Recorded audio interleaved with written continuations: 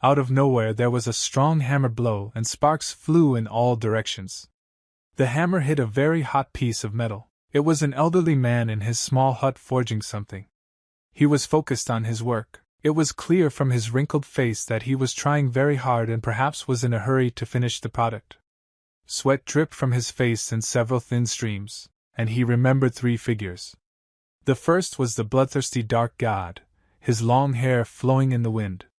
The second was the ancient, wise and gray-haired king of Infinity Mirim, and the third was the warrior and bone collector of the Bayek clan. A different thought came to my grandfather's head.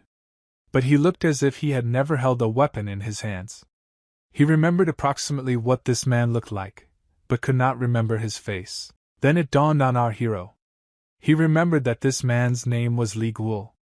And the outlines of his face also appeared in the grandfather's head. He also remembered that this young man asked him to forge 30 swords with holes in the blades. After all these efforts, our hard-working grandfather began to try even harder. His face showed how focused he was and how determined he was to carry out the man's order. He glanced at the sword. The thought ran through his head that he was the last one left. Sparks again flew in all directions. The metal was so hot that its color was as red as an apple. Here it is, a real work of art. This sword shone like a star in the sky. Along the length of its blade, there were holes at some distance. As they once said in legends, the sharpness that has not changed for thousands of years is incomparable. Suddenly, very suddenly, someone exclaimed at the top of their voice, "New guy!" And at the same time, the sword fell very loudly onto the wooden table. Grandfather was very angry. He said to his customer, that vile son of a bitch is not even human." The rage was visible in his eyes. Also, another person addressed him, calling him father. The furious grandfather turned to the customer. "Do you think a sword is just a piece of metal?" The customer looked at the elderly man indifferently. The sword was still lying on the table. The fire in the grandfather's eyes cooled a little. He reminded the client that the sword is a weapon that saves and kills people. The grandfather lowered his head and looked at his interlocutor from under his forehead. Grandfather continued. He noticed that if it had been an ordinary sword from the market, he would not have said a word. But besides this, my grandfather also did not like the customer's decision about holes for the blade in the blade. The grandfather said in a very rude manner that his customer should tell the owner about this. And he also added that a blacksmith who would accept such an order would be a son of a bitch. The customer remained silent and kept an indifferent face. He took out a small bag and began to open it. The elderly man leaned over to see what was in the bag. He was very interested. Without waiting for the result, he, assuming that there was gold there, said that payment was not important to him. Even if there are gold bars there, he will not make swords with holes. But what turned out to end up in the bag plunged my grandfather into shock. "There's meteorite iron." There was unearthly surprise in his eyes. The elderly man was primarily interested in where the customer found such a jewel. And he received the answer. He was told that the customer would not have come if this work had not been for Chul Wang. That was the name of the blacksmith. Grandfather immediately had the idea that from such material it would be possible to make a sword unbending, even if there were holes in it. And he thought about who this brat is. The customer looked into his eyes confidently, as if he had thought of everything, to the smallest detail in advance. Another blow with a hammer on a hot piece of iron. Sparks again scattered throughout the room and the metal began to change its shape, more like a sword. The customer thought that this blacksmith reminded him very much of a certain person. It was strange. The grandfather came out of the forge and carried something in his hands to the silent man. The grandfather handed him a sword and told him to take this item even if he didn't like it. He was no longer as angry as 5 minutes ago. Li Guol looked at the sword and admired it. He said out loud that this work of art is simply wonderful. Admiration was visible on his face. But then suddenly the grandfather again became grumpy and a little angry. He leaned over to the customer to ask a question. This alarmed Li Guol. An elderly man asked why he needed 30 swords with holes. Moreover, he was wondering why they should be made from meteorite iron, which is more expensive than gold. The young man said it was a gift. Immediately, the grandfather asked the next question. This time he was wondering who this gift was intended for. The customer did not indulge him with an answer. The elderly blacksmith looked again at his creation, but already in the hands of the customer, something seemed to confuse him. The customer held the sword not very confidently, with his left hand by the hilt, and with his right hand he carefully held the sword by the blade. Li Guo then hurriedly hid the beautiful sword behind his back.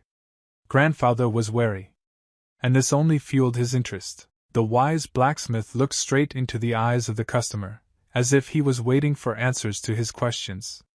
But none followed, and this made him a little angry. In response, Gval didn't even open his mouth.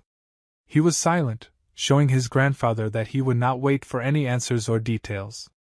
He was unfazed. Grandfather again found himself in his forge. He continued to forge, already with less zeal, since there was nowhere to rush. But he still worked very focused on deforming the metal. Another blow with a hammer on the metal part of the future sword. The blow was not that strong, but accurate and professional. Then he dove headlong into his memories. But in his youth he did not know how to restrain himself. He was constantly eager to fight. Before his face was a picture of a very bloody battle. Although the face of one of the warriors was confused, he acted confidently. He fought with a spear like a professional, destroying your enemies left and right. He began to feel invulnerable and invincible. The thought appeared in his head that most likely no one would be able to stop him. And this was partly true. After all, a huge warrior appeared here on an equally huge horse. In his hands was a long and sharp spear. His bloody red gaze frightened his enemies. And the cloak spoke of his status. He slowly, but very professionally and carefully raised his spear. Getting ready for battle, he swung his weapon, and it was clear from his face that he knew what he was doing and was determined. He froze for a second, looking at his target and preparing to throw, and then he threw his spear. At that moment, the air around this character trembled. He threw a spear with such force that many warriors had never even dreamed of. And now, this lethal weapon was heading towards our hero at full speed. At first, in a rush of adrenaline during the battle, he did not even notice the danger approaching him. He still bravely and confidently fought his enemies with his spear. But then some feeling told him that he was in danger, and a spear was flying at him. When he turned his head, he saw that the spear was already a few centimeters from his head. My whole life flashed before my eyes. He couldn't believe it would all end, but then someone's hand prevented the spear from killing our hero. The blade passed through this hand, but did not reach the soldier's face. Then this hand, which saved our hero, suddenly tensed. And because of this, the tip of the spear flew in all directions, as if it were made of glass. Although this is not true, the savior clenched his hand into a fist until the end, which finally destroyed the tip of the enemy's spear. Our hero looked at the face of his savior. He looked confident, and knew exactly what he was doing. From his appearance it immediately became clear that this was a general, no less. This savior was General Yi Guo. Realizing this, the hero's face showed great surprise. He couldn't believe his eyes. The grandfather returned from his memories to reality, and realized that the general who saved him had exactly the same name as the customer. Now the wise blacksmith was already sitting on the street with the customer. He wasn't surprised, he was calm. The two of them sat at the table and ate. He decided to tell the young guy the story. He told him that during his military service he once heard an interesting story. The grandfather continued, adding that this is a story about a great follower of one clan. Then he asked the customer if he knew this story. Li Guo made the assumption that this story should be about the oldest of the followers. At this point he was already interested in the conversation. The elderly blacksmith told him that he had guessed right. He wasn't surprised, quite the opposite. The grandfather continued the story and said that one day the clan leader called him and told him to join the army instead of the others. This all happened in a very beautiful place. It was a bolt from the blue, very unexpected. But still, he was not such a simple person. The other followers were like brothers to him, and Li Guo happily agreed to this proposal. And after that, of course, he went to war. Grandfather said that he arrived on the battlefield. At this moment, the young customer took himself a cup of tea. The elderly blacksmith was not distracted by this, and he continued to talk about the exploits of the soldier. The warrior survived the war as best he could. He was a real pro in this matter. He was very motivated. He fought like a tiger because he was waiting for the day when he could finally return to the clan. It seemed that he was immortal. Even if he wanted to die, he couldn't. But then a second unexpected event happened. Thunder struck again. After the thunder there was lightning. Grandfather got up from the table and began to tell this story more enthusiastically. Li Guo understood why the head of the clan sent him to war. The leader wanted to transfer the clan to one of his sons, and thus chose the best one. This hit the warrior's spirit very hard. It was terrible. The customer was still silent. The wise blacksmith continued. He added, saying that he was not present personally, but it seems to him that he was in great pain. When he heard this, he could not speak for several days after that. Then the grandfather, it would seem, finished telling his story, and made the assumption that his customer was the same investigator. He completed his guess by saying that this investigator's name was Li Guo. The customer looked at the blacksmith with a stony face after a pause. Grandpa was also silent. Unable to bear the silence, the teller of ancient stories twisted everything into a joke and said that if the investigator were still alive, he would be over 90 years old, and the customer looks too young. He attributed his desire to tell the ancient story and the investigator to the fact that he might be drunk. And I wondered why he even told all this. He also added that he wanted to repay him with something when they meet. I was about to leave, but still added a couple more remarks. After these words, the grandfather finally went to his workshop, leaving the hero alone with his thoughts. Now Li Guo was sitting in the courtyard at the table completely by himself. It was difficult to guess what was going on in his head now. Since he listened to almost the entire monologue of the blacksmith without reactions, and without answering anything, the hero remained himself not only physically, but also morally. Now he was himself. He raised his right palm and stood looking at it intently, examining it. There was a scar on his hand from the very spear that almost killed the soldier. Now everything has fallen into place. Grandfather was right. Then, he called out the name of the blacksmith, after which, reasoning, he said that he did not disappear only because the blacksmith remembered him. Some time has passed. And that very day came. The blacksmith dipped a hot piece of metal into cold water. Now the customer stood in the aisle and looked at the blacksmith with his cool, indifferent gaze. Grandpa, in turn, looked at him holding that same sword in his hands. Li Guo came closer, after which the blacksmith presented him with the sword, inviting him to look at it. A little admiration was visible on the customer's face. He took the sword in his hands and tested it a little in his hand. For several moments they simply stood in silence, and the customer examined the new weapon, after which he admired it.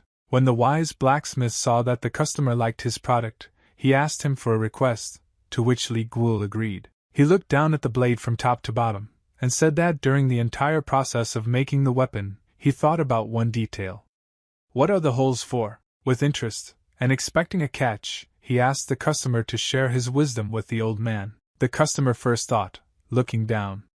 Then he raised his head looking straight into the eyes of the old man. And he invited him to move. Having failed to return to the clan even after many years, nothing could fill the void in the hero's heart. And then a man appeared who promised to repay him with all his being. A certain blacksmith handed our hero a piece of fabric on which 2 swords were depicted. He said that he worked as a blacksmith and his skill could be useful to him, and in this way he would repay him. The hero accepted this piece of cloth as a gift, holding the sword in his left hand. After which the blacksmith said that his name was Wong Bakbak. Let's move to our today. All swords were ready and neatly folded into a special portable structure. What was lying on the floor? Now the old man and the customer stood at a short distance from each other and looked at each other. After a short pause, he pulled out his sword and looked at it intently. He said that a third-rate person will defeat a first-rate person by being unbending. So says the legend of the sword. At this moment, the sword began to glow brightly. Grandfather was speechless. But the annoying question could not get out of his head. Why does this sword need holes along the entire perimeter of the blade? Then Li Guo brought the sword closer to his face. He began to closely examine the patterns on the sword, and, in particular, look at the tip of the sword. He then began to move the weapon very quickly and sharply to the left, and then to the right, creating patterns of fire and light in the air. He continued to repeat this action, adding new movements of the sword in space. His face remained impassive. Columns of luminous particles rose into the sky in a circular trajectory. Li Guo stood still and did not move much, while looking straight. He swiped his sword from left to right very sharply, creating a streak of light. This seriously frightened the grandfather. He looked at what was happening with apprehension and fear.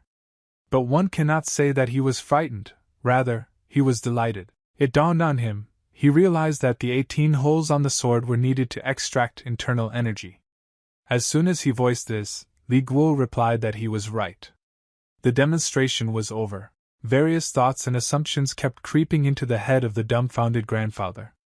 He thought that in order to show such power, the customer should have simply turned around in a semicircle. He immediately got rid of all thoughts. And I realized that I needed to react somehow and say something to the customer. He really wanted to come up with a name for the sword. That's what he asked for. To which I received consent. Without thinking twice, the old blacksmith suggested the name Thunder. And he looked into Li's eyes with anticipation. He added that such a name would be more original than some heavenly dragon or invincible. It took the customer a couple of moments to voice his opinion. He said he liked it. At the same time, he hung a box with all the swords he had made on his back. Grandfather was waiting for the dialogue to continue, so he asked Li if he was leaving. To which he received no answer. Instead, our hero simply looked at him, and then he seemed to remember something. Confusion was visible in his gaze. Then he looked into the blacksmith's eyes, and finally answered something. But before that, a picture appeared before his eyes. He remembered the joyful face of that blacksmith from the past. Grandfather once again asked the customer where he was going. He was a little confused because Li was silent for a long time, and suddenly the customer held out some object in his hands while looking at it. The blacksmith looked straight into the hero's eyes, after which he lowered his gaze to the object. Then Grandpa realized that it was the same piece of fabric. At that moment, he told the old grandfather to let go of his debts of conscience. He placed this piece of cloth in his hand and covered his palms with his own, looking into his eyes. He then removed his hands, leaving this piece of cloth in the complete possession of his grandfather. Our hero knew what he was doing. The old blacksmith held this piece of fabric in his hands and could not hold back his tears. He immediately burst into tears and stared non-stop at the item Li had given him. Before the grandfather had time to blink an eye, the customer was already leaving completely with the goods, waving his hand at him. The blacksmith fell sharply to the ground, on his knees. But Li simply silently walked away into nowhere, taking all the swords with him. Some time has passed. Our hero walked and was all in his thoughts. His head did not leave the thought that to be born means to raise a sword to the sky, and to die means to disappear with a sword without a trace. He was near the Thousand Swords Academy. He, holding his sword in his right hand, lowered his gaze and said that they had not seen each other for a long time. He mentioned the name Giant Peng.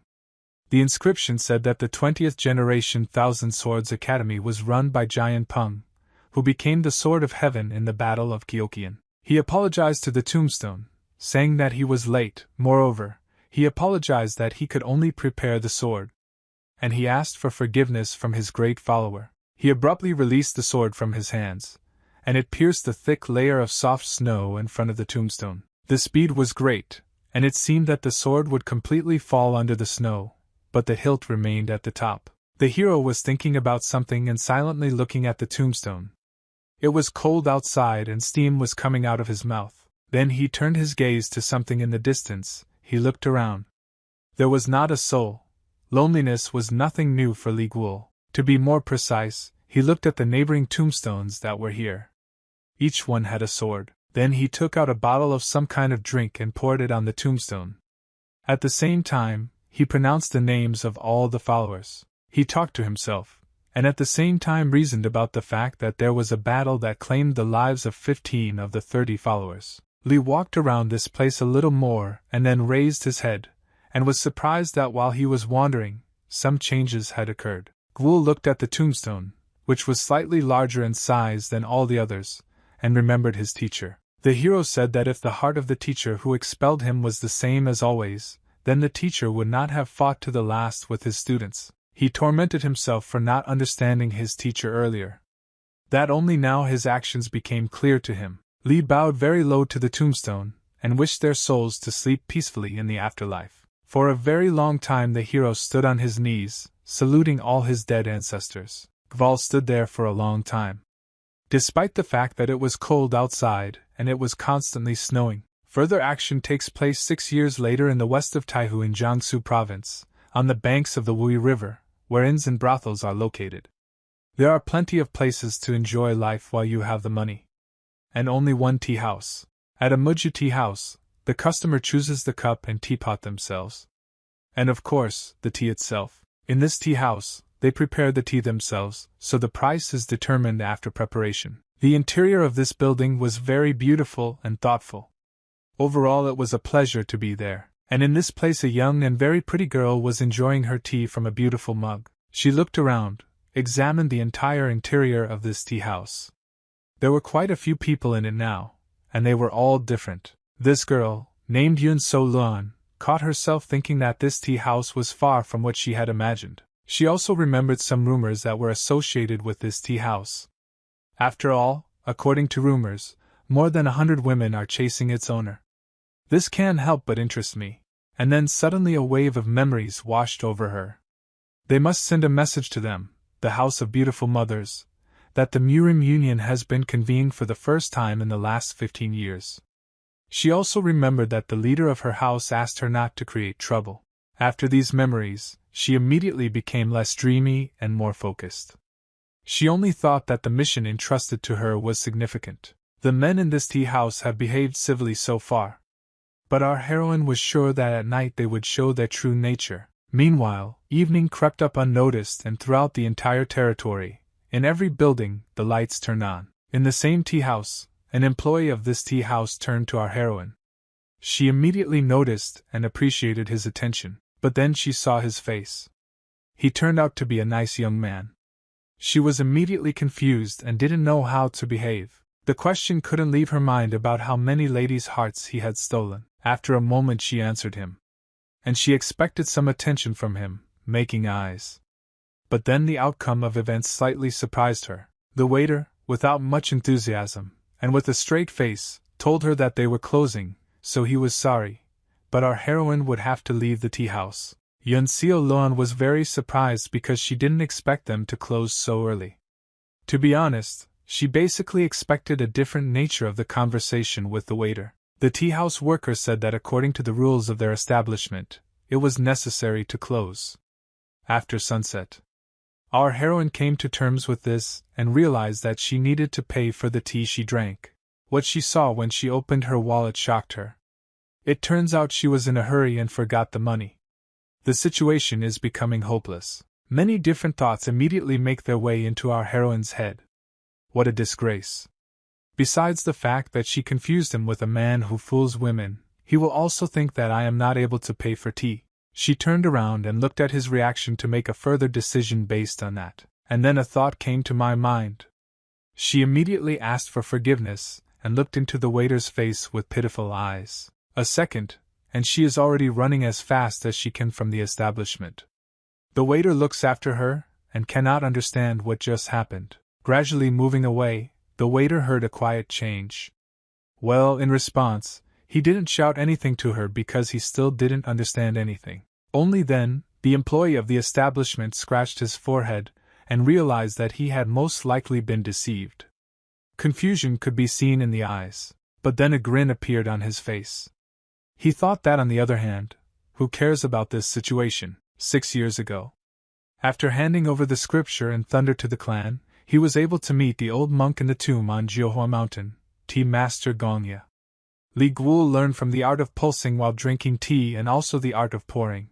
The Muju tea house is not so simple. It was built to spread this art around the world.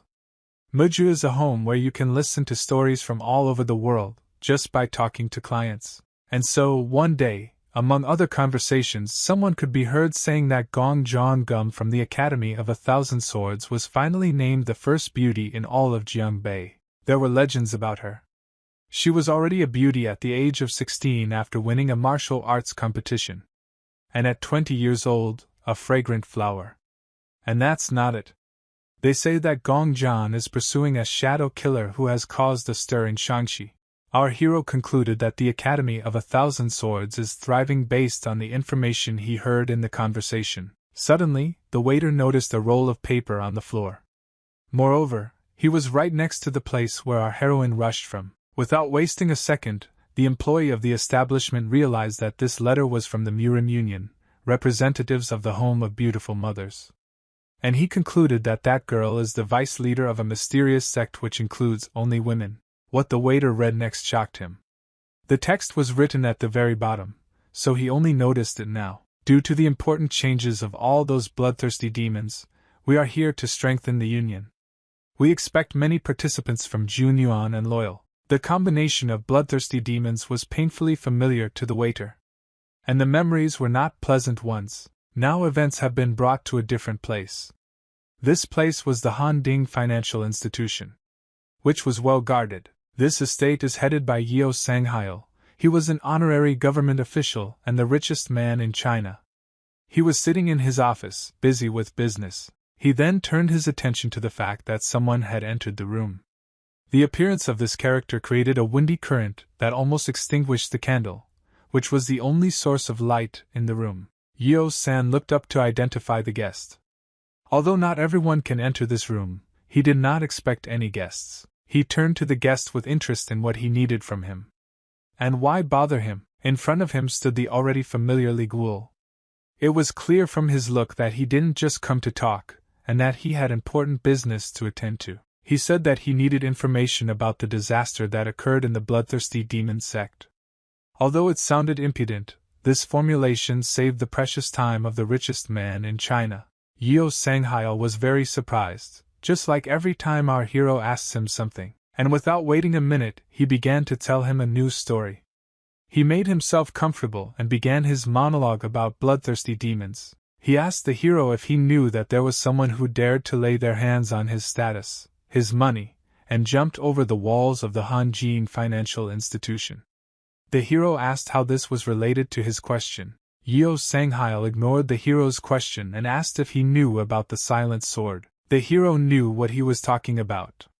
He even asked the rich man whether he was talking about a dokbi. Dokbi was a silent sword. 40 years ago he was known for his chivalrous spirit, but after losing his arm, he began to commit murder, theft, and rape. Then he stole money from a financial institution, brutally murdered 6 women in the capital. 2 survived but were left with psychological trauma. Yeo San said that there are many rumors about why he came out of hiding. He thought that he was related to the recent movements of the bloodthirsty demon sect. In the hero's head, 2 concepts immediately connected with each other, the bloodthirsty demon sect, and Dokbi. Now our hero stood on the balcony and looked at the city at night. He thought that even he wanted to punish him as a martial arts student, but things in this world are not carried out of goodwill, unfortunately. Goodwill wants rewards, and the bad guys want those payments stopped. And the thought of how terrible the process of breaking this chain was horrified the hero himself. He couldn't understand if it was different in Murim. The price he paid to stay in this place was very high. And Dokbi cannot be caught even for 1,000 gold bars. The city at this time shimmered with different lights. Light was visible in every room of every building. Then something very strange began to happen. The hero seemed to find himself in a fog. He could not see anything further than a meter, and became wary. Somewhere behind him he heard some noise. The sound was terrible and Li Guo immediately turned his attention to it. What he saw would have scared anyone very much. You wouldn't wish such a vision even on your worst enemy. The very aged and ugly skeleton of his teacher was holding him by the shoulder. Such a picture could scare even Igval. This spirit began to evaporate, but he managed to say that the Academy of 1,000 Swords survived. Now the hero's face was no longer so frightened. The scene changed again, and before the eyes of our hero there was already a very familiar figure, who fought bravely in battle. He couldn't figure out who it was at first, but when the realization dawned on him, he was very surprised and his eyes opened wide. The hero recognized himself in this warrior. The warrior swung his sword very quickly and professionally, destroying his enemies. The courageous soldier continued to fight bravely. jumping from side to side and waving his sword. When the warrior from the past noticed Li Guo aside, his face and eyes showed how furious he was. He shouted at the top of his lungs that he was not going to die, and the grimace on his face became more fiercely confident. Our modern hero, on the contrary, was confused. His eyes stopped being so surprised and wide open. Everything turned out to be much simpler. The hero was lying on his bed and woke up abruptly. The morning light fell on his body. The hero tried to get up. He was not yet fully awake, so it required some effort. This vision was a dream. He came into another room, and was already at the table with a kettle and a mug of hot tea. The morning light still hurt my eyes a little. Li added some more tea from the teapot while lightly holding the lid of the teapot with his left hand. Suddenly, a monk appeared in front of him. This seriously surprised the hero, and he raised his gaze. But 4 years have already passed since the monk taught him to conduct a tea ceremony. Sitting in front of him was a monk and a son. Our hero came up with the idea that most likely many people studied this technique to relax their body and mind. It became noticeable that the monk's eyes began to behave strangely. They gradually filled with bright yellow color. And they asked the hero to remember something. Then those eyes opened wide, and saw through the divine class an outstanding figure in the future. From these memories, he remembered that divine class is one of the 6 divine abilities in Buddhism. The eye is known to foresee the future. The monk disappeared, and in his place appeared the image of a young man in a red robe stained with blood. The voice said that he hopes that this is the future of our hero, after which all the images disappeared into thin air. The hero sighed and assured his teacher that he should not worry. He was 100% confident in his words. He assured the teacher and himself that he would never return to the past. But he did not have time to finish this phrase because of the cup of tea that fell. He no longer wanted to return to his old self, which smelled bad of blood instead of tea. Few people would like such a past. Even fewer people would be proud of this. That night was the full moon of the Mid-Autumn Festival, the second most important festival in China after Chinese New Year. The holiday signifies family reunion and harmony. All those people who visited the Muju tea house were busy making wishes. It seemed that they were looking at the same moon. We wanted different things. Some wished for health, others to overcome the financial difficulties that overtook them. There were so many people and so many desires. Someone was more banal and wanted eternal love, romantic, hot and unforgettable. The wish was rarely repeated. Our hero's desire was no exception and was unique. He only wanted the Thousand Swords Academy to succeed. Then our hero heard a strange sound behind him. This alarmed him slightly. Considering that it was night now, anything could happen. This sound raised a series of questions in his mind. Who decided to visit him at such a time, why, and what they or he needed from Li Guo? 3 middle-aged men walked into the room without asking. The thought quickly ran through the hero's head that after that the room began to stink of blood. They sat down at the nearest table, since they were all empty at that time. Only the golden jug stood out against the background of the entire interior of the establishment. Because the light was very dim, and then a dialogue began between them. One man said that he isolated all sounds, so now they can talk without unnecessary witnesses. He said that their small group needed to decide where they could hide for a while. This man was Doc, the Silent Sword. Another man, with a very cunning and sharp face, said that they could hide in Hainan Shing. He assured everyone else that they could remain calm for now. But he was not allowed to finish. The third man who interrupted him said that if they were caught by the leader of the House of Beautiful Mothers, then their followers would burn all the ships of Hainan Shin to catch the master. A character with a sharp face turned to the master. He offered to kill 2 birds with 1 stone by going to Shangxi. At this time, our hero was stirring something in that same golden cauldron. He heard a group of men saying that the bloodthirsty demon sect and the Murim were fighting, and it was always chaotic there. For these guests, it was a great city to avoid unnecessary attention. What was heard next from this group plunged the hero into shock. It was very unexpected and shocking. One of the criminals, as we already understood, offered to try the first beauty in Jianbei, Gong Zhan. The general jubilation abruptly gave way to sadness for one of the heroes.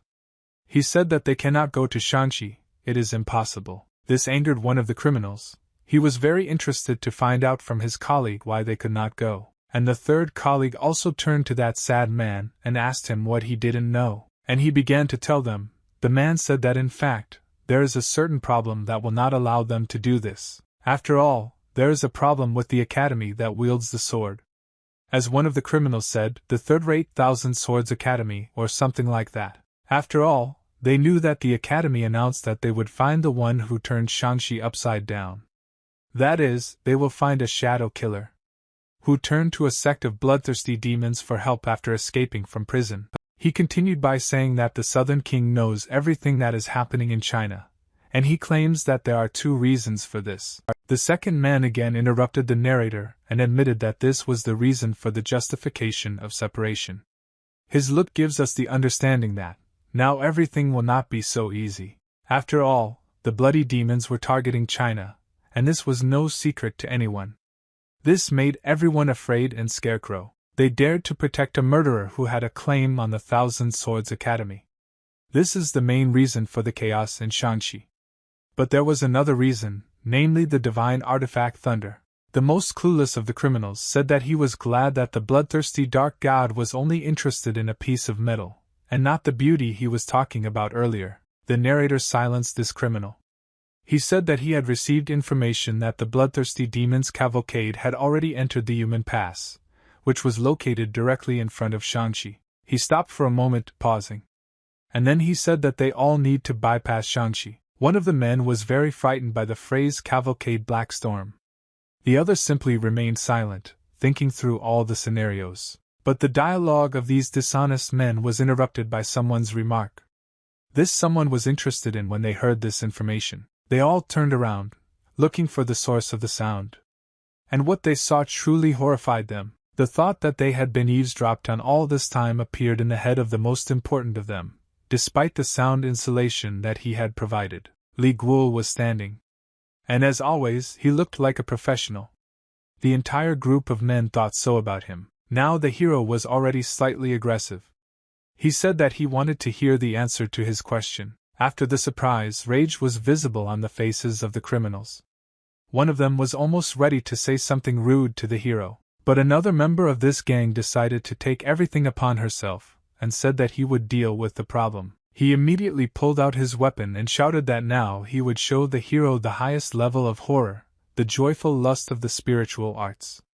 And he shouted something about the unity of 5 swords. In response, our hero threw hot coal with his chopsticks directly from that golden cauldron that stood in the middle of the room at the beginning. The attacker was very surprised by what was happening because now his sword fell into this coal. And he didn't reach the hero. She cut the coal in half, and 2 identical pieces slowly fell to the floor. This was all seriously surprising, but then these same 2 pieces rose into the air again and rushed towards the attacker. All he had time to do was shout to these coals to stop. But it was already too late as they were near his face. A very loud sound sounded and general panic began.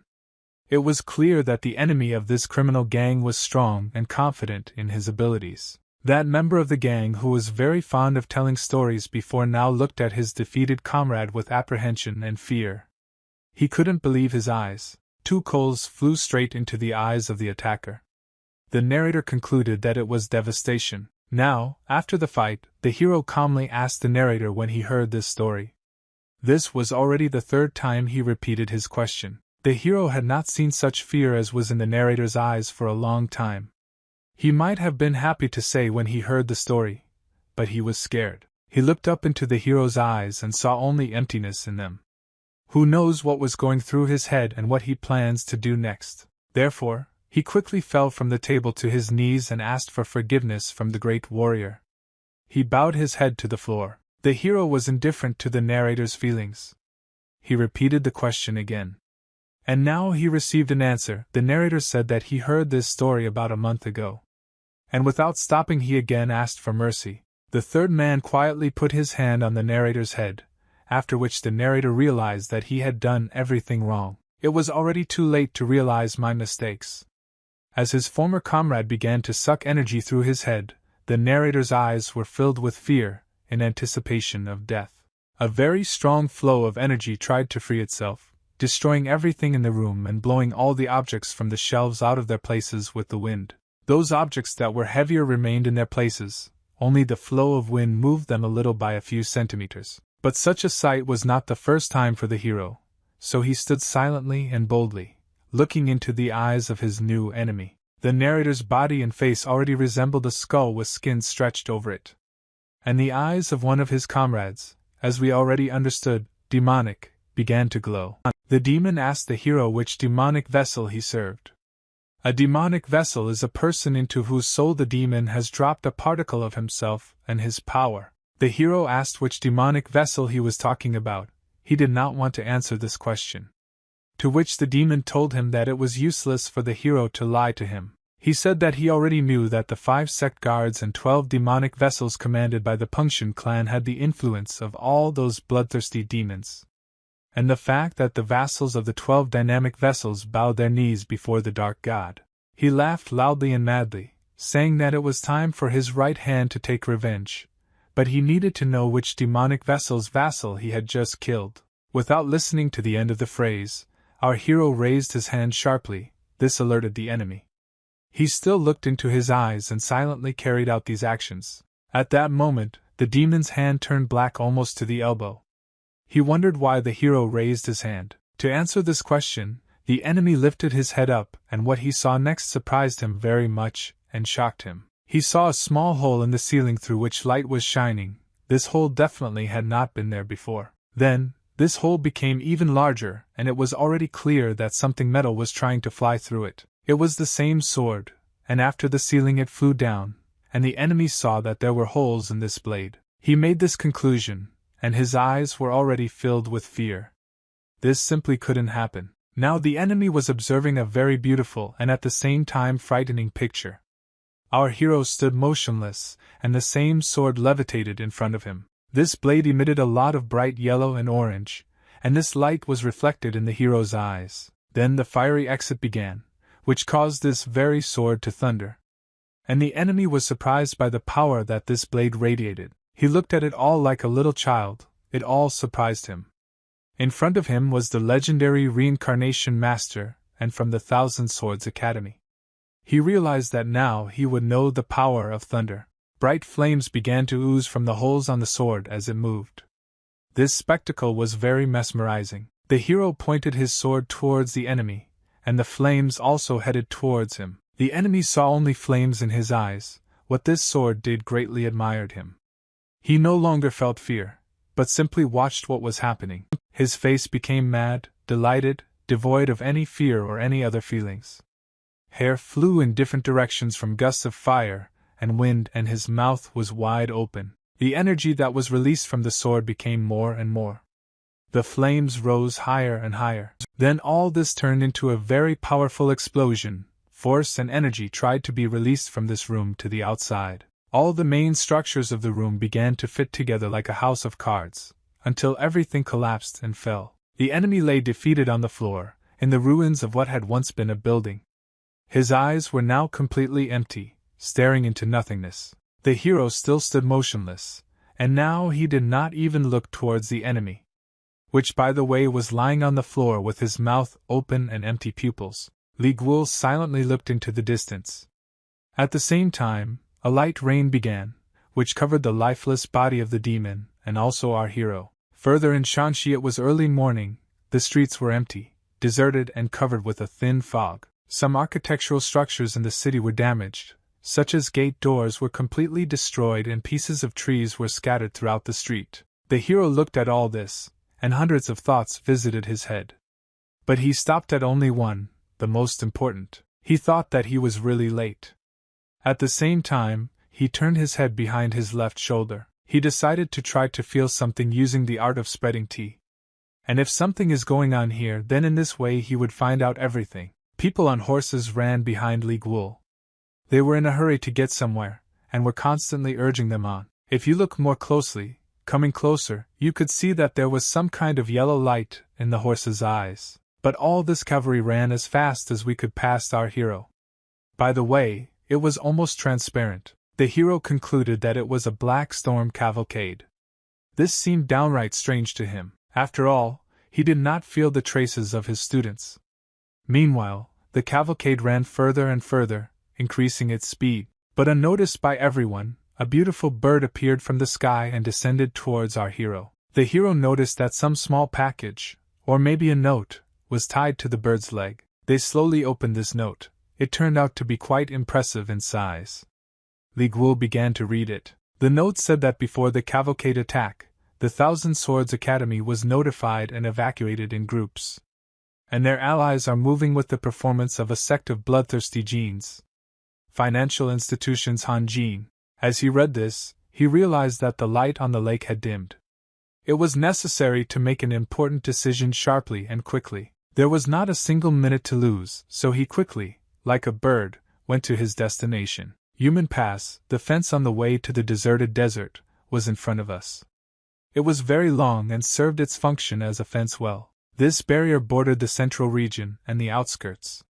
It was filled with various barbarians and enemy troops. In particular, it is worth understanding that the bloodthirsty demons were the last organizations that protected the students of the academy from attack. At the command post on this barrier, a very loud scream was heard. Someone kept repeating the word general. The soldier ran into his general's office and notified him that someone was trying to cross the border. The soldier suddenly remembered the unspoken rule that representatives of the Zhongyuan and the army should not invade each other's territory. This made him think. And the guy who rode here was on the best cavalry horses.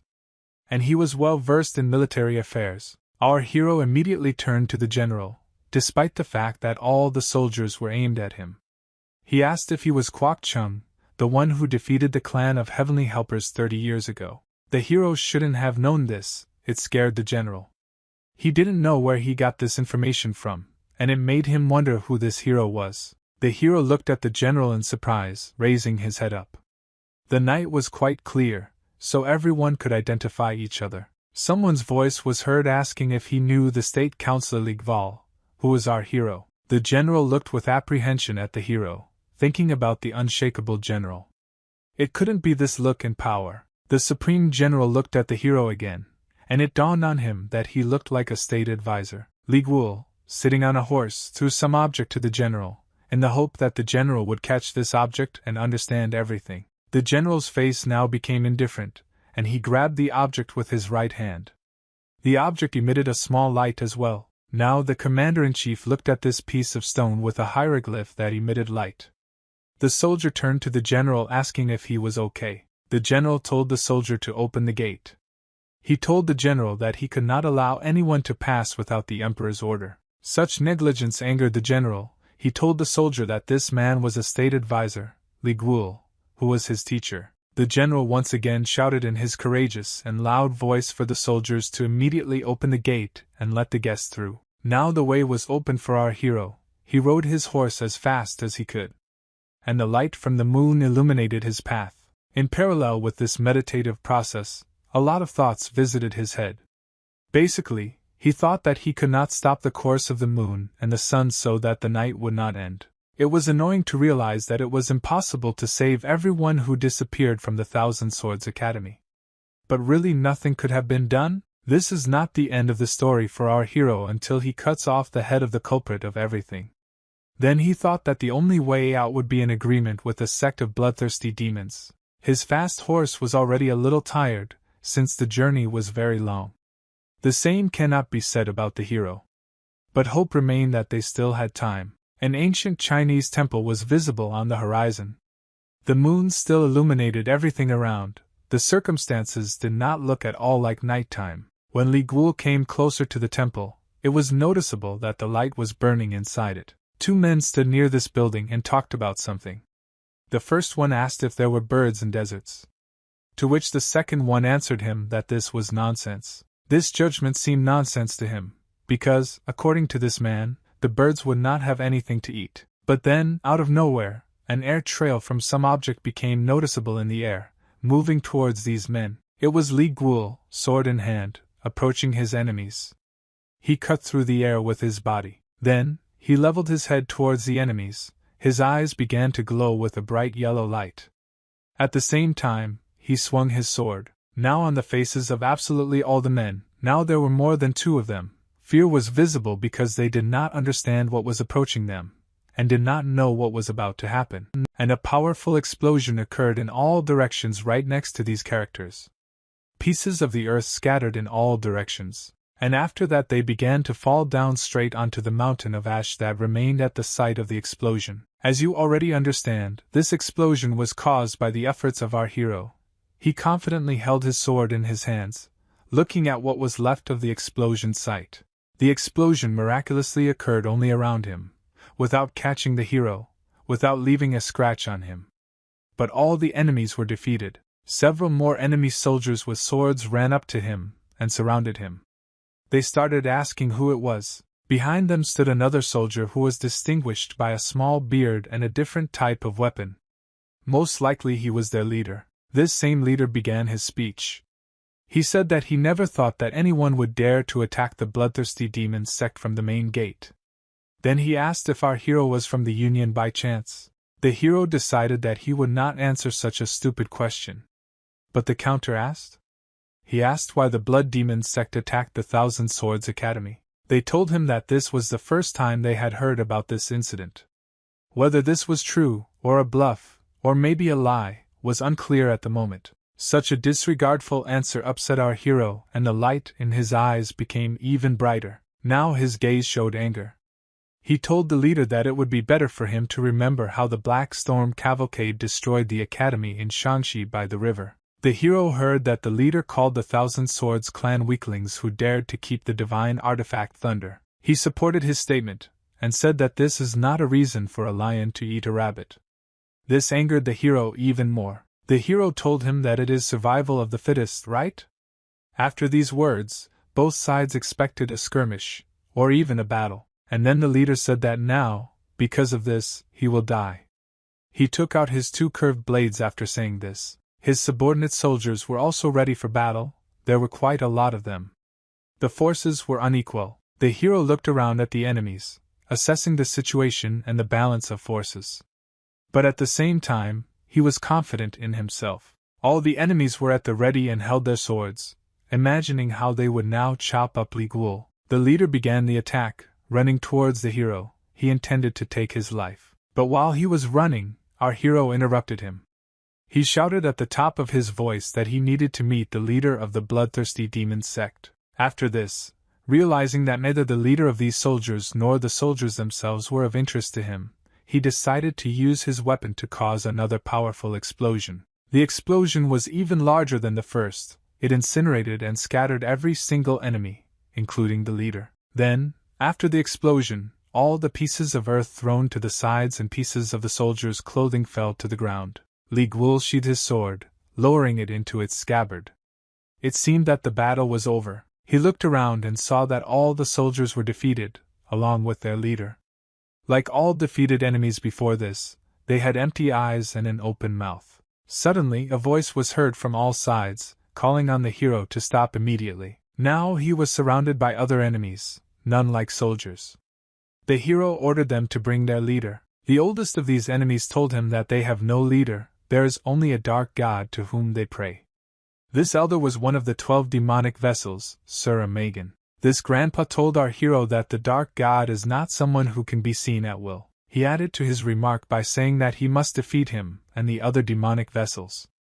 And only after that defeat 10,000 followers, and only after that he will be able to meet him. The hero did not want to waste his time even more, but he had to prove his superiority at other times. He flew several meters up, and at the same time pulled out his sword and shouted that if he had to go that far, he was ready. The elderly man also tried to grab his weapon, but Li Guo was much faster.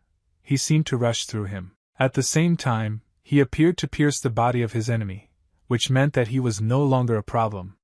He proved his strength. The minions of that grandfather were surprised that their sage was defeated in just one fell swoop. Without even making any special effort for it, Li Guo went wild and was unstoppable. He said that he would make the demon appear before he finished everyone off. Then another enemy came onto the horizon. He was a huge, beefy guy with a 1.5-meter sword at his advantage. He said that the glory of the protector of the 5 sects had been tarnished, and he would do the honor in his place. It became clear to the heroes that this was another one of the 12 demonic vessels. The new enemy told the hero that Murime's name is the Bloody Blade. He was sure that the hero would not be able to defeat him. This to some extent insulted the honor of the hero, and to some extent made him laugh. He had not seen such confidence for a long time. While they stood and looked at each other, a terrible and loud voice was heard in the sky. This voice said that he was too tough for you. This voice addressed the 10,000 army of demons and ordered them to bow down and lower their heads as their god had descended upon them again. Absolutely everyone who was there, except Gval, knelt down and bowed their heads, waiting. Some divine entity began to descend from heaven to earth. Its appearance was accompanied by a loud sound and a purple fiery trail. The hero looked at all this and thought that he had not felt something like this for a long time. The dark god Bayan Il Guan descended from the heavens majestically. The hero thought about whether there was ever anyone under the sky who could compare with him. The minions were still on their knees with their heads bowed and repeated many times that 10,000 demons should bow down and lower their heads because God had descended to them. The hero and this god were already at the same eye level.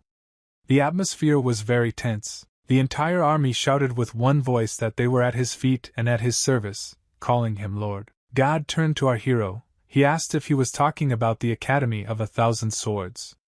This was the first thing that interested him. Li Guo replied that the sect of this ancient god wanted to destroy the academy in pursuit of its treasure. God replied that he did not know about this, since such trifles do not interest him, and he does not have time for them. One of the 10,000 minions approached the deity, and whispered something to him. Obviously it was somehow connected with the 1,000 Swords Academy. The deity listened to him a little, looking down, analyzing what was said, and then answered our hero. God said that one of the demonic vessels desired the Thunder Sword, and also revenge for the non-entity with the nickname Shadow Killer. The hero's eyes began to glow yellow again, and he comprehended the information he had heard. Everyone was looking forward to the action of both sides. He turned to God and said that he needed to return the academy to its previous state. But God has only responded with a grin so far. He appreciated this audacity. It did not go unnoticed. God was very interested and intrigued by these events. It rose slightly above the ground and began to glow with a purple glow. Everything around him also became the same and began to be covered with tongues of violet flame. The air around him began to change temperature and became hot because of this.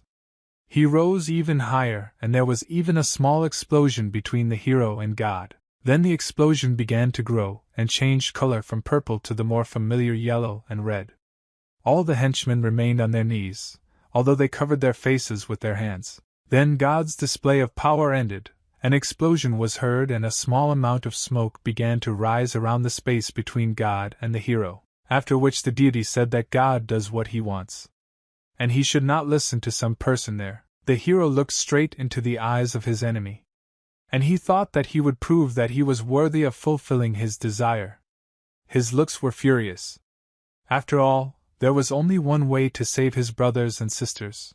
Li Guo suggested that God change his place, hinting that he wanted a battle with him. Then our hero disappeared somewhere in the darkness of the night, as if calling your enemy to follow you, after which, like fog in the morning, it evaporated into the darkness of the night, leaving in his place only an invitation to God to follow him. One of the minions turned to his god, saying that his milord should not get his hands dirty with this little man. In the same turn, God addressed the henchman by name, calling him Yin, and he ordered him to be silent, after which he rose high in the sky and hurried after his enemy, and his rival further. And like Gval, he also evaporated into the heavenly surface, leaving his minions on earth to await his next coming. Now the situation was even more tense than before. The god and the hero stood a few meters from each other on the top of the rock. He saw the thunder of the 1,000 Swords Academy.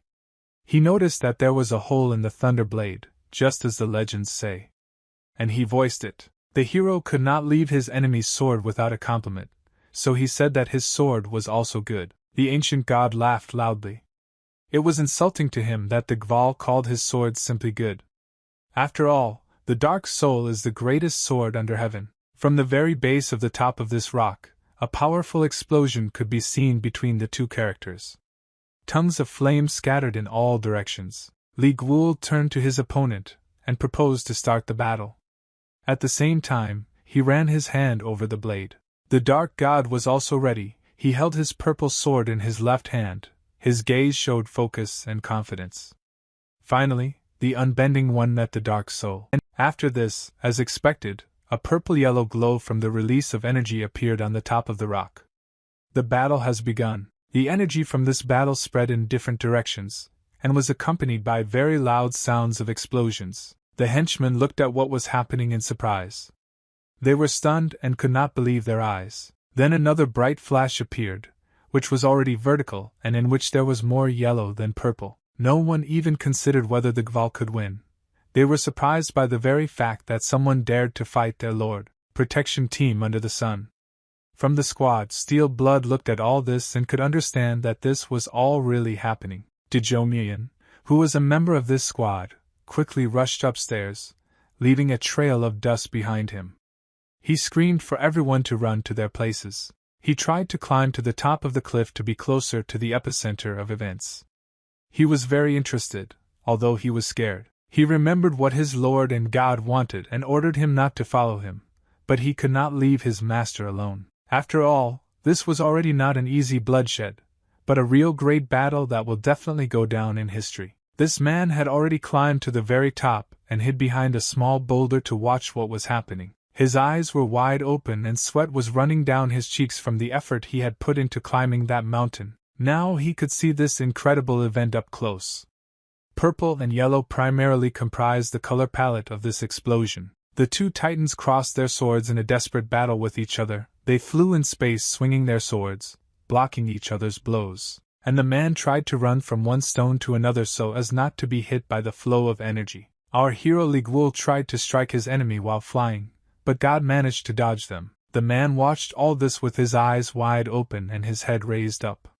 He felt like he was participating in a fateful event in human history.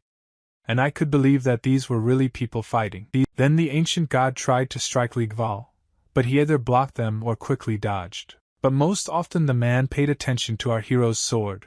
It glowed brightly yellow and shimmered. The man concluded that it was a sword that could compare with the dark soul. This thought haunted him, but still, he thought that the thunder from the Thousand Swords Academy was no match for him. At one point in the battle, the ancient god sank to the ground, lowering his sword down. Was the battle over? Dark soul absorbs darkness, and constantly increases the strength of the owner. This is the best sword in the world. God directed this weapon towards the hero, and it glowed even brighter purple, blinding the man. What the man saw was a battle of sparkling yellow and purple among themselves. The thought that the Buddha statue may have disappeared a long time ago crept into his head, which meant the world had come to an end. While he was thinking about this, the ancient god and Ligwul attacked each other as if for the last time. The flash from this was so bright that it blinded not only the man but also all the henchmen who were below at that moment. The man couldn't see anything. He closed his eyes and covered his face from the light with his hands so that he could see at least something. The earth also shook, throwing up dust and pieces of small stones flying up and in different directions. The man saw above as God, and our hero levitated in the air at a distance of 2 m from each other just looking at the eyes. The man looked at this and could not understand who had won. Or maybe the battle is not over yet. The ancient god looked at the Gval, and it was not clear what it was. And whose victory is this? But soon God sheathed his sword, continuing to look at his enemy. He laughed in the face of his enemy as if he had won. But at this moment the outcome of the battle was not yet clear. The deity turned his back to Ligwul and began to move somewhere. So what was it anyway? The same man rushed after his lord, shouting after him.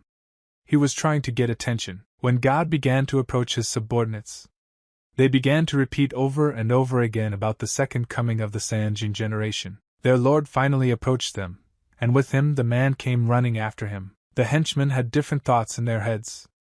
One of them thought that, as expected, there was not a single scratch on the master. The lord told his minions to stop and look at him, turning all their attention.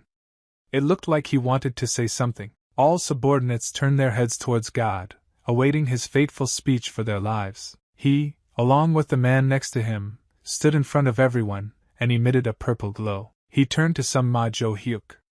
It was clear in his eyes that he did not want to punish this henchman, rather he wanted him to carry out some assignment for him. One of the Lord's 12 vassals approached him. He called him master in a trembling voice, expecting to receive punishment for whatever it was. He immediately fell to his knees, put them in his hands in front of him, and put his head to the floor. He asked the gentleman to give him a chance. Fear was visible in his eyes. He asked for mercy for the last time. He did not want to die. Then God spoke to another person. It became the Bloody Blade. He shouted his name and stood with his back to the minions. Bloody Blade came up to him and also knelt down and said that he was all at his service. After which the Lord simply said the word return. Bloody Blade did not understand what his Lord meant, so he asked again. The gentleman replied that he needed to return the Thousand Swords Academy to its previous state. All the henchmen were surprised and did not know what to think after this. After this, God, together with some of his minions, came to his chambers. The night was even later. He sat down on his throne and thought about something for a long time. The moon was still shining brightly and the light from it made its way into the room. He stared at one point for a long time, comprehending everything that happened yesterday, and thinking about what would happen next. Then he sensed the presence of someone stranger, raised his head and asked this uninvited guest what he wanted. The same man who had been spying on the battle was already on his knees and told his master that he was looking for him. He told his henchman that it seemed to him that he wanted to ask something, but was afraid to do it, or for some reason did not do it. The man replied that the presence of God explained everything to him, and he had no questions left. God seemed to become more human, and told the man that he was sorry for betraying his trust. Since the man hid his face due to the fact that he was bowing, he could show his emotions. He was surprised to say the least. The gentleman said that he was leaving for training, and asked him to tell the general to extend the festival in honor of his second coming. Of course, the man obeyed him. God also told his minion to go to that rocky mountain called Kanho, and at the same time he began to draw his blade from its sheath. The male henchman asked him, raising his head a little, why his lord needed this. The lord, looking at his reflection in the blade, said that he wanted to find out more about the past of the person with whom he fought. He added that his name was Gwul. The god swung his sword through the air and heard his minion accord in the background. The god began to glow even more purple, as did his sword. He looked at it, and at his reflection in it. He also repeated the name of that person. Li Gwul. This name did not leave his head for a very long time. Now, let's go back to that rock. There was a light breeze blowing. Everything was covered with snow. It was almost morning. Li Gwul hovered in the air and meditated in the lotus position, with a blue and yellow glow around him. He then opened his eyes, looked forward, and said the name Bian Ielguan. From his face we can conclude that he was restless. This god was from a sect of bloodthirsty demons. He still meditated, sorting out the thoughts in his head. All currents, waves and streams eventually become one whole sea. The hero realized that he was mistaken in that although these are different types of martial arts, the root will be the same everywhere. He remembered the dark god Bian Ielguan. And in his head there was that moment when the ancient god drew his sword. He was replaying in his head that his energy was too pure, not evil. But as I fought, I felt like I was fighting pitch darkness. But the thought of victory was the brightest and most noticeable in his head. He went to this for so long, and yet he got what he wanted. But at the same time, he understood that this was definitely not the end. Although Bian Ielguan promised to return the Thousand Swords Academy to its previous state. But besides this promise, there was something else.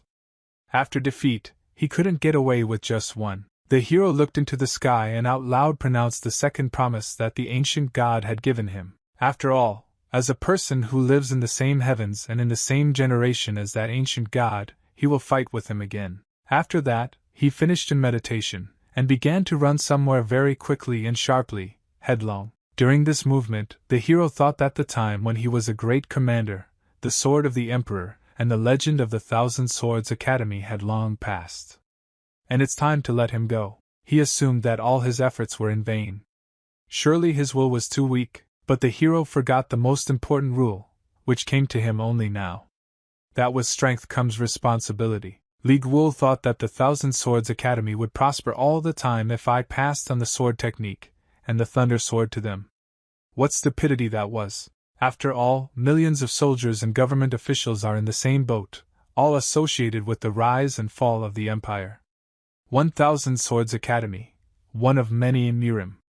If a small clan is too strong, others will devour it, and the hero lost sight of this.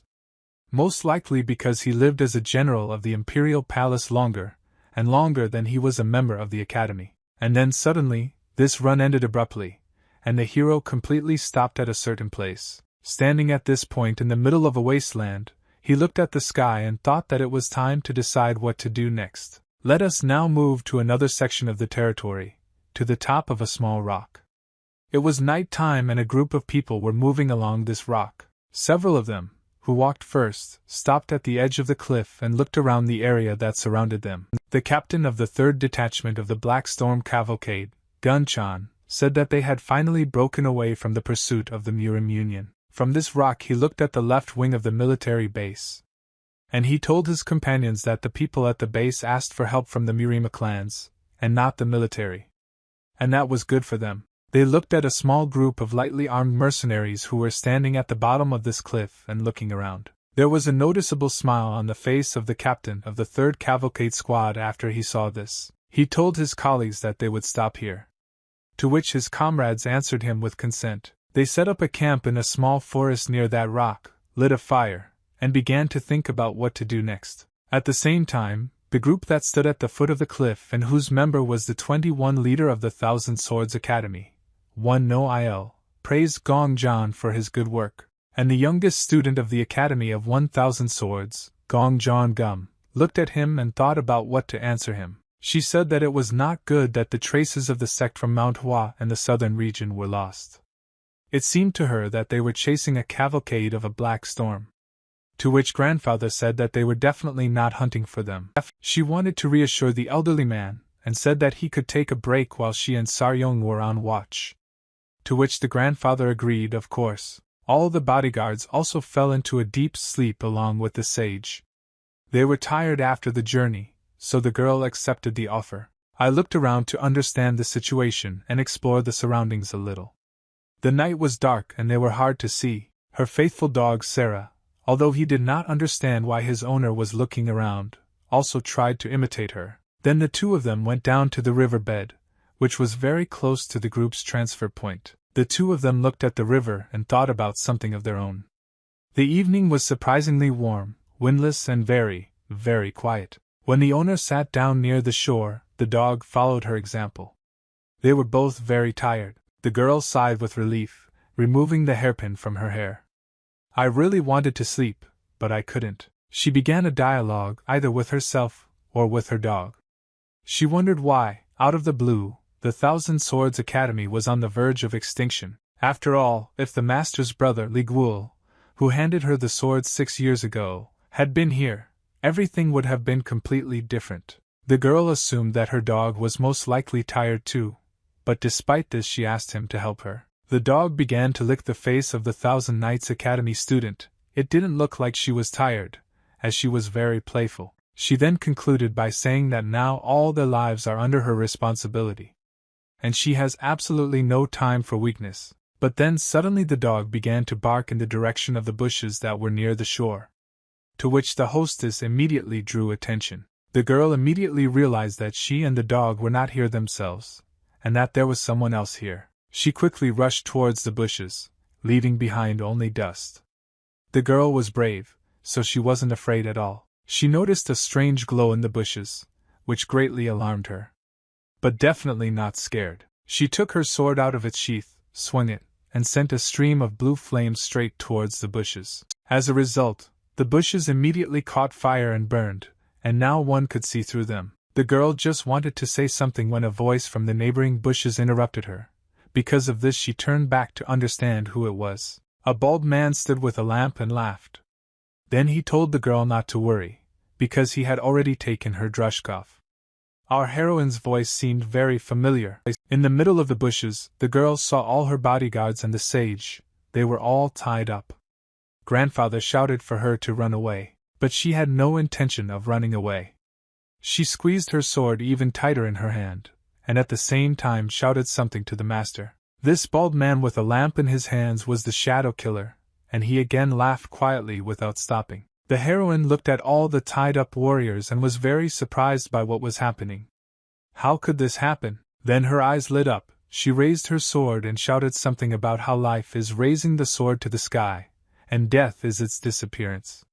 She began to swing the sword, creating gusts of energy. She wished death to those who had offended and captured her friends, and blue streams of flame and energy scattered in all directions. The killer was able to return from these streams, and with several high jumps came very close to the heroine. He said quietly that he did not want to hurt the girl, but she left him no choice. He swung his sword at the girl's neck, but she managed to react and block his blow with her sword. This action threw her back slightly, but she was able to prevent the fall by taking a fighting position. Then she jumped up into the air and began swinging her sword around her axis in a circular motion, swinging at her opponent. But the killer was cunning. He jumped even higher and was already above the girl's head. The students' bound bodyguards began to shout that she had opened part of her body to be hit. They loudly tried to warn her that the enemy had the opportunity to inflict a fatal blow on her. But it was too late. The killer had already swung his sword.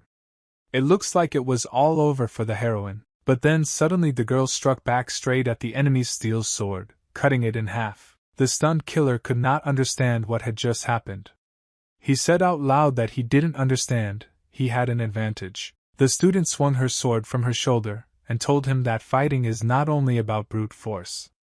I wished him to burn in hell. The enemy was defeated and destroyed both morally and physically. There were no longer any factors that posed a danger in the group. The girl looked at the lifeless body of the old killer.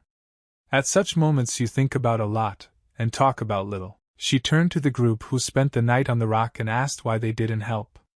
In her opinion, the shadow killer was in league with a sect of bloodthirsty demons. This slightly offended the one who was the temporary leader of the cavalcade. And he asked her if she really thought that they were at one with these animals. He continued and complimented her that she was good for her age.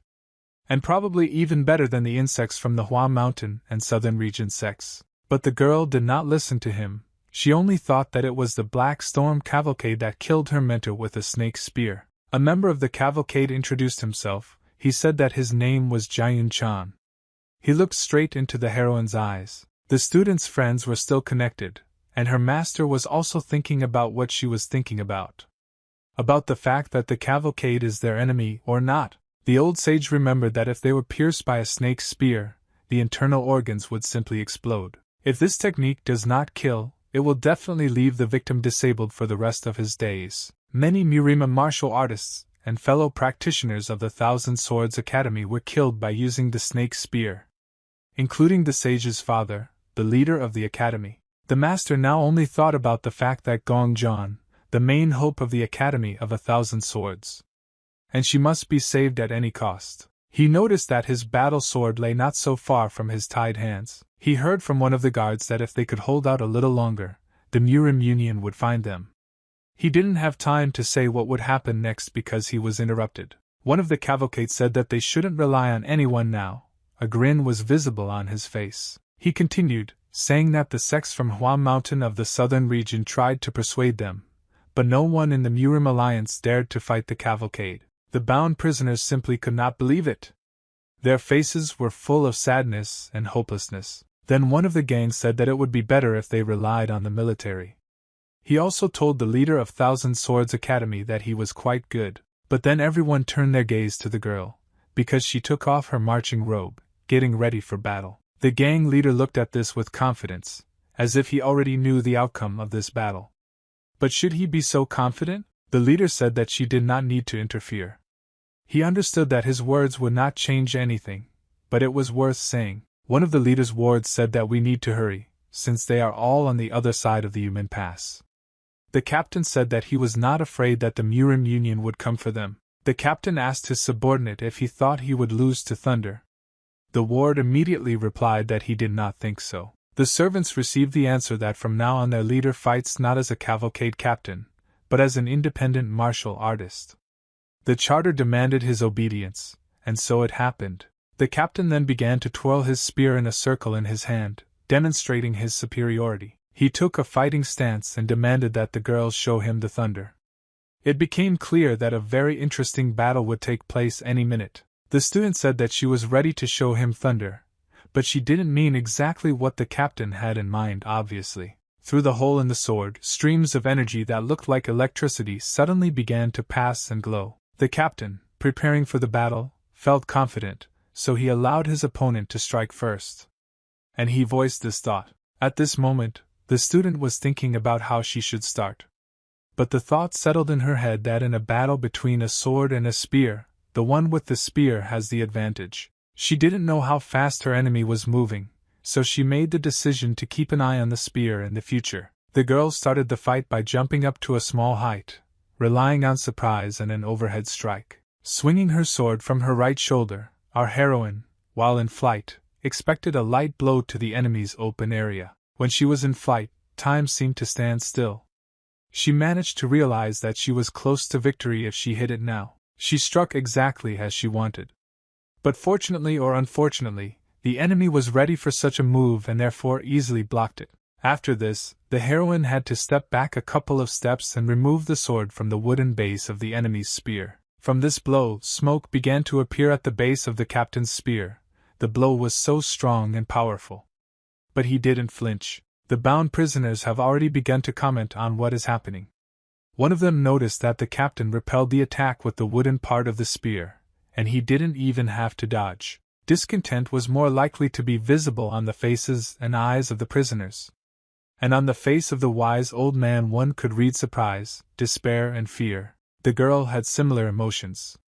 She thought that all this time she had been fighting against the best of the best in different sects and competitions in Murim. But this enemy was on a completely different level. For some reason, she had a feeling that the captain was somehow connected with the leaders of the Great Nine sect. The best of the best. Captain Stahl's grin became even more noticeable and obvious. A green energy field began to spread around him. He made fun of his enemy, saying that she couldn't even cut a tree with the sharp blade of a sword. He shouted at the top of his lungs that it was his turn now. And he warned his opponent that it was time for her to dodge. The green streams of energy and light became even more dense and almost completely covered the captain. He said that if she returned to him, she would definitely die. After which the captain struck the first blow, which was very dangerously close to the student's body. The fight could have ended right now. The heroine took a more attacking position, but she was still forced to block and dodge blows. Another blow, this time it was very close to the student's head. Time seemed to slow down again, and she even managed to look in the direction of the impact. Then her eyes began to glow even more blue and streams of energy around her formed a spiral around her body, protecting her. The two professionals again crossed their weapons in battle. It was no longer clear who was winning. The battle was not for life, but to death. The captain jumped high and began to strike multiple times with his spear in different directions, while simultaneously descending. The girl blocked as best she could, with all her might. This task was far from easy, but so far she managed. She noticed that the enemy was not getting tired, and the blows became even more frequent than at the beginning of the battle. She realized that the captain mostly threw combinations of 8 punches in one go. So she quickly decided to count to 8 at the next combination and do something at that moment. And so it happened. After a combination of 8 blows, a slight hesitation on the part of the captain was noticeable. At this moment the girl decided to increase the distance. Something went wrong, and this something almost killed the heroine. The situation that developed in the battle scared her a little, but the captain did not come closer. He wondered out loud why the girl made such a stupid decision to increase the distance in the battle against the spear. The captain again continued to strike countless blows at his opponent, and the girl only defended herself at this time. Then the girl noticed behind the enemy that someone was quickly approaching him from behind. And it looked like it was a person she knew very well. While the enemy was busy attacking, that same elderly sage had already come up behind the captain and jumped on him with a sword. But he did not take into account that their, now, common enemy with the girl was not someone else, but a real martial arts pro. Therefore, he was easily able to block the blow with his spear. This frightened the grandfather. He looked with a stunned face as the blow of his sword was reflected by the wooden part of the spear. The girl shouted, turning to her master. But it made no sense. This scream didn't help anything. On the other hand, he did not aggravate the situation in the battle. The master shouted to Gong Zhang to save herself, while he briefly distracted the captain. For a moment, It seemed that this plan might even work. Now the captain was angry. He turned towards his grandfather, and gusts of energy were already directed towards the sage. The enemy turned his weapon with the blunt side towards the elderly sage, preparing to deliver an important blow. He pushed his grandfather very hard in the stomach with the back of his spear, sending him flying with great speed into the nearest tree. The grandfather groaned at this. Things were bad. The grandfather stood on all fours, barely holding his body with his hands, and was breathing very difficultly and loudly. The girl retreated a couple more steps at this time, but the captain shouted in her direction so that she would not be distracted by the old man, and would look at him during the battle. She answered him, saying that there was no point in them fighting, since he did not fight at full strength, and even with such an advantage, she was not able to hit him even once. The captain again showed his sinister grin, and said that the heroine also did not give her full strength. He added that he knows that the technique of the academy students is not as simple as it seems. After which he asked her if it was really so difficult for her to fight at full strength, to the death. This phrase greatly surprised the girl, and anyone present could easily see it on her face. But after a moment, she gained confidence, and a blue glow began to appear around her body. It is worth remembering and understanding that for the Academy of 1,000 Swords, crushing mountains is an art. A flow connects one position to another. The heroine realized that she had completely forgotten about the flow technique, which connects one position in battle to another. This sword technique has 8 positions. This technique also includes a crushing technique. She thanked the captain for the lesson, and drew her sword again, pointing it in his direction. It became clear to her that swinging her sword like an amateur was why her attacks were bad. The captain confidently told him to bring him a black spear. Few of the prisoners knew what it was, but the name itself inspired fear. One of the captain's subordinates brought him another spear, the base of which was a gloomy black color. The captain took it in his hands and pointedly raised it up. He told the girl that before her he had no reason to use such a weapon. The heroine realized that now is the time to give it her all and show the enemy what she is all about. There was no room for error. She directed all her power towards the enemy. This was crushing, the 13th technique. At the same time, streams of electricity began to fly through the holes on the blade, and the blow turned into a menacing firmament. Do not forget that the strength of a sword depends not only on the steel, but also on the level of techniques used by the owner. If you combine good material with craftsmanship, you get the perfect combination. Something incredible was happening, blue rays and energy was everywhere. The heroine thought that this is it. Crush mountains with one swipe of the sword. Everyone was shocked. Both the captain's subordinates and the bound prisoners opened their mouths in surprise, looking at the blue glow. The captain was also surprised, but the sinister grin never disappeared from his face. He looked at everything that was happening, and as if he knew what he would do in response. The girl began to sharply move the sword from hand to hand, waving the blade, and changing the direction and intensity of the energy emission. All the power was now focused on the thunder. She took it in both hands to at least somehow control her. She then sharply pointed her sword towards the captain, challenging him to the second part of their battle. The captain was confident in his abilities. He took a defensive position and waited for his rival to attack. But it wasn't that simple. It was a deception. He jumped quite high, and at the same time, from under the ground where he stood, tongues of flame began to fly in different directions. In response, the girl went on the attack, running towards the enemy with her sword at the ready. She was ready for anything. The captain thought that although he could not see, he definitely felt the power of the technique that the girl was showing. He looked at what was happening with wide open eyes, and the thought flew through his head that if he could not see this, he would destroy everything. He began to shout loudly and threaten his rival, saying that he had in his hands a bloodthirsty spear of a black storm. It had been improved by many leaders.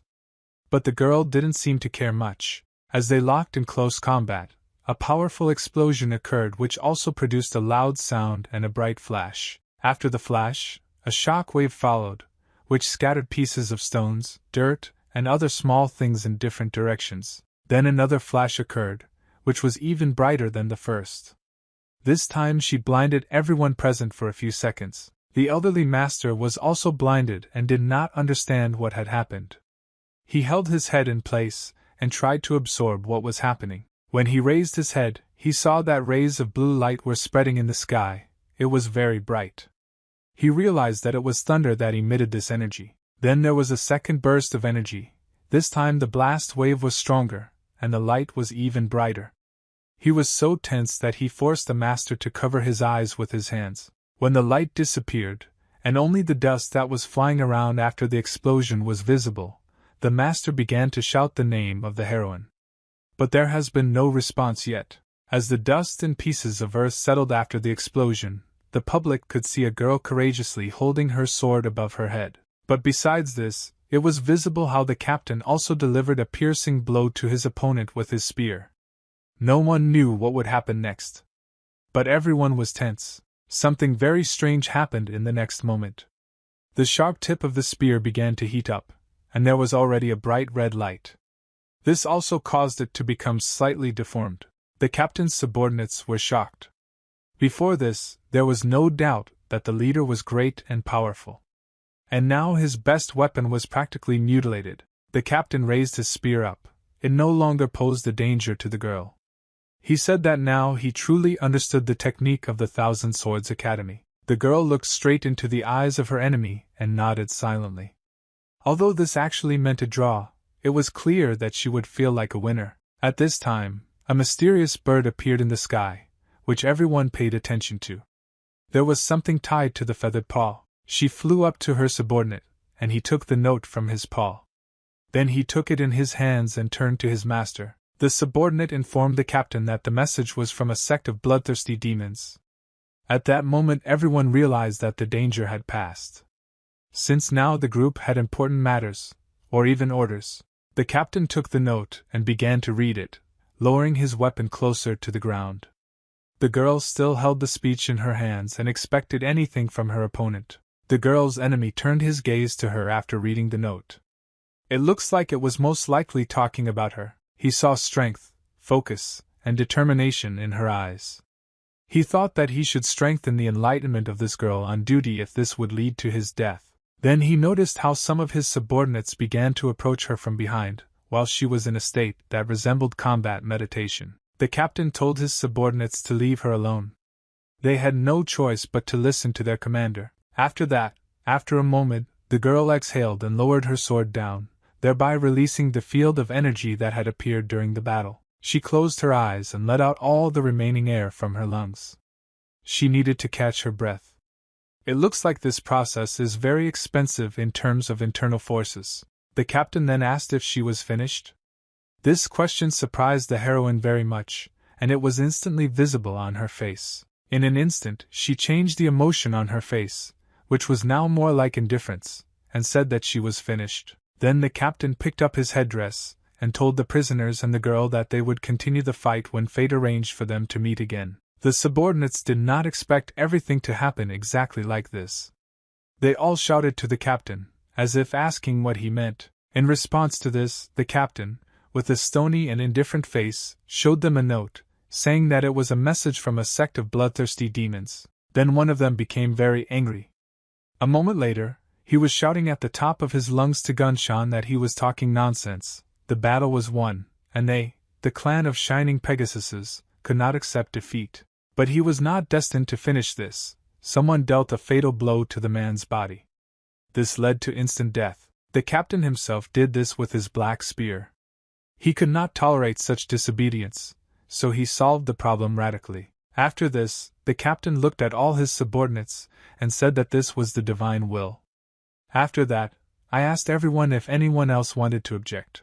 All the subordinates were terrified and covered their eyes with their hats, so as not to show fear. Then the captain put his hat back on and said that they would now be returning to base. Then the gang very quickly gathered and began to leave. The prisoners and the sage looked after them. While the captain and his subordinates were moving away into the distance, he only thought that he had seen such a technique only at the Academy of Thousands of Swords. It was interesting that at that very time the girl also had a similar thought in her head. She thought that she had only seen such a technique in all those bloodthirsty demons. The sage still had fear on his face.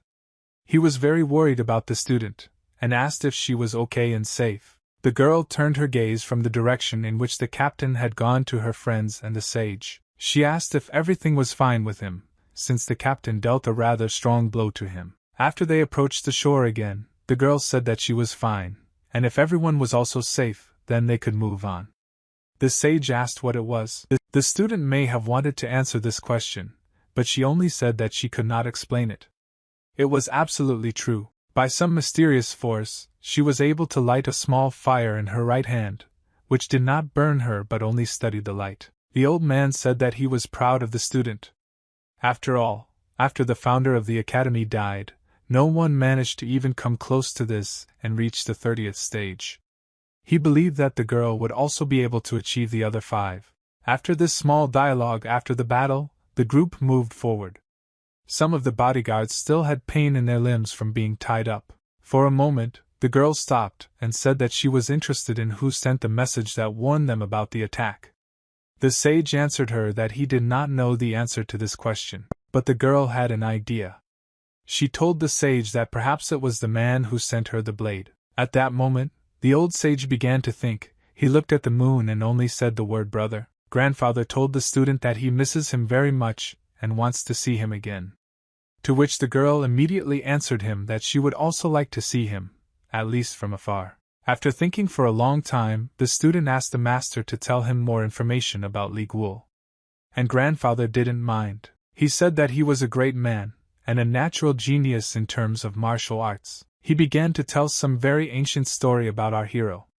The group moved in parallel towards its final goal. The Black Storm cavalcade that attacked the Thousand Swords Academy returns to the lands of demonic bliss. In turn, all members of the Thousand Swords Academy survived. Meanwhile, 10 days have already passed since the burning of 1,000 swords at the academy. A beautiful and developed city stood in front of us, early in the morning. It was interesting and strange that no one in all of Shanxi talked about this event. No one even looked towards the academy, which was attacked by a sect of bloodthirsty demons.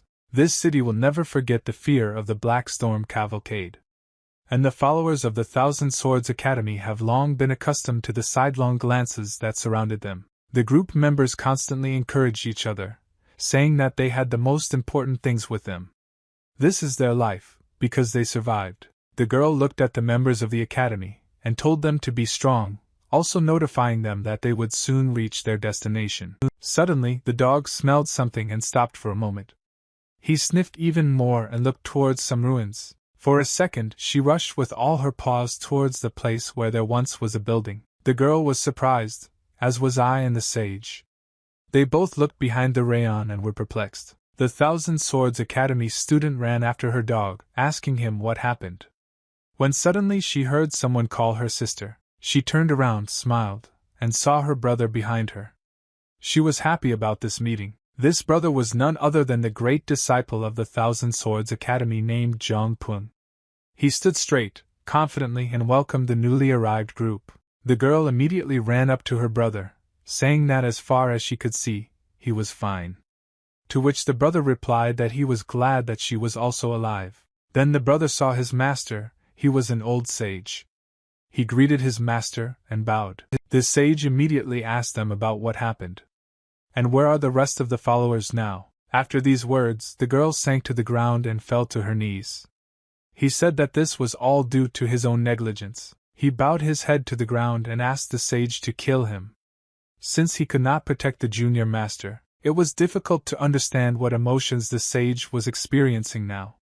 It wasn't anger or rage, but rather deep disappointment. The group that had been at the ruins all this time led the sage and the girl to the coffins in the backyard. The girl turned her head to the side, in this way trying not to show the public her tears, which she could no longer hold back. The sage knelt near the mushrooms, placing his hands on them.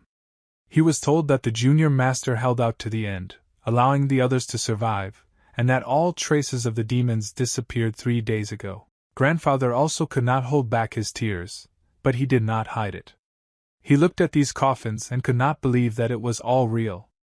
Coming to terms with such a loss was not easy. Then the brother, also with tears in his eyes, said that this was not all, because 5 swords had also disappeared. After these sad words, the sage burst into tears. He thought that this was already some kind of mockery, because in one day he not only lost his brother but also his beloved swords. But this sage was not a man of weak spirit. With his menacing voice, he said loudly that he was the head of the Thousand Swords Academy. After that, he took his sword out of its sheath. Since it was quiet around, this was accompanied by a loud and ringing sound. He shouted, saying that it was time to revive the academy again. And now they will not repeat past mistakes. Everyone was half scared and half surprised because of the master's words. But everyone agreed. The sage continued his speech. He said that now that the warriors have found peace, they should be taken to Mount Xian. On that day, 5 followers of the Thousand Sword Academy ascended to heaven while being attacked by the bloodthirsty demon sect. Now, all that remains of the academy is 1 old man and 15 young people. Now they all stood near the grave with sad faces. Chapter 21. Wu No Il said that he bows to all of them. He added that he was sending 5 followers to heaven, and he asked to look after them so that they could finally find peace. This was all written on a discount, which, according to ancient tradition, must be burned after reading. And so it happened. Everyone looked at the decaying remains of the burnt scroll and thought that birth was the raising of a sword to the sky, and death is the disappearance of a sword in the sky without a trace. These words accompanied the heroes throughout their earthly and afterlife. In this idyll, someone suddenly turned to the master. It seemed like he had some good reason to be worried at this moment. The sage turned around and saw that one member of the academy was running towards him as fast as he could. This man, out of breath, said that the master urgently needed to see this. But no one understood exactly what happened, but they understood that the importance was high. When the man caught his breath, he said that someone had left treasures in the square. The sage could not believe it, and asked the man again. He took several Thousand Sword Academy students and told them to follow him. Looks like it was really serious. But the girl did not want to go with everyone. She told her master that she needed to think about something, so she would stay here. When leaving, the sage told her to stay here. Extra rest would definitely not hurt her, especially after such and such a battle. The girl stood near one of the tombstones and wondered if she had more strength. Could she have protected the younger master? There was nothing to fix. It was stupid to look back into the past and think about how to act.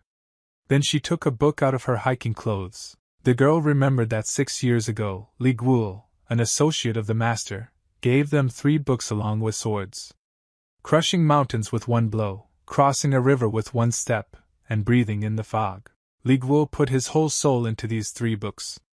The girl realized that with these books she could revive the Academy of 1,000 Swords. She tucked this book close to her and, closing her eyes, thought about what Master Li Guo looked like. After all, he was about 20 when he left the academy. That is, he must now be over 70 years old. The girl really wanted to ask him a lot, and she said it out loud, while simultaneously drawing the thunder from its sheath. She began to practice a little with him, while thinking about the fact that she could withstand the technique of a sword destroying a mountain of swords for only 15 seconds. The student wondered a question that would not leave her head for a long time, namely, what to do next in this technique. The girl was very focused on improving her fighting technique, and constantly looked at her sword in the process. It would have made her task much easier if Li Will had been nearby. He would have been able to teach her a lot. After all, it was he who gave this weapon to her. But then she realized that she was thinking about too much, that she couldn't procrastinate and dream now. After all, the future of Thousand Swords Academy is in her hands. The sword was sheathed. Now was the time to reflect on what happened in the forest that bright night when he and the group were ambushed. She remembered some moments from there. For example, when the captain ordered her to show thunder. It's obvious that he wanted this for a reason. Then she remembered that it was he who hinted to her that she should also use other techniques of the Academy of 1,000 Swords against her. She had a fleeting awareness of the captain's tactics. Jian Chan asked for more than just an ordinary duel, not really. Before her eyes was the moment when she drew her sword in front of him that time. Most likely, he wanted to see the technique of the sword teaming with a mountain of swords from the very beginning. Only remained open. The question is why he needed it. Did this really mean that the bloodthirsty demon sect had similar tactics? Perhaps, after all, this sect stole 5 swords during the previous attack. The heroine was not 100% sure of this.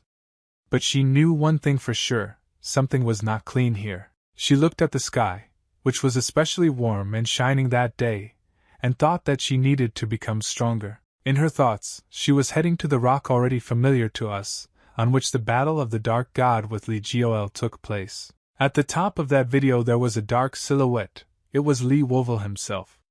He stood there motionless, as if waiting for someone. Li Guol stood confidently and indestructibly, looking at the girl already beginning to climb the rock. The wind was very strong, so he stood right at the top of the mountain. That's why his hair flew in different directions.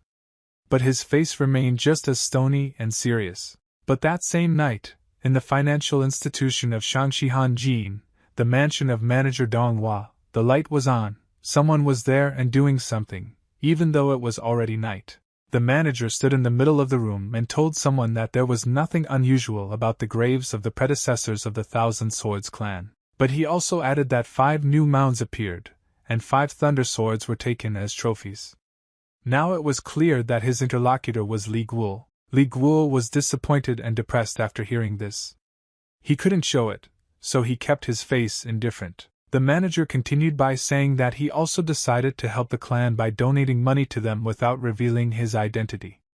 Our hero was grateful to the manager for this, and said that he was indebted to him. Li Guol told the manager that he had met many people in his life, and he had honest eyes.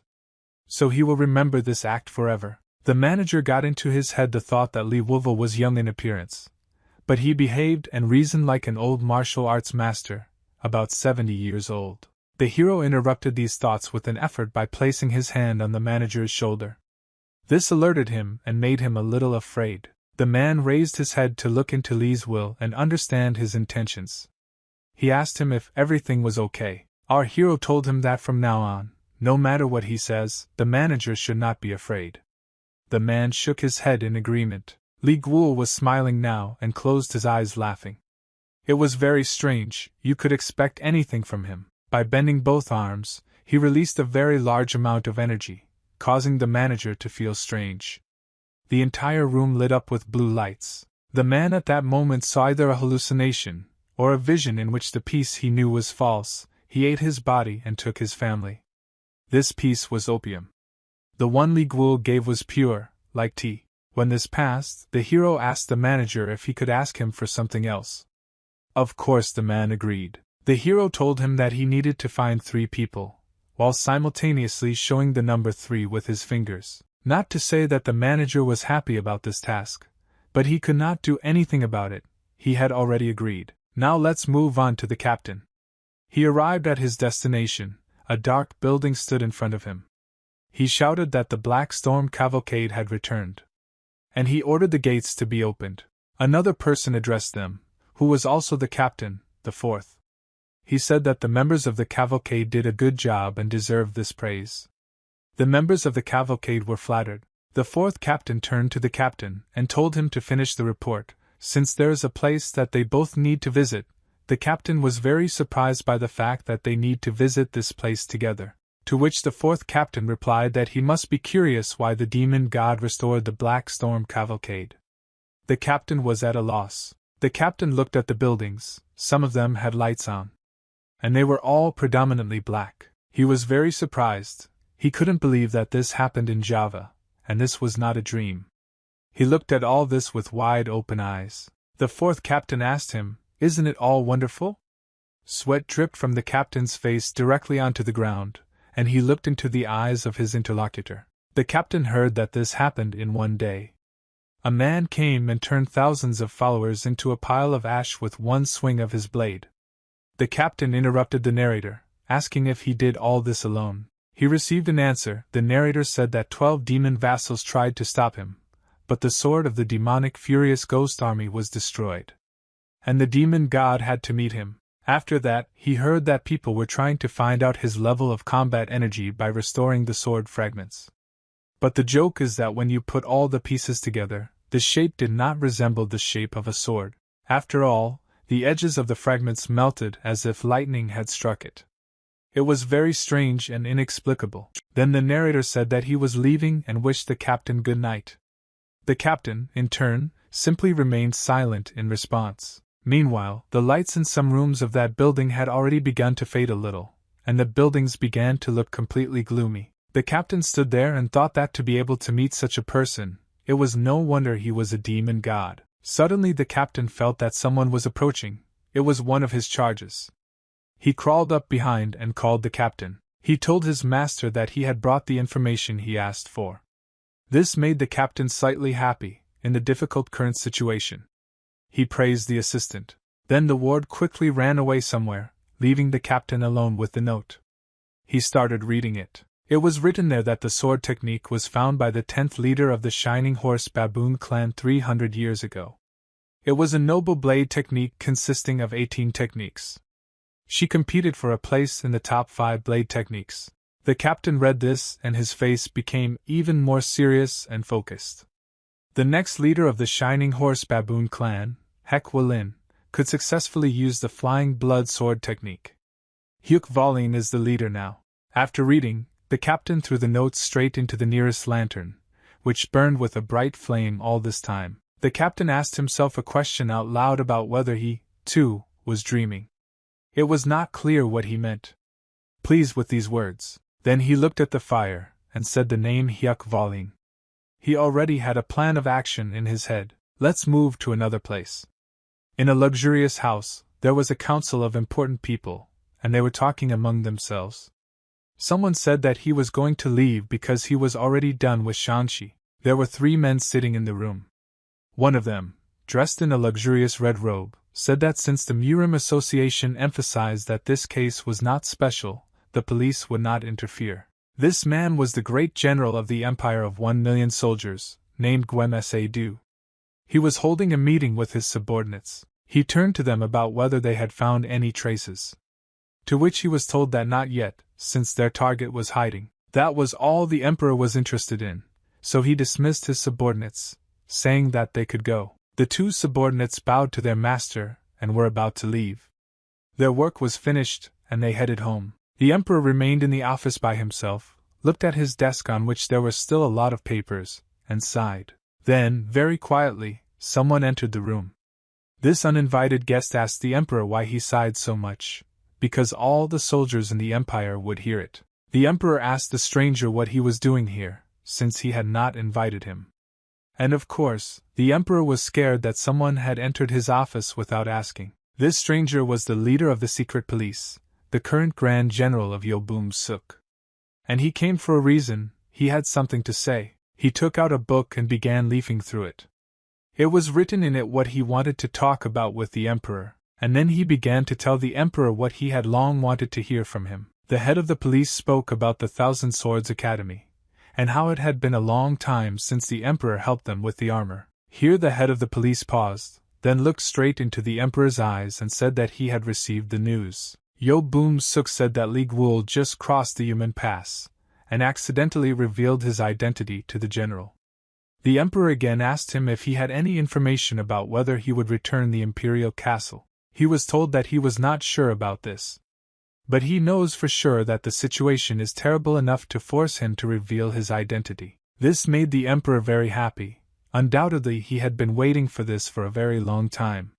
He looked at his interlocutor and asked if this was true, and if his hearing was failing him. The policeman asked if he had heard the news about the battle in Shanxi where many Murim martial artists fought.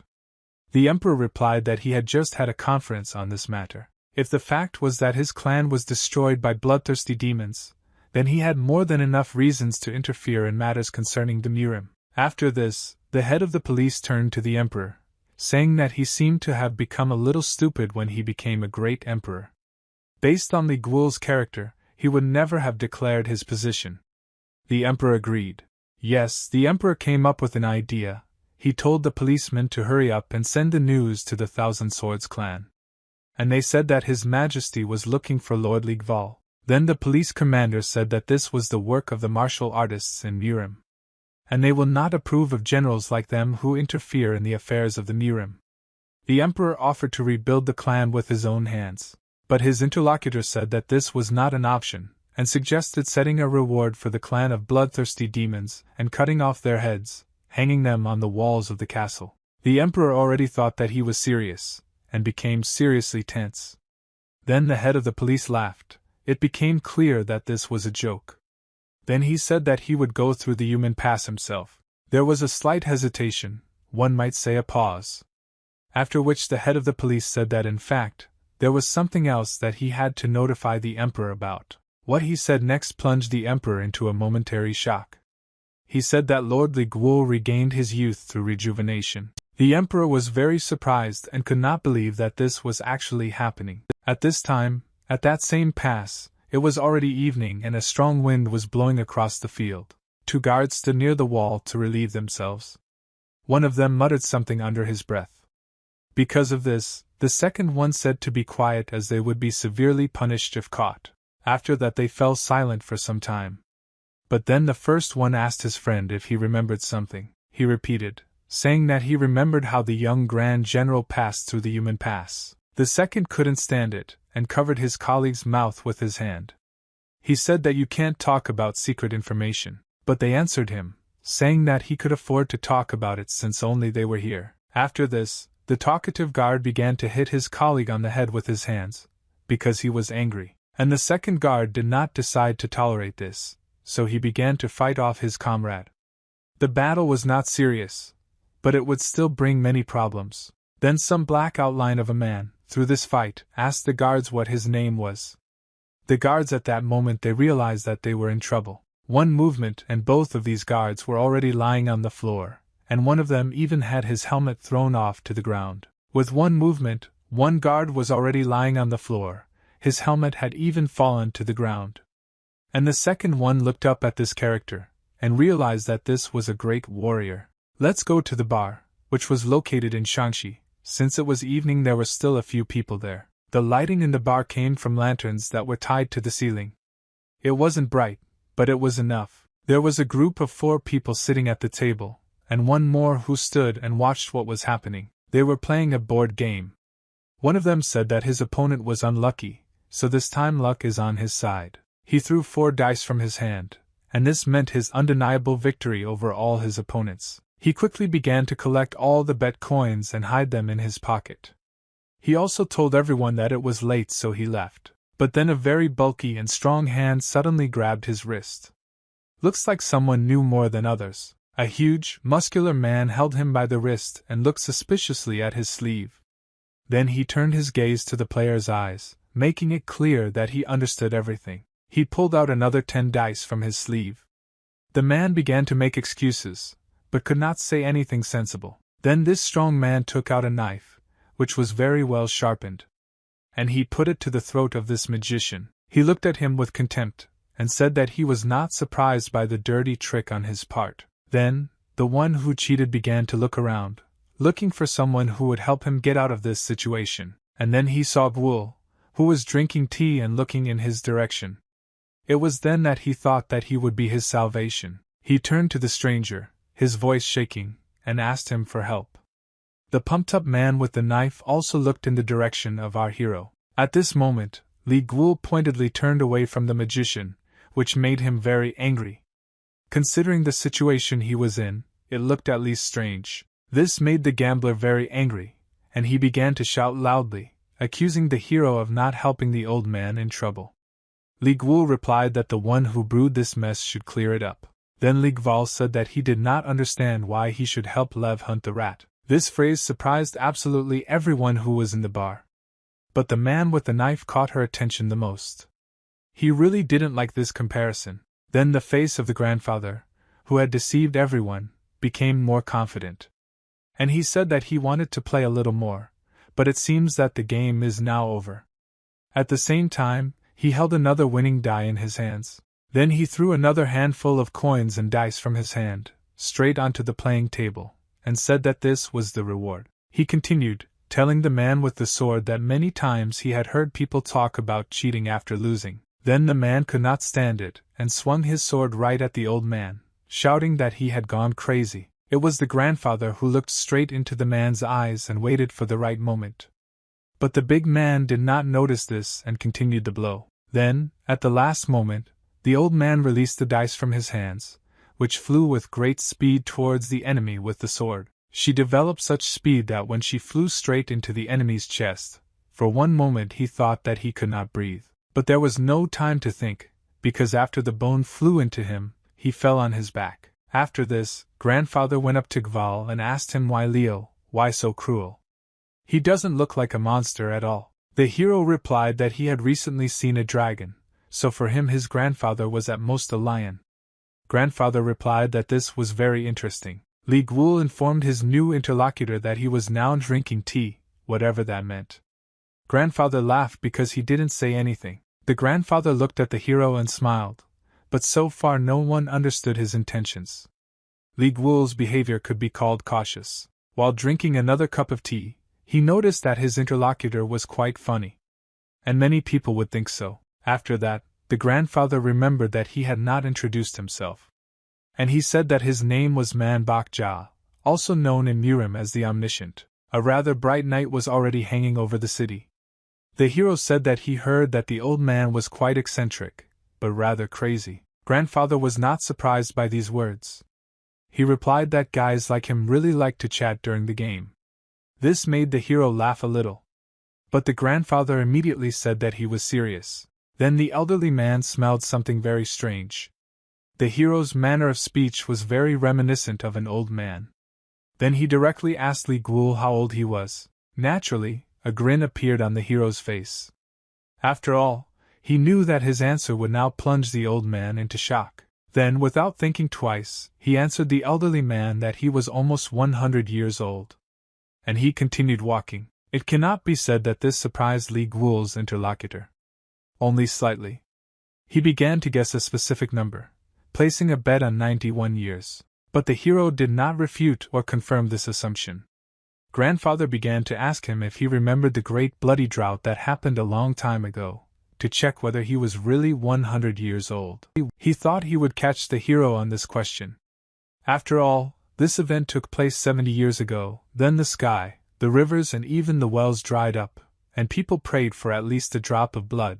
Li Guol stopped for a moment, and told his grandfather about the bloody rain that happened after that. He added that if they survived the famine by eating kudzu roots, then he is probably even younger than our hero. Here surprise was visible on grandfather's face. Li Guol continued by saying that the adults were cleaning trees that year and making porridge from the bark. Then the hero stopped standing still, apparently tired of looking at his grandfather's stunned face. And he continued to slowly walk further through the beautiful night city. Grandfather stood still and looked after him, thinking about how this grandfather could look so young. Then the grandfather came to his senses, and gently pulled part of the guy's clothing with his hand. The hero stopped, turned around and waited for his grandfather to tell him something. The elderly man said that since they are both old, then the ghouls should talk to him calmly.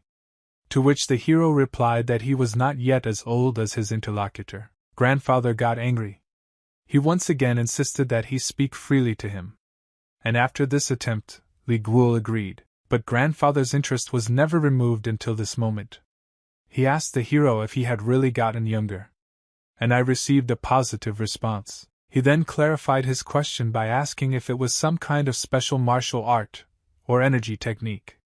The hero shook his head negatively. Grandfather thought for a while, then bet that this was all martial arts training. But this was not the case either. Li Guol said that he has never explained this to anyone, so he doesn't know how to express himself. He explained it to him like this. Body reconstruction is a martial arts skill where the master obtains a body suitable for practice. Based on this, you can look younger and change not only your age, but also your physical body. Li Guol was short and told his grandfather that they would see each other later, hinting that he wants to be himself. But the grandfather did not react at all. Then he said that a stubborn man is known for not sitting still, and that is, he should not follow him. The wise old man caught the hero. He made an assumption, saying that the hero most likely simply felt uncomfortable being with him. But in response, Li Guol ignored these words. In response, I asked my grandfather if he had any plans. He replied that he had changed all plans to follow him. Now the hero was interested in this, so he asked why he needed it. The grandfather answered without hesitation that he wanted to watch him until the end of his years. The hero's answer was silence, in parallel with which he looked straight into the eyes of the elderly sage. An uncomfortable aura remained. Grandfather broke the silence by saying that he spoke with the king of Murima and met 12 vassals from the bloodthirsty demon clan while traveling. But none of all these people compares to Li Guo. The hero was interested in how he was different. Grandfather responded by saying that Li Guo does not know himself. After all, no one in the world lived life like he did, but for the hero it was a result, and not a level. But for Grandfather this did not matter. He told the hero that he is also called omniscient. And if someone should remember a hero, then let it be him. The hero plunged into himself, saying in his head that he lives on the length in order to show something to others. This is not his true goal. After all, he is a senior follower, which treats his students as brothers, which is his essence. Li Guo never expected anyone to capture or remember his life. He simply didn't need it. But this old man surprised him, because he wanted to remember him. Although the hero did not know his motive for this, but then Grandfather said something that greatly surprised the hero. He said that if someone gets in the way of the indomitable, he will help him. The hero immediately stopped and turned around and asked his grandfather how he found out. After all, it was a strict secret. Grandpa said that he would tell him if he allowed him to accompany the hero. After all, he needs him not only because he knows that he is unbending. Li Guo thought about it. Without thinking twice, he sharply pulled out his sword, straight at his grandfather in parallel. The old man was speechless at this moment. Li Guo asked if he should shut him up by killing him. When the grandfather was already able to speak, he asked the hero to cool down. The hero was waiting for some information from him. Grandfather, in turn, said that he simply guessed, since the unbending one had disappeared a long time ago, and Li Guo's sword was similar. He pointed the tip of the sword at the elderly man's throat and simply remained silent, glaring at him, and then he looked away, which calmed the situation a little. Grandfather realized that now he was in no danger, it seemed. The heroes quickly hid the sword back and said that it was just a joke, there was no need to take it seriously. He invited his grandfather to follow him, since he was his first friend since rejuvenation. The new group moved on, and the sun was already setting behind the mountains. The pink sky illuminated everything around with bright rays. They had almost arrived at the ancestral graves of the Thousand Sword clan. It was very early in the morning, dawn, so Grandfather definitely didn't expect to meet anyone there. The dialogue between the grandfather and the hero continued. They talked about whether it was worth settling in Shanxi and building the foundation of a new Thousand Swords Academy. But suddenly, the elderly man noticed something in the distance. It was a girl who swung her sword, releasing tongues of flame and energy in different directions. She did it very quickly, and Grandfather didn't even immediately realize that it was a person at all. The student often did somersaults, jumped, and changed positions. The training was very intense and productive. Then the elderly man saw that the girl had a familiar face. He said out loud that it was Gong John Gum. He was surprised that she trained on the graves of her ancestors. The girl glanced at the group of two people, and there was no smile on her face. This slightly alarmed the old man, and then she lowered the sword and looked into the face of Li Guo. But only the hero knew what was in her head and what she would do now. And the grandfather watched all this, and thought that it was probably hard for the hero to tell her that he was a brother. Then the girl's body began to be covered with blue streams of energy. She began to glow. The elderly man immediately suspected that something was wrong, and then the thought lurked in his head that the girl might want to kill the hero. So he shouted to him to be careful, but the hero did not need this advice. The student jumped towards Li Guo and swung her sword very hard at him. This did not surprise the hero. He stood rooted to the spot and looked at everything that was happening. Then the girl delivered the long-awaited blow to the hero, while simultaneously closing her eyes to protect herself from all the energy that she emitted. But let's go back a little. By the time our heroes had just arrived at this place early in the morning, let's go back to the moment when the girl herself was training that very early morning. She jumped from side to side, simultaneously striking the air. Then she stopped abruptly, landing on the ground. She was very surprised by what just happened. She looked into emptiness and thought about something. Something was really bothering her, some kind of failure, and the girl thought that the techniques she performed in the battle with the captain, now for some reason could not work. Then she stood up and remembered her master's quote. That the sword should flow like water. He shouldn't stop.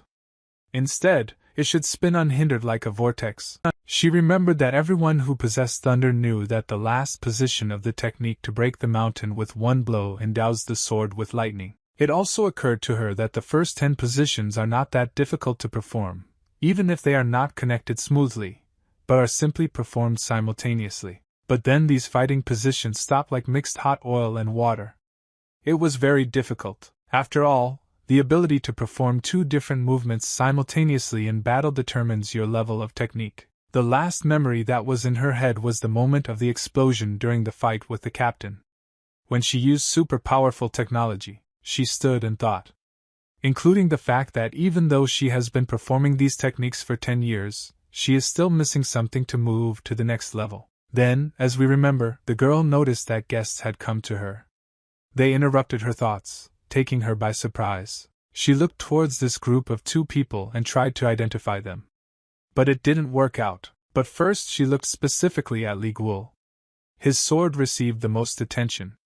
She looked not into his eyes, but at his weapon. After a short time, the girl was able to realize that on the hero's belt there was nothing more than thunder. And after that, she made a hasty conclusion, thinking that probably in front of her was one of those who stole part of the thunder. It was unforgivable. She instantly used the technique of smashing a mountain with one blow to deliver a divine strike, and trained the technique at the same time, and this time everything worked out. This surprised even the heroine herself, let alone her grandfather. But Li Guo still looked at it indifferently. The heroes looked and watched as multicolored tongues of energy spread in all directions, turning on his side. Then there was an uncontrolled injection of energy, which sent a huge amount of energy and earth in all directions. After that, everything that the explosion threw up began to fall down, creating a wall of dust and dirt. The girl's head was filled with the thought that she had made a mistake. She shouldn't have acted the way she did.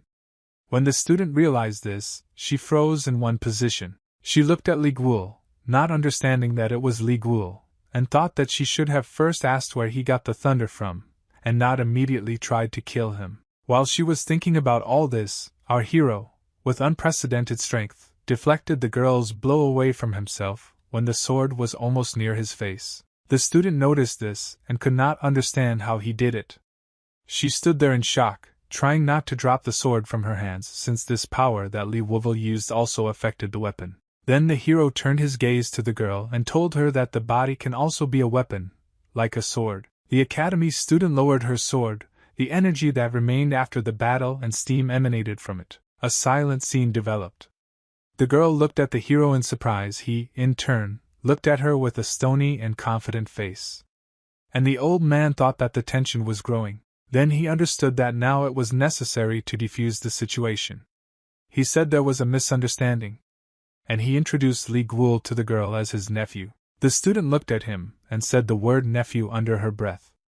It was difficult to understand from her face whether she believed this legend or not. The grandfather carefully winked at the hero, and he said that his uncle, and the elderly man knew the ancestor of the Academy of 1,000 Swords, one Yang Chom. The puzzle in the student's head began to take shape. Now she could explain to herself the reason why the 2 of them came to this place. But she asked Li Guo where he got the sword. She said that this sword was very similar to the weapon that her master had. When she said this, she was waiting for an exact answer from this company of 2 pseudo-relatives. The grandfather broke the silence, saying that he received it as a gift from an old friend, after which, due to its uselessness, he gave it to his nephew. Now the girl, she thought, understood everything. This was a lot, although it didn't explain everything. But still, somewhere deep in her mind there remained the thought that she was being deceived. Then she just looked at Li Guo and remembered that 15 swords were sent to the academy by Master Li Guo.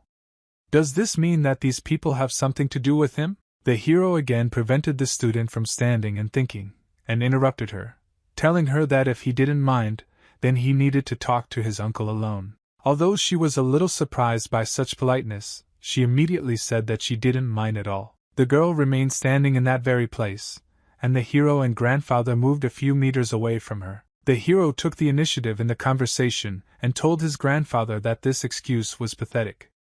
The elderly man responded by telling him that he did not open himself up.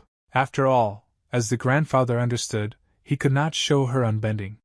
It was absolutely true, but the diehard didn't think so. He said that he thinks that the girl guessed that they were related to Li Guo. Grandfather, in turn, made an offer to leave at least hope. Li Guo sighed silently, releasing the heavy air from his lungs.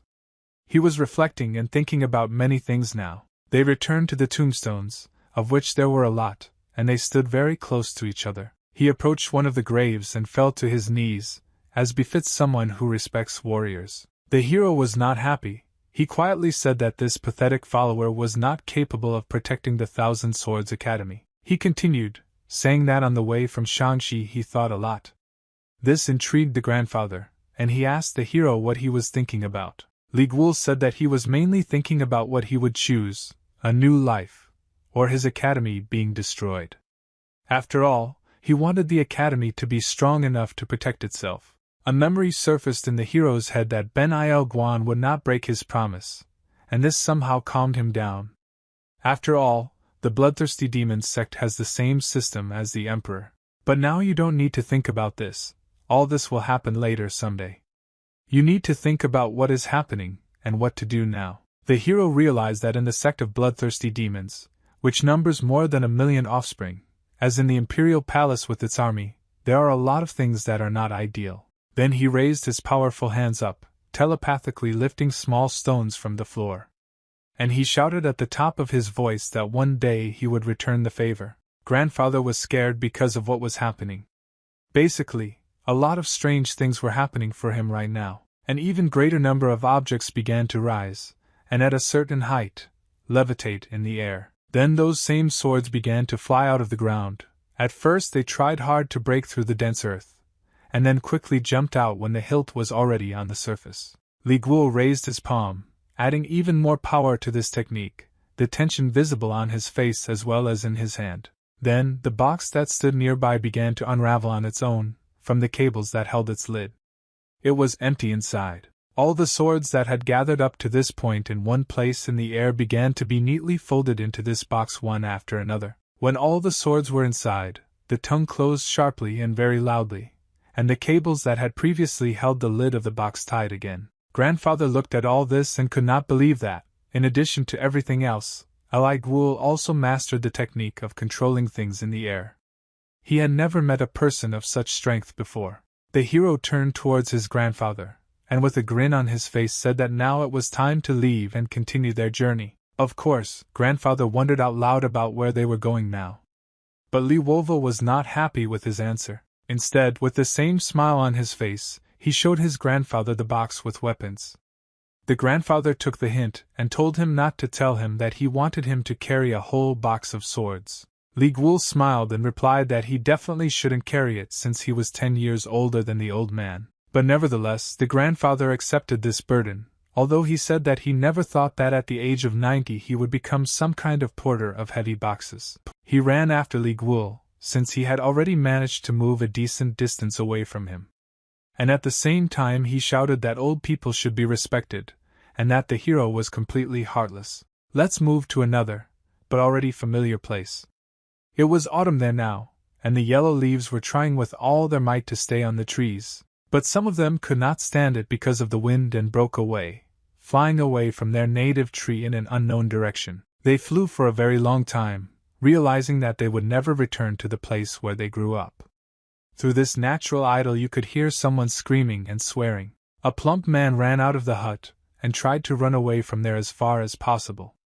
After all, he was in danger. He ran as fast as he could, and the grandfather blacksmith, already familiar to us, ran after him and threatened him that if he did not stop, he would kill him. Then the wise blacksmith remembered that he was holding a mallet in his hands, and as soon as he realized this, he at the same moment threw it with all his might at the man who was running away. The mallet flew straight to the target, and because of this hit, the person running away first staggered and tried to stand in place. But still, over time, he fell headlong into the bottom, right into the nearby river. Only his legs stuck out from the water surface. The grandfather held a sickle in his hands and shouted to the man to get out of the water. He also shouted something about girls of easy virtue with whom the man had contact. He swam a little, and when he swam out, He told his grandfather that it was unfair that he wanted to kill him for simply sharing his story, and told him to stop saying that he had a son. Then the man swam out and began to run away again, and the grandfather shouted after him to stop. But it is obvious that he did not even think about doing this. While he was running, this man decided to look back to see if he had gotten away from his crazy grandfather, and just at that moment he crashes into someone or something, and falls to the ground again. Then he began to try to get up and understand what caused his fall, so that after that he could immediately run further and faster. He, lying on the floor, saw in front of him our hero and his new friend of the same age. Li Guo greeted the man and told him that they had not seen each other for a long time. The old man was very tired, as he had been carrying a heavy box of swords all this time. Because of this, he had only one eye open, with which he looked at what was happening, and was surprised. Then they all moved to the hut of this same blacksmith. The weather was clear, the sun was shining very brightly. In general, the weather evoked very positive feelings. The blacksmith himself posted a note on the door of the forge, on which it was written that the forge was closed today for technical reasons. All the characters were now sitting inside. The blacksmith and, as we understood, his son were a little downcast. They were ashamed. The hero's new friend and the hero himself sat with satisfied faces. The blacksmith's son wanted to say something, but instead he mumbled something unrelated. He changed his mind about saying what he wanted. Then, Li Guo's new friend recognized the legendary blacksmith Chul Wang. He respected him very much. The silence, which seemed to last forever, was destroyed by the hero. He asked everyone present to raise their heads, since it was not very nice that everyone behaved uptight. Following the hero, the blacksmith said his word. He said that it was a great honor, and called Gval a great general. He told him that he shouldn't worry about his son. He assured him that both of them were not experiencing any discomfort. Dan Hyuk agreed with his father. This made the hero laugh a little, and he allowed himself to laugh a little. Indeed, the current situation was quite comical. Seeing that the situation had settled down, plus or minus, the hero put several swords on the table. He told the blacksmith that he had brought 15 of the 30 swords he had once made. The blacksmith took one of the swords to examine it, and he noticed that some changes had occurred with the swords during this time. He said out loud that the blades were dull. Li Guo said that they lay in the ground for 7 years, but they never rusted. This could only mean one thing, that no one on earth can compare with the skill of this blacksmith. The blacksmith's face looked very surprised. He asked the hero if he heard and understood him correctly. Were they really buried underground? Li Guo said that a lot happened. The emotion on the blacksmith's face changed from surprise to sadder and even angry. He just silently looked at the hero. They both understood everything. In response to this grimace on the face of the wise blacksmith, the main character simply smiled with his signature grin. Then Li Guo stood up, asking who made the chain mail that stood in the corner of the room. The blacksmith replied that this armor was his work. The chain mail stood in the corner of the room, attracting everyone with its shine. This armor is created by combining lightweight steel from the shoulders to the knees. It became the standard great mine armor due to its lightness and ability to protect against blades and arrows. Then, the main character picked up some object. This item is needed in order to make this very chain mail. Li Guo asked the blacksmith if the rings on the chain mail had this shape, after which he, using the special power of telekinesis, bent this instrument. It was not clear why this was done. In order to make chain mail, small pieces of armor had to be joined together, which looked like scales, and could be attached to a plate to create armor. This was called a link. A wise blacksmith said that chain mail is a very expensive and painstaking work, because you need to connect a huge number of links together. At the same time, the hero's new partner said that he did not understand why attach a link to thin and light chain mail. After all, even if you forget about weight, this is a labor-intensive process. Li Guo came up with a brilliant idea. He said that it would be better to show it once than to explain it in words. And he ordered his partner to draw his sword. He raised his hand, and at the same time the links that were lying on the table slowly began to rise into the air. The hero told his partner to defend himself. One link, after breaking away from the table, quickly headed towards its old partner. He was not prepared for such a sharp turn of events, and tried to very quickly take out his sword, looking with frightened eyes at the link that was approaching him. The old sage and his son watched with wide open eyes. My partner managed to recapture one link. He thought that was all, no matter how it was. The son, frightened, asked his father if it also seemed to him that the flights flew of their own accord towards their partner. The blacksmith remained silent. Then Li Guo, using the power of telekinesis, sent several more links directly to his partner. This time the links had even greater speed. But even taking into account this speed, the partner had time to think before they flew into him. He thought that this level of telekinesis was nothing for Li Guo. These pieces of metal have almost reached their target. And the longer they flew, the more speed they gained. Then the partner, focused, began to beat off these links. At first it seemed to him that he was doing a very good job, but at one moment something went wrong. He felt that the weight of his sword became much less than it was a moment ago. When he looked down, he saw that his blade was broken in half, and the second piece of the sword was stuck on the floor. This greatly disappointed the sword owner. He asked the hero why, even for the sake of a test, he would break an excellent sword. The hero's answer was not long in coming. He said that if this weapon cannot withstand even the iron link, then it is a bad sword.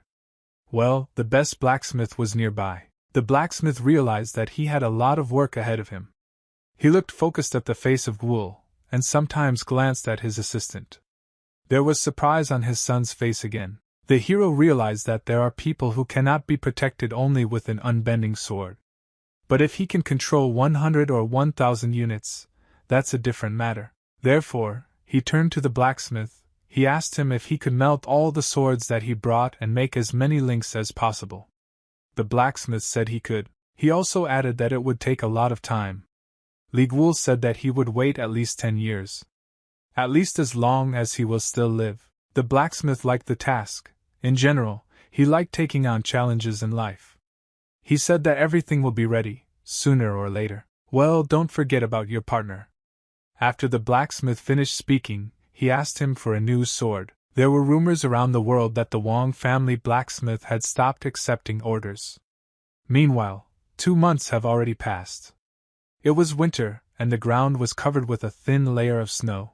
Chul Wang never left his workshop. Or if the Gval disappeared, winter came without him. The partner stayed with the blacksmith and his son. The son constantly said whether he should contact the Thousand Swords Academy just in case. The blacksmith loved to teach his son a lesson. He told him that Li Guo's actions always make sense. And he didn't miss the chance to also remind his son to stop going to prostitutes. After that, the blacksmith again went inside his workshop. The son looked after him and felt guilty, even though he was not particularly guilty. The wise blacksmith noticed that he was making progress. As he pulled the next piece out of the oven, he was just thinking about this. He realized that during forging, after heating the iron to a high temperature, if you combine the parts with the poles towards which the magnetic metal is directed, you get what you need. He realized that he could fill this metal with magnetic energy. He looked at the red-hot piece of metal and realized that most of the work was done. He worked tirelessly. This real workaholic slept very little and ate little. Because it takes a lot of time. He remembered that this was a request from his lifelong rescuer. And this thought haunted him. The feeling of gratitude was higher than the feeling of fatigue. He even thought that if he died working on this project, then so be it. After another blow with a mallet on the hot metal, sparks scattered in all directions. The workshop was truly glowing with work. Then he took the prepared link and released it into the water. Then cooling it down and giving it its final form. The old blacksmith was very tired, and sweat began to flow from his forehead, as well as from his whole face. But suddenly an unfamiliar hand handed him a rag and wiped away everything that had accumulated on his face. He apologized to the blacksmith for causing him to worry. Because he was gone for a very long time. A lot of time passed. It was already a warm summer. The air was very warm, and there was not a strong wind blowing outside. Li Guo sat in the workshop, like all his comrades, and drank tea from his cup. Then he lowered his cup and glanced at everyone sitting at the table. They all expected something from him, and wanted to learn the tea ceremony. Li Guo began the speech. He told everyone to reach their hearts, and control the heat of the 5 organs. He ordered the unnecessary energy penetrating through the bones to be discarded and completely relax. This step was very important, one might even say the most important. Then, after a pause, he said to focus all his attention on the tea. At the same time, the tea in the wise blacksmith's cup began to boil. In addition, a stream of water began to rise upward from the cup. This seriously surprised everyone present. Only the blacksmith did not show his surprise outwardly. The hero concluded that Chul Wang was the first to achieve success in the art of tea. Although this was not a competition, the blacksmith was pleased to hear this. He thanked the Gval. At the same time, Li Guo's partner was disappointed, and he asked the hero if he had transferred some energy to the blacksmith. Then the blacksmith laughed. He said that since he was jealous, then let him try to forge at least one link. The partner could not say anything and was simply silent. The hero left the workshop to take a breath of fresh summer air. He was a little tired of it all, and just wanted to be outside. He went out to the river bank, which was right next to the workshop, and looked along the stream.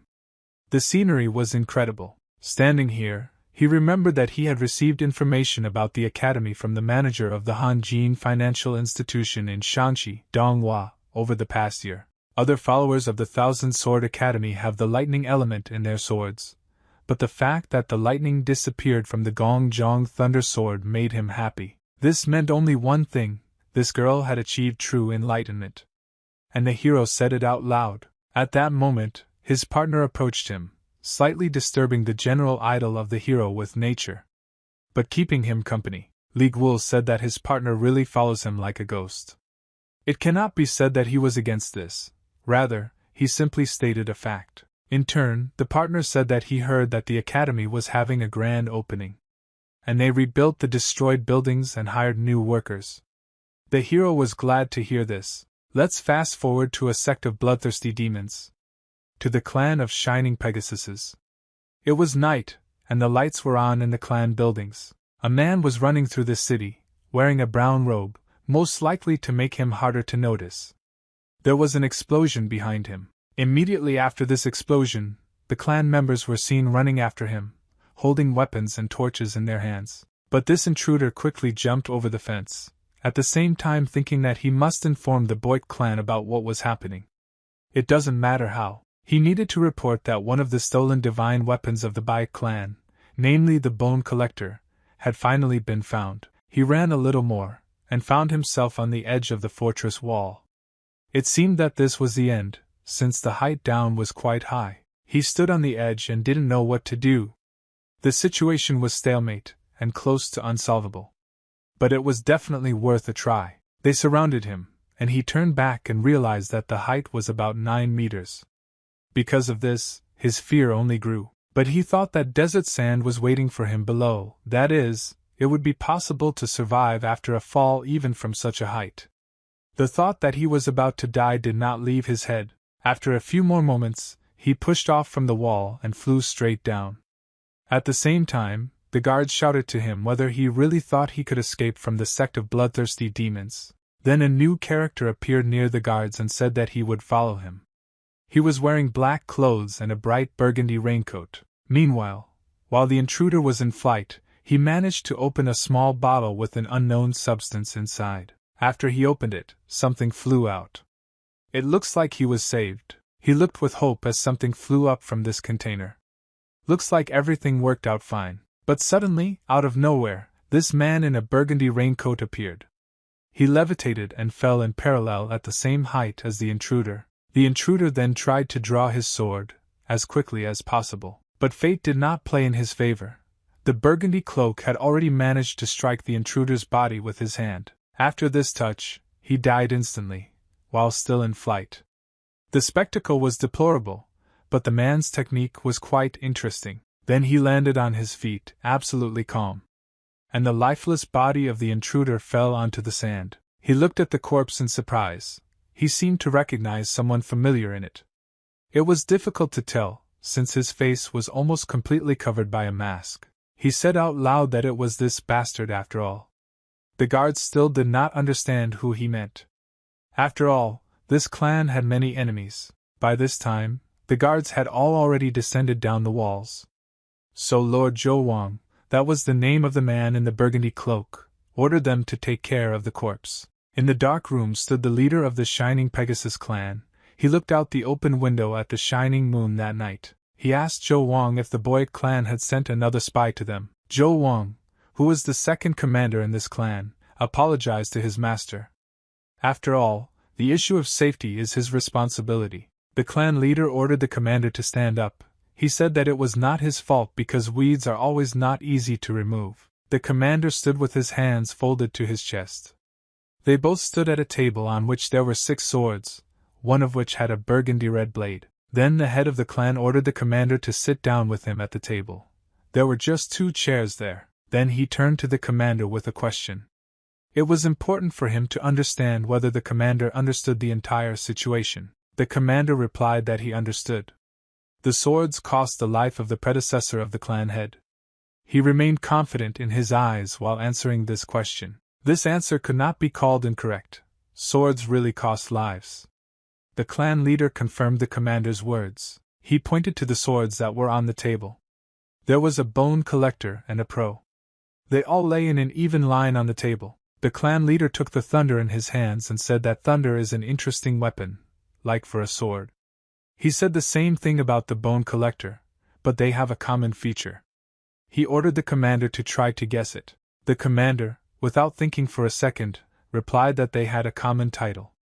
This title was called the title of Divine Swords. The reason they are called that is because the swords were forged from pieces of a meteorite that fell from the sky. That is, they are not from this world. The dark soul of the demon god, the infinity leader, is tormented, the bone collector who now lies on this table, and the unbending one hidden somewhere in the distance. The leader continued, saying that then suddenly pieces of thunder appeared. 15 more swords appeared, and they were all forged from meteorite material. After this, the leader asked the commander a question. He asked him how this could be, and whether it seemed strange to him. The commander said he had no idea. Then the leader laughed. He knew that the commander could not know anything about these swords, and said that he was dying to know how they appeared, or thanks to whom. There was also a small torture room in this building, with a man hanging in shackles. It looks like he's been here for a very long time. The man who was locked here was named Dumas, and after another series of brutal tortures, he could barely breathe, and the clan leader ordered that he be kept alive. The commander stood up from the table, preparing to leave. As he thought, this was the last order of his lord, but then the clan leader added that he still had one more assignment, especially for the commander. And he waited to voice it at the end of the dialogue. He ordered his subordinate to spread rumors about the Bun clan, to tell him that the Thunder of the Academy had thousands of swords made of meteorite iron. And although the leader himself did not know how, to say that 4 of the weapons are not unique, the commander decided to clarify why these tasks needed to be completed. He suggested that it was necessary to put the academy at a disadvantage for them. The clan leader added that they were just destroyed by the Black Storm cavalcade. But recently they rebuilt several decent buildings on the site of the old ones. He came closer to the window and also said that they probably paid a lot of money for this building. Therefore, the commander needs to make sure that the cavalcade returns because of the Dark God. The commander asked the leader if he should declare that the bloodthirsty dragon sect was secretly helping the Thousand Swords Academy, and he immediately received an answer. He was told that the academy would only believe what it wanted. And with this opportunity, the clan leader will set his sights on the Murim Infinity. When the leader stopped talking, the commander bowed and said that he would try to create suitable conditions in order to pull it all off. After that, he left the office, and while he was leaving he was thinking where to start, and how to do it all quietly. The leader of this clan looked after him, and was sure that the commander would do everything right, and he would receive infinity. After that, he again turned his gaze to the night moon, and wondered what, in this case, he should do with his dark soul. He looked at the table again, and all the weapons that lay on it seemed to be looking back at him. The leader was confused. Let's move to Hubei, namely to mounting men. It was quite high here, but it was not cold, since a warm wind wandered here all year round. 3 of our old acquaintances were walking along it.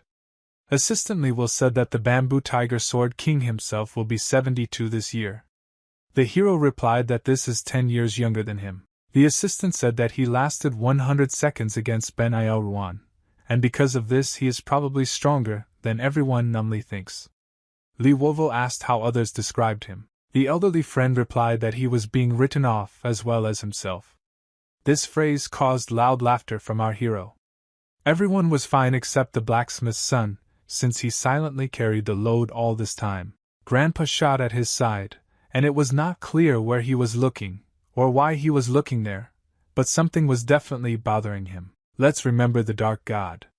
After all, the hero asked if there were other swordsmen of the same level in the area. The Dark God would answer with a counter-question about whether there were other swordsmen of his level in this world. Only 3 come to mind. The one who was at Yunnan Peak, who lasted 100 seconds against the Dark God. The man from Mount Tai who lasted 1,000 seconds. And the sage from Ji-Men Mountain. The partners moved on. Li's friend Will asked him what he would do if he suddenly met bamboo sword tigers. He suggested that they should spar in this case. But the hero said that he was not sure how this meeting would go, whether it would be a battle, a conversation, or maybe even just a peaceful tea party. Grandfather really liked this answer. He stopped even for a moment to think about what the hero had said. After that, he tapped his knuckle on Li Guo's new chain mail and asked if it was too heavy for the hero. He replied that not at all. But it seemed to my grandfather that she owed at least 25 kilograms. Their dialogue was interrupted by the blacksmith's son, who asked his grandfather to take a break. The answer did not take long to arrive. Grandfather turned around and said that the weight he was carrying was the same. After some time they came to the Yunnan forest on Mount Ingnan.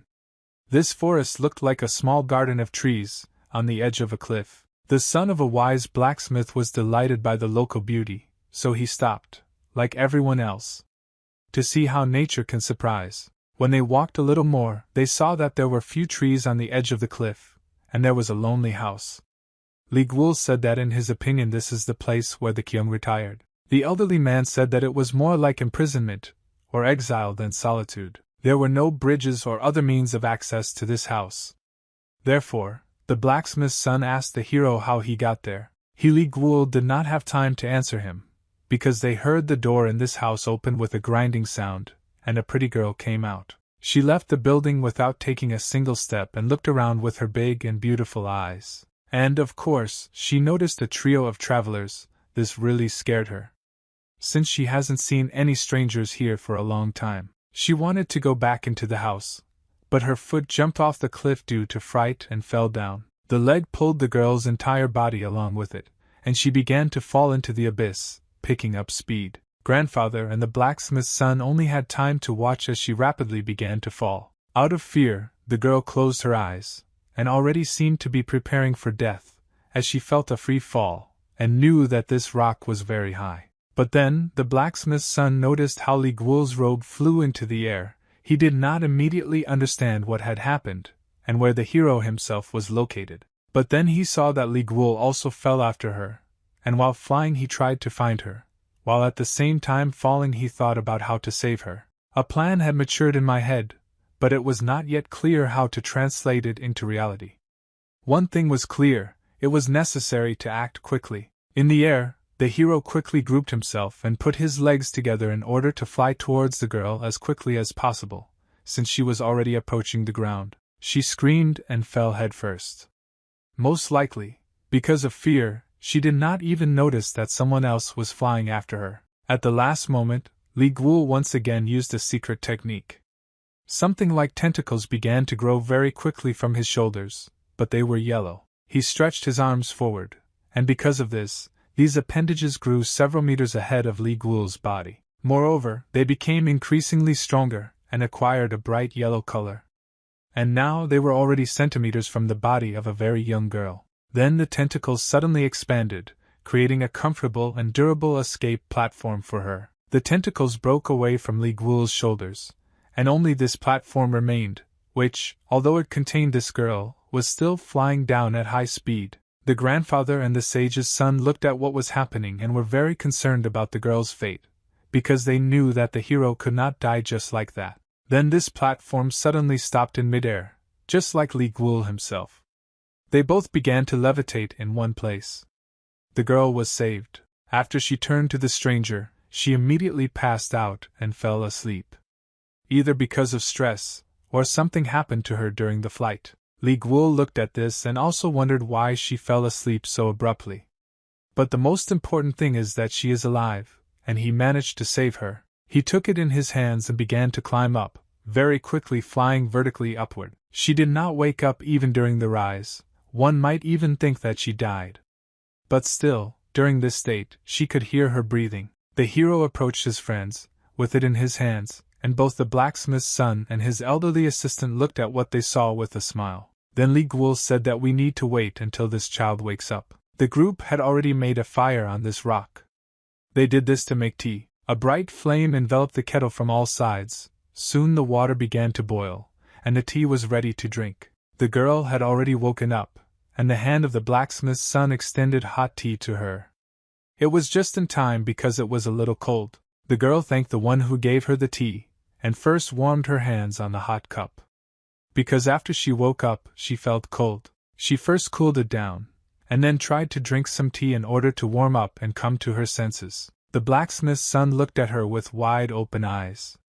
It was clear from his face that he was thinking that she was so beautiful that she even drinks tea elegantly. Li Guo addressed her, and immediately got down to business. He asked her about the tiger bamboo sword. According to his information, he was sick. She started telling him a story. To begin with, this happened about 5 years ago. Then the man with the black sword visited her father. The idea that this was the owner of the dark soul, Bayan Il Guan, immediately entered the head of the hero's elderly partner. The girl continued to tell the story. She said that she and her father first argued, and then talked about many sword techniques, and then fought, chanting the movement of the legs and stance. She said that her father held out against the leader of the bloodthirsty demon sect for a full 100 seconds. After that, she was ready to continue the story, but she coughed very badly. This alerted the grandfather, as he now saw that it seemed that not everything was all right with her either.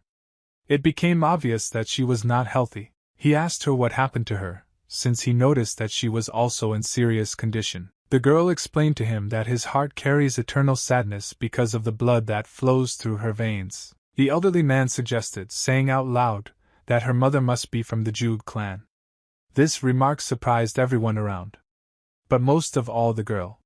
She asked him how he knew. He felt that his time had come, so he said that he forgot to introduce himself. The grandfather said that he was known as a man who knew everything about Mirim. The girl understood what he was talking about.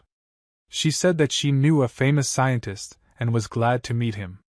And in response she introduced herself, saying her name. Her name was Jug Rio Rio. It is worth saying that women from this clan are known for their intelligence, but they have a lot of yin energy, which blocks the energy vein. They are also known for dying at an early age. She continued her story by saying that after her father fell ill, she tried to convince him to take medicine, but he refused. And after this she cannot live alone. This story made the blacksmith's son cry. He could not believe how something like this could happen to such a girl. At this moment, Li Guo simply silently analyzed all the information that the girl was saying, in order to come up with a solution for the future. The son turned to the hero because he was not particularly independent, and he lacked determination.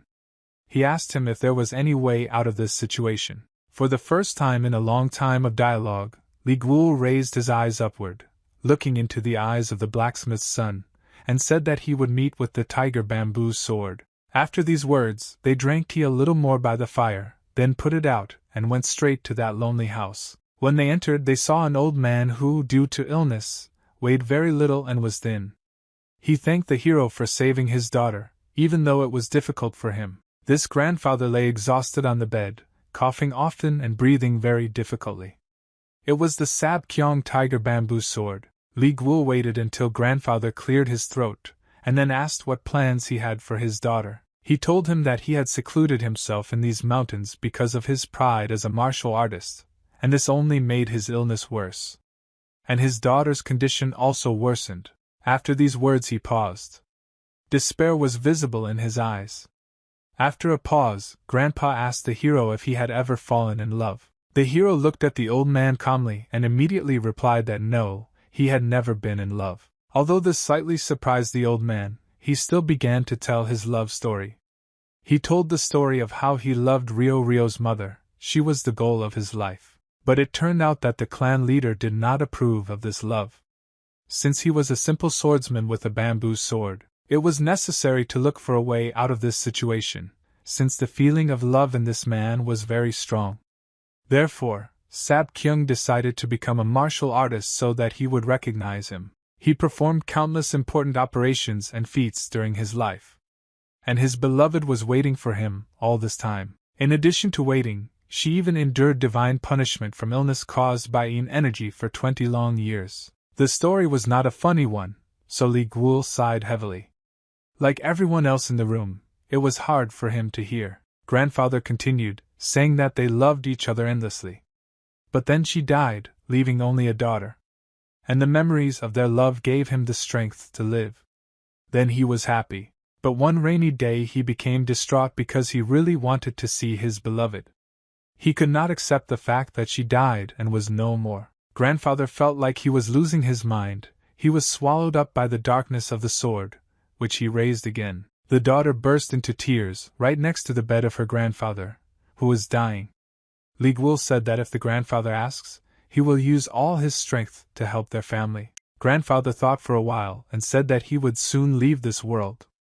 This means he has no right to burden the hero. But he also said that he had one last little wish. He turned to his daughter.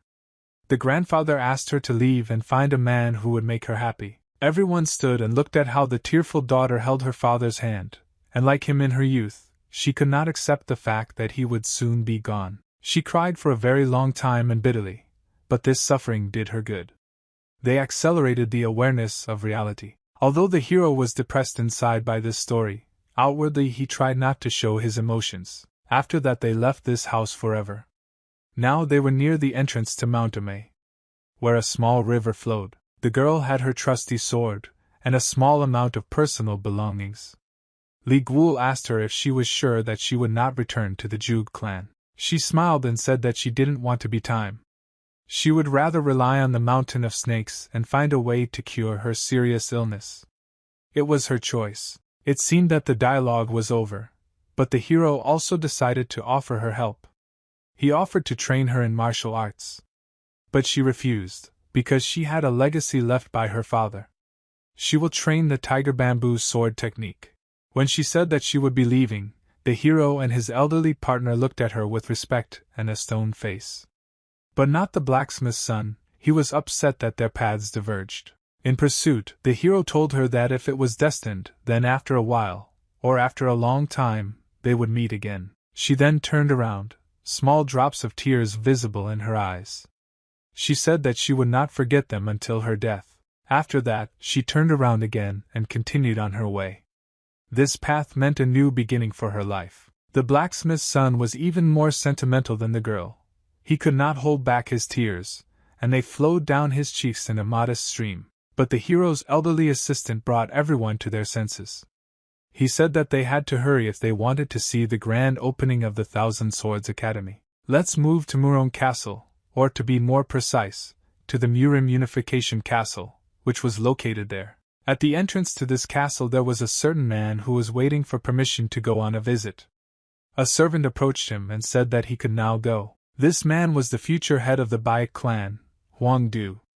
He only thought that after the loss of the bone collector to a thief named Doma, the prestige and reputation of the clan had dropped greatly. As he walked along the small corridors that led to the reception, he promised himself that he would undoubtedly return the bone collector back to his rightful place. He knocked on the door and warned everyone who was inside that he was about to enter. This is what etiquette required. The man with a scroll in his hands apologized to the guests for keeping him waiting, justifying it by saying that he was overloaded with work. This same man was the future head of the Murong clan, Murin Chen. The fatigue was visible on his face due to the fact that he had been working all day without rest. The guest, in turn, also apologized for scheduling the visit so late. Muring asked him why he came. After these words, the guest took out some kind of roll of paper from his traveling clothes. Judging by the quality of the materials, it was clear that what was written there was very important. He presented this scroll to the Muringa and invited him to read it.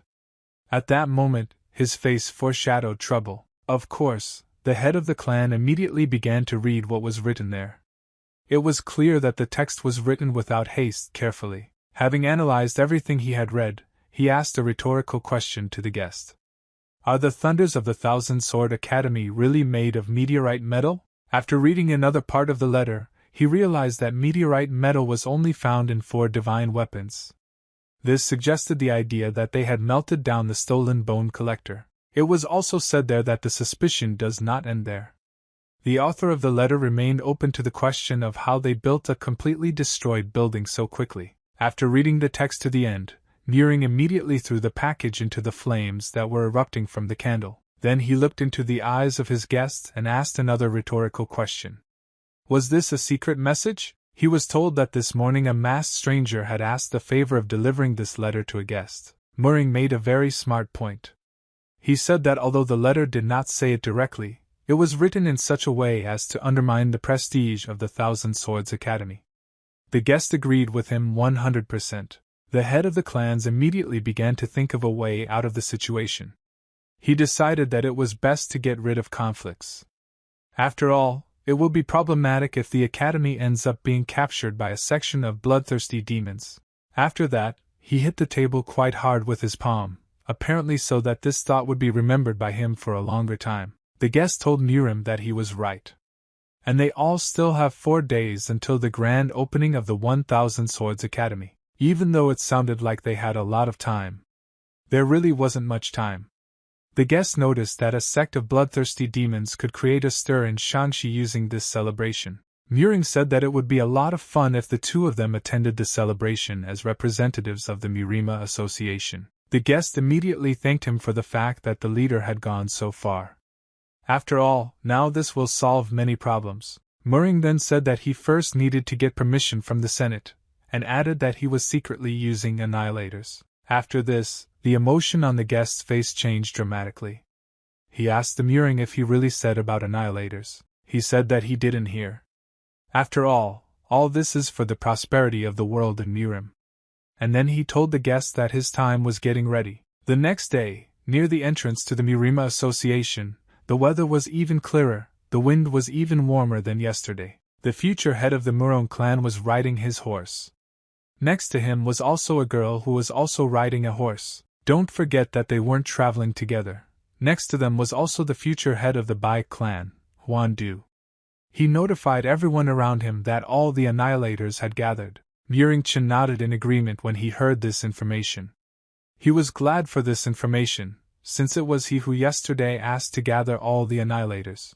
After that, he turned to the girl. He told her that he heard that she had submitted a request to accompany Muring and Huan Du. This girl was the future head of the beautiful mother's house, named Yun So Ryuong. She answered the man in a rather rude manner that there was no point in asking him if he already knew the answer. After she said this, Huang Du whispered to her that she was talking to the future leader of the Murong clan. Therefore, she should think about her manners. Muring himself said that everything was fine. After this skirmish, Muring continued the dialogue, saying that he heard how beautiful that girl is, because they say that she can turn the whole nation upside down. And he expressed gratitude to the unification of their clans. A smile was visible on Yun Xiao's face. She answered him with a cool look that she was only interested in the academy. And she doesn't care about men. After she said this, Yun Xiao hurried her horse, causing her to gain more speed than her interlocutor. At the same time, she was whistling a melody. Huan Du said that her behavior is not surprising, because all attractive women have a bad character. This made the Muringa laugh. The future head of the Murong clan, after laughing, was already thinking about something else. He thought that he finally had the chance he had been waiting for. After all, after 8 long years, he will finally be able to see the Gongjiang sword, thunder, again. Let's move to the city of Shaanxi itself, go up to the 2nd floor in the Ankang bar, where during the day, that is, at the height of the working day, there were few people there. A bald man was sitting at the table, drinking tea, looking out the window. What were you thinking? There was a thought in his head that he would be able to return to the sect after the grand opening. The man's name was Mu Young, also known by his nickname, Steel Blood.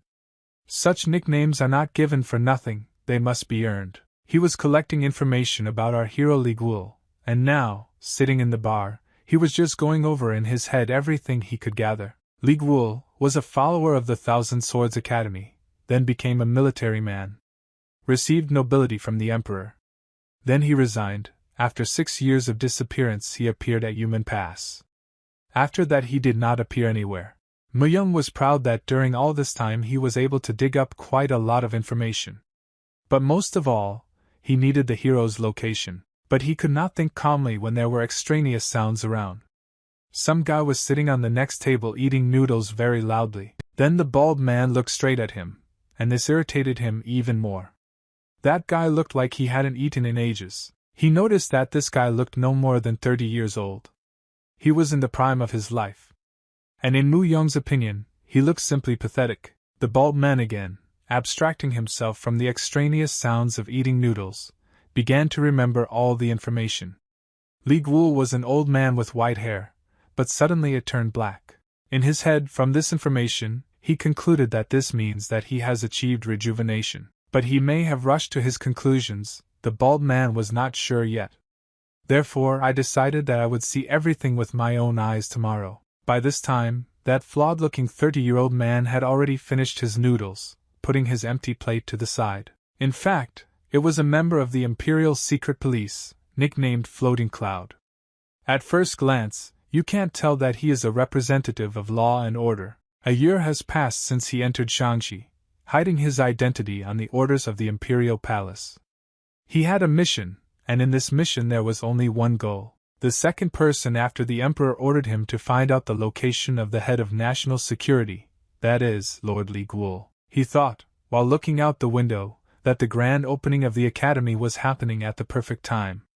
Assumed that the Lord might appear there, so he couldn't even sleep in anticipation. It seems that these two men, who were sitting practically on adjacent tables, had a lot in common. If they had to chat about something, they would definitely find a common language. Some, simultaneously looking out of different windows, thought about where this great general was. In the next room of that same bar, Li Guo was sitting with his assistant. And this elderly man noticed that the hero was constantly looking around. The hero said that he felt like someone was looking for him. This feeling haunted him, as it very rarely fails. Then the hero looked out the open window, seeing the lovely weather. He also saw there a character already familiar to us. It was the master of the Thousand Swords Academy, and he was chatting with different people, most likely about something positive, because everyone was smiling. The assistant told Li Guo that he still couldn't understand how the academy was able to rebuild so quickly.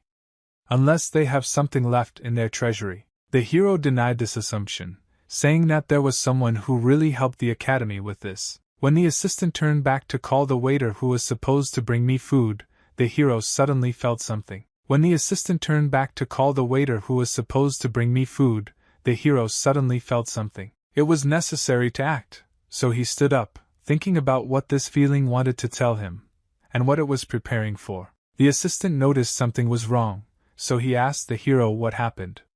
Why is he acting so strange? Li Guo responded that he began to sense a follower of the bloodthirsty demon sect. But then he told the assistant that he would take care of it. The elderly man was shocked and was speechless for a short time. At this time, the bald man was sitting with his eyes closed, and it seemed that he was sleeping. He was in a motionless state for a very long time, as he was tense all the time and could not rest properly. Why did he feel like someone poked his finger in the cheek? Why did he first open one eye to understand what was happening? He opened two eyes in horror, not yet fully awake. Mu Young thought about the fact that he had been waiting for 3 whole days and tried to remember what happened next. Steelblood looked around, then looked down and realized that he could not move. He was buried up to his neck in hard ground. The hero stood in front of him, blocking the sun. And he asked the bald man if it was true that he was from a sect of bloodthirsty demons. It was shameful for him to realize that he, the blood of steel, had been stolen. This meant that he was very relaxed. He stood up with his sharp sword and lightly pressed it to the enemy's forehead. He told the bald man that everything was his sect's fault, not his own. Mu Young looked up at the hero and understood the stalemate of the situation. He shouted for him to stop. He then closed his eyes while lowering his head downwards, causing the sword to slightly graze his skin. These few moments lasted like an eternity for him. He thought about what to do and what to say. After some thought, he told Gwul to simply kill him right there. He didn't need anything else. When the hero heard these words, he remembered a familiar voice. Li Gwul asked him if he was one of the shadows of beyond Guan, while simultaneously hiding his sword. The bald man was very worried, thinking every word he said. He looked away to the side, and sweat began to fall from his face onto the ground. Mu Young asked Gwul if you mean that he is the head of national security. The hero answered him that he was able to track him down, and asked whether he had time to inform the Dark God. Steelblood didn't know what to say. Li Gwul took the initiative, saying that he would spare his life if he promised not to talk about his whereabouts. After these words, insight came to the bald man. Since he is on the verge of death, he must at least behave with dignity. He shouted at the top of his lungs that he was the shadow of the Dark God, and would not regret begging for mercy. Li Gwul's patience ran out, and he drew his sword, saying in parallel that then he would be happy to die for his god. In such a stressful situation, Mu Young got his second wind. He began to very quickly climb out of the ground with the help of his muscles. He no longer cared that his opponent was on the same level as the Dark God. He tore the clothes on his body with his muscles, looking straight into the eyes of his opponent. Steelblood shouted that he was second after God. Therefore, he does not intend to give up. He pulled out a small blade from his sleeve. Such a weapon is mandatory for anyone who secretly collects information about the enemy. With his trademark indifferent gaze, Li Gwul looked at the Steelblood. He saw him pull out his blade, and was 10 steps ahead. A serious battle began, not to the death. The pumped-up man jumped towards the hero, trying to deliver multiple blows with small blades, and the hero simply blocked all these blows, occasionally releasing streams of energy towards his opponents. It looks like he wasn't fighting with all his strength. The bald man spent a lot of energy on these multiple strikes.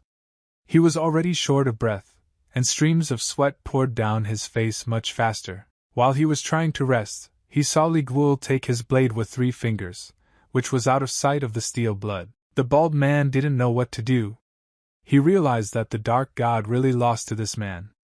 After this, he completely lost faith in himself. Li Gwul easily broke off a piece of the enemy's blade.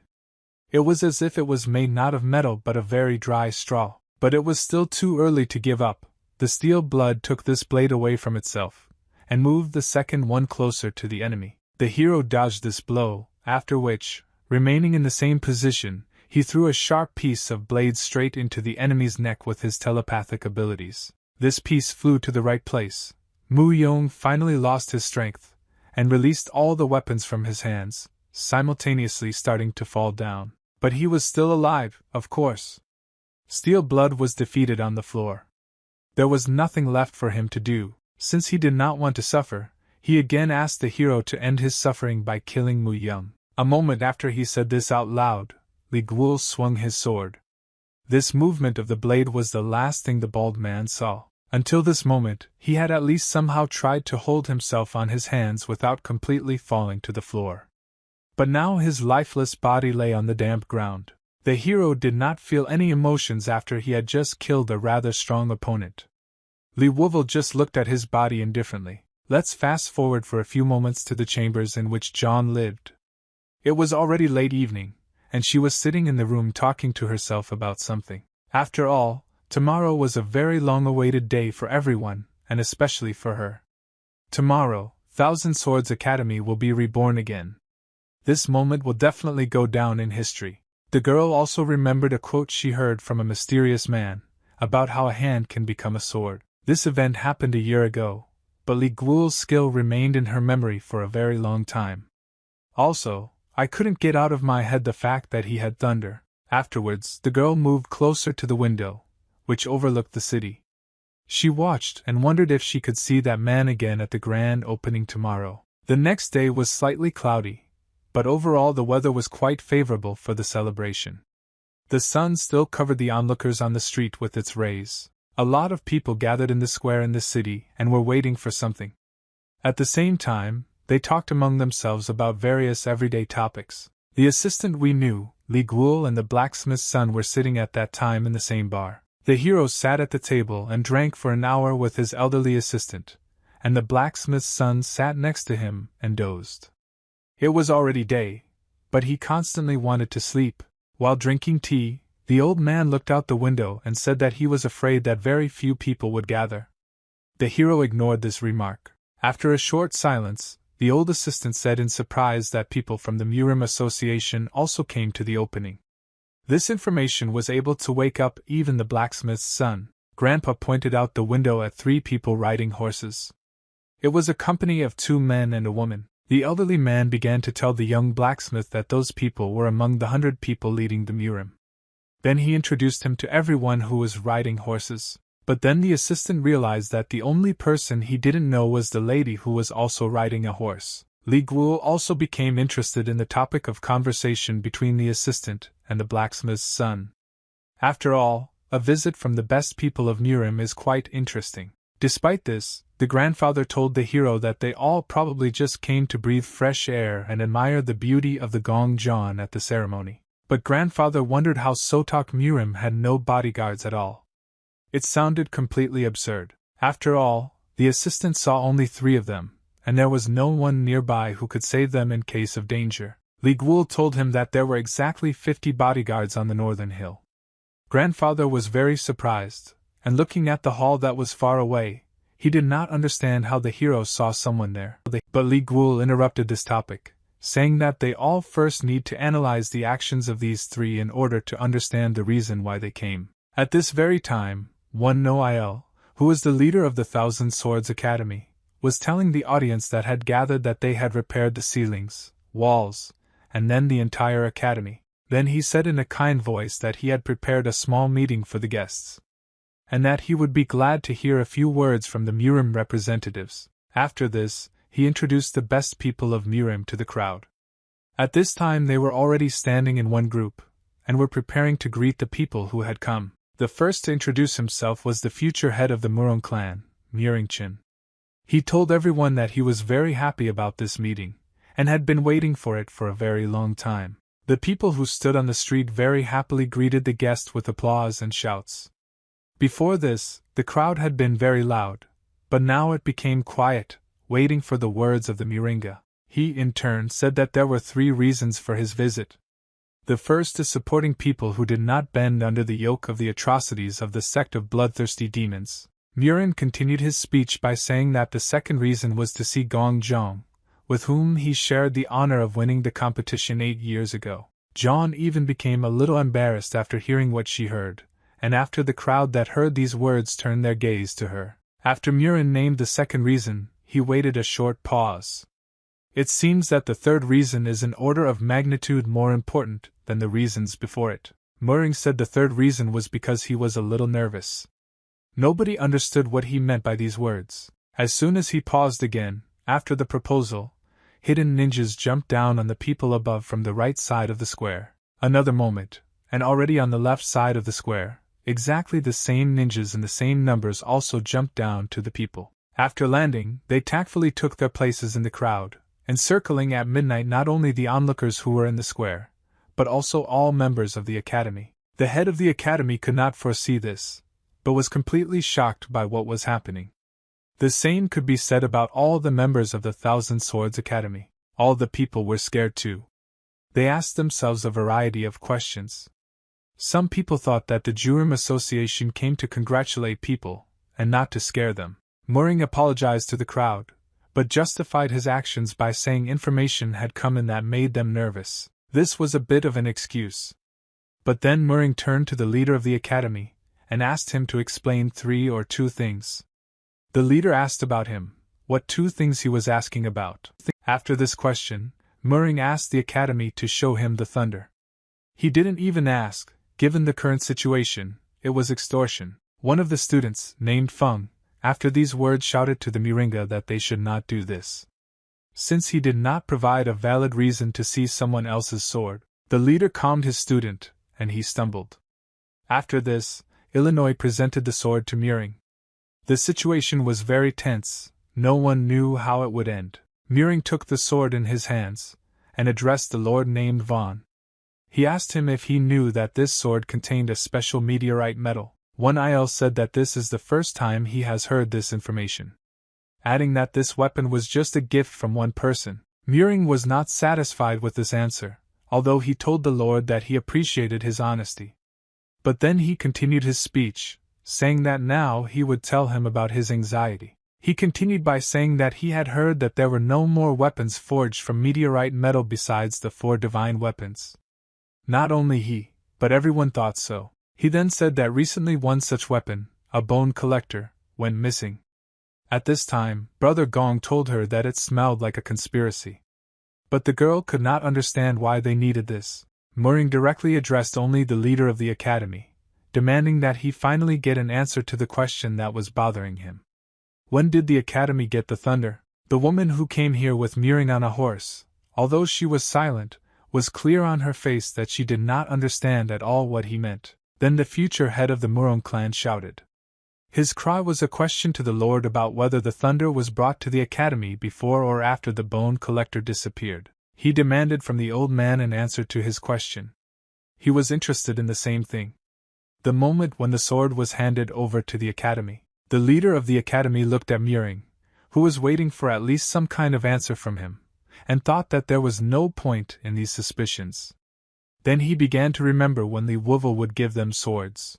Yin raised his head and told Muring that it was after the bone collector disappeared. After that the crowd, which was slightly puny, completely fell silent. Either a hero's assistant, or a blacksmith's son, or ordinary people from the crowd. Everyone was very surprised by what they heard. They simply couldn't believe it. Among the people in the crowd, someone said that the academy stole the bone collector and created thunder swords from it. But some people said that the sword was stolen by the Blood Heaven Demon clan. The rest tried to find at least some connection between the Thousand Swords clan and the Bloody Heaven Demon sect. But no one managed to do this. Then Brother John put his right hand on the sword, and told his sister that at this rate they would be accused of stealing the bone collector. But Gong stopped him, saying that there must be another way out of this situation, more peaceful and more effective. She took a few steps towards Muring, earning his attention. Since before this he constantly looked at the leader of the academy. The girl looked at him. Determination was visible in her eyes, and at the same time misunderstanding. She tried to understand what was the reason. Is it really that simple? And Muring accuses the academy of what she did to take revenge on Gong for rejecting his feelings. She stood there for a few seconds, looking at him and thinking. But it seemed like an eternity had passed. John tried to remember when the bone collector was stolen. When did the clan get thunder? It was a long time ago, but Gong remembered everything. Although at that time she was still just a child who was interested in the world around her. On the day when the hollow thunder swords arrived at their clan, she, since she was a child, was just walking aimlessly and reading, and the clan was lively then, still chasing the kidnapper of the bone collector. And, as we know, this was not successful. The girl, when she stopped remembering her past, asked Muring if he would give her the opportunity to answer the question. The academy student addressed the people. She told them that it takes more than a day to forge one sword. She then asked the audience if there was anyone among them who knew how long this process took. Someone in the crowd, apparently understanding something about weapon forging, said that it takes about 3 or 4 days. Then the girl supplemented his answer, saying that it would take half a month to forge 15 swords. After that, the girl turned to Huan Du and told him that the difference between stealing the bone collector and the appearance of thunder was 10 days. And she asked the head of the Bai clan to confirm the date. Huan Du was puzzled. It seemed that the girl took him by surprise and he had nothing to say. He turned to Muring, expecting him to tell him what to answer. But this did not happen, so the girl continued her speech. Gong said that since Muring also stated that this was bothering him, then the 1,000 Sword clan would not file any complaints regarding this matter. Here Huan Du interrupted her, saying that there was no need to confirm the accuracy of the date, because it was the Bai clan's oversight that they allowed the divine weapons to be stolen. But then, the future head of the Bai clan asked the girl about one more thing. It related to the incident where the Bloody Heaven Demon sect burned down the academy and suddenly retreated. He asked Wujan to make public the amount needed to restore the clan, at least approximately. Gong tried to answer something, but of course she didn't even know the approximate number. Therefore, she hesitated, and uncertainty was visible on her face. When Huan Du saw this, he realized that now was the moment when he could provide, albeit imaginary, evidence that he was right. He took out a package and said that he had investigation data, that they needed at least 1,000 gold to restore the clan and build buildings. Huan Du, in a raised tone, addressed the leader of the academy and the girl, asking where and how the Thousand Swords clan got that kind of money. The leader thought that the swords of Hollow Thunder and the treasury were left to him by Master Li Guo. But there's no way to prove it. The future head of the Bai clan said that the message they received from the Murima Alliance stated that the restoration of the academy was funded by the Bloody Heaven Demon sect. This greatly angered Gong, and she screamed at the top of her voice that this was simply ridiculous. Then the academy leader asked, what reason would the Blood Heaven Demon sect donate money to the Thousand Sword clan? Huang Du calmly said that instead of destroying the Thousand Swords clan, they chose to create a branch of the Bloody Heaven Demon sect right in the middle of the Murima Union territory. Murring listened and looked at everything that was happening with a sweet smile. It was clear that he was pleased with Huan Du's words. Suddenly, Brother Gong shouted that they would not tolerate such insults and humiliation. And if he has to, he will rip open his stomach to prove that they are not related to the Blood Heaven clan. Muring Chen then signaled to his ninja to move closer to the academy students, surrounding them. After this, he said that if the disciples unsheathed their blades, it would confirm that they were part of the demonic sect. And he called for them to lay down their arms and allowed the Murima Union to take them into custody. The academy students looked around, realizing that they were in the minority, and it would be very difficult for them in this battle. At the same time, they heard many people saying that they were upset that they had come to congratulate the demonic sect, and that they sincerely believed that the clan was not being restored through bloody means. Huang Du shouted down all of them, shouting to the academy students to hurry up and lay down their weapons, since they no longer intend to give time for a decision. Muring turned to the girl, ordering her to put down the Hollow Thunder, adding that perhaps she could still prove her innocence in the Union. She didn't hear what he was saying, because in her head there was only the thought that if they were captured now, they would definitely kill everyone. Then, holding her sword in a loud voice, she addressed the students and the master. She stated that she was going to fight, because they must survive to prove their innocence. The master didn't like this. He whispered to her that they would open the way, she just needed to run away without looking back. He then told her that she was the only one who could subsequently avenge them. The master said this absolutely seriously, preparing for a brave battle. But Gong's answer was obvious. She told him that she couldn't and would fight with them.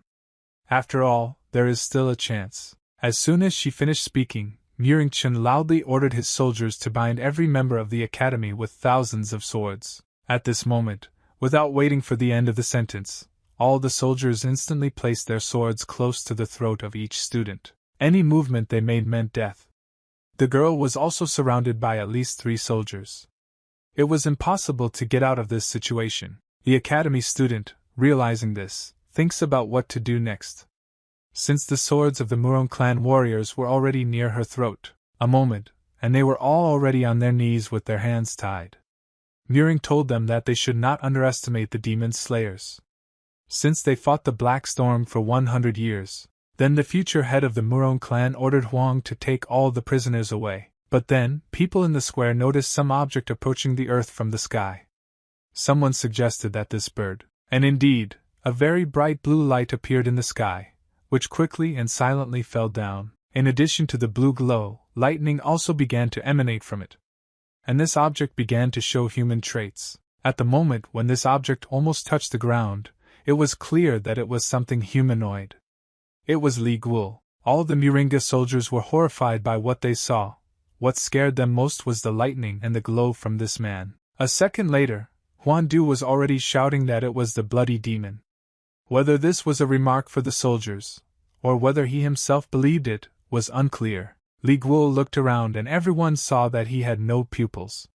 One could expect anything from him. Then, suddenly, a blast wave began to be emitted from the hero, which scared everyone and slightly threw the soldier's back. The master himself, and even Gong, were speechless from such a surprise.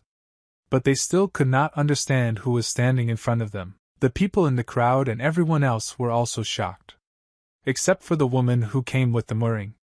For some reason, there was no emotion on her face. Muring Chung and Huan Du were slightly downcast, but still believed in their victory. And for good reason. Li Guo took a step towards the Thousand Swords Academy master. This step was noticed by everyone in the square, including the soldiers. The man I knew, who was wearing a gray t-shirt and standing next to the soldiers, was also silent, either from fear or from misunderstanding. Li Guo came as close as possible to the master. At that moment, the academy leader's eyes were downcast, but when he noticed that this guest came straight up to him, he asked in a trembling voice who it was. The hero lowered his head to the master and addressed him by name. At that moment, it was as if the whole world stopped. The moment the hero turned to the master, he was overwhelmed by memories from his childhood when he was training with a wooden sword. He remembered how when he was training, someone called him, saying the name No Il.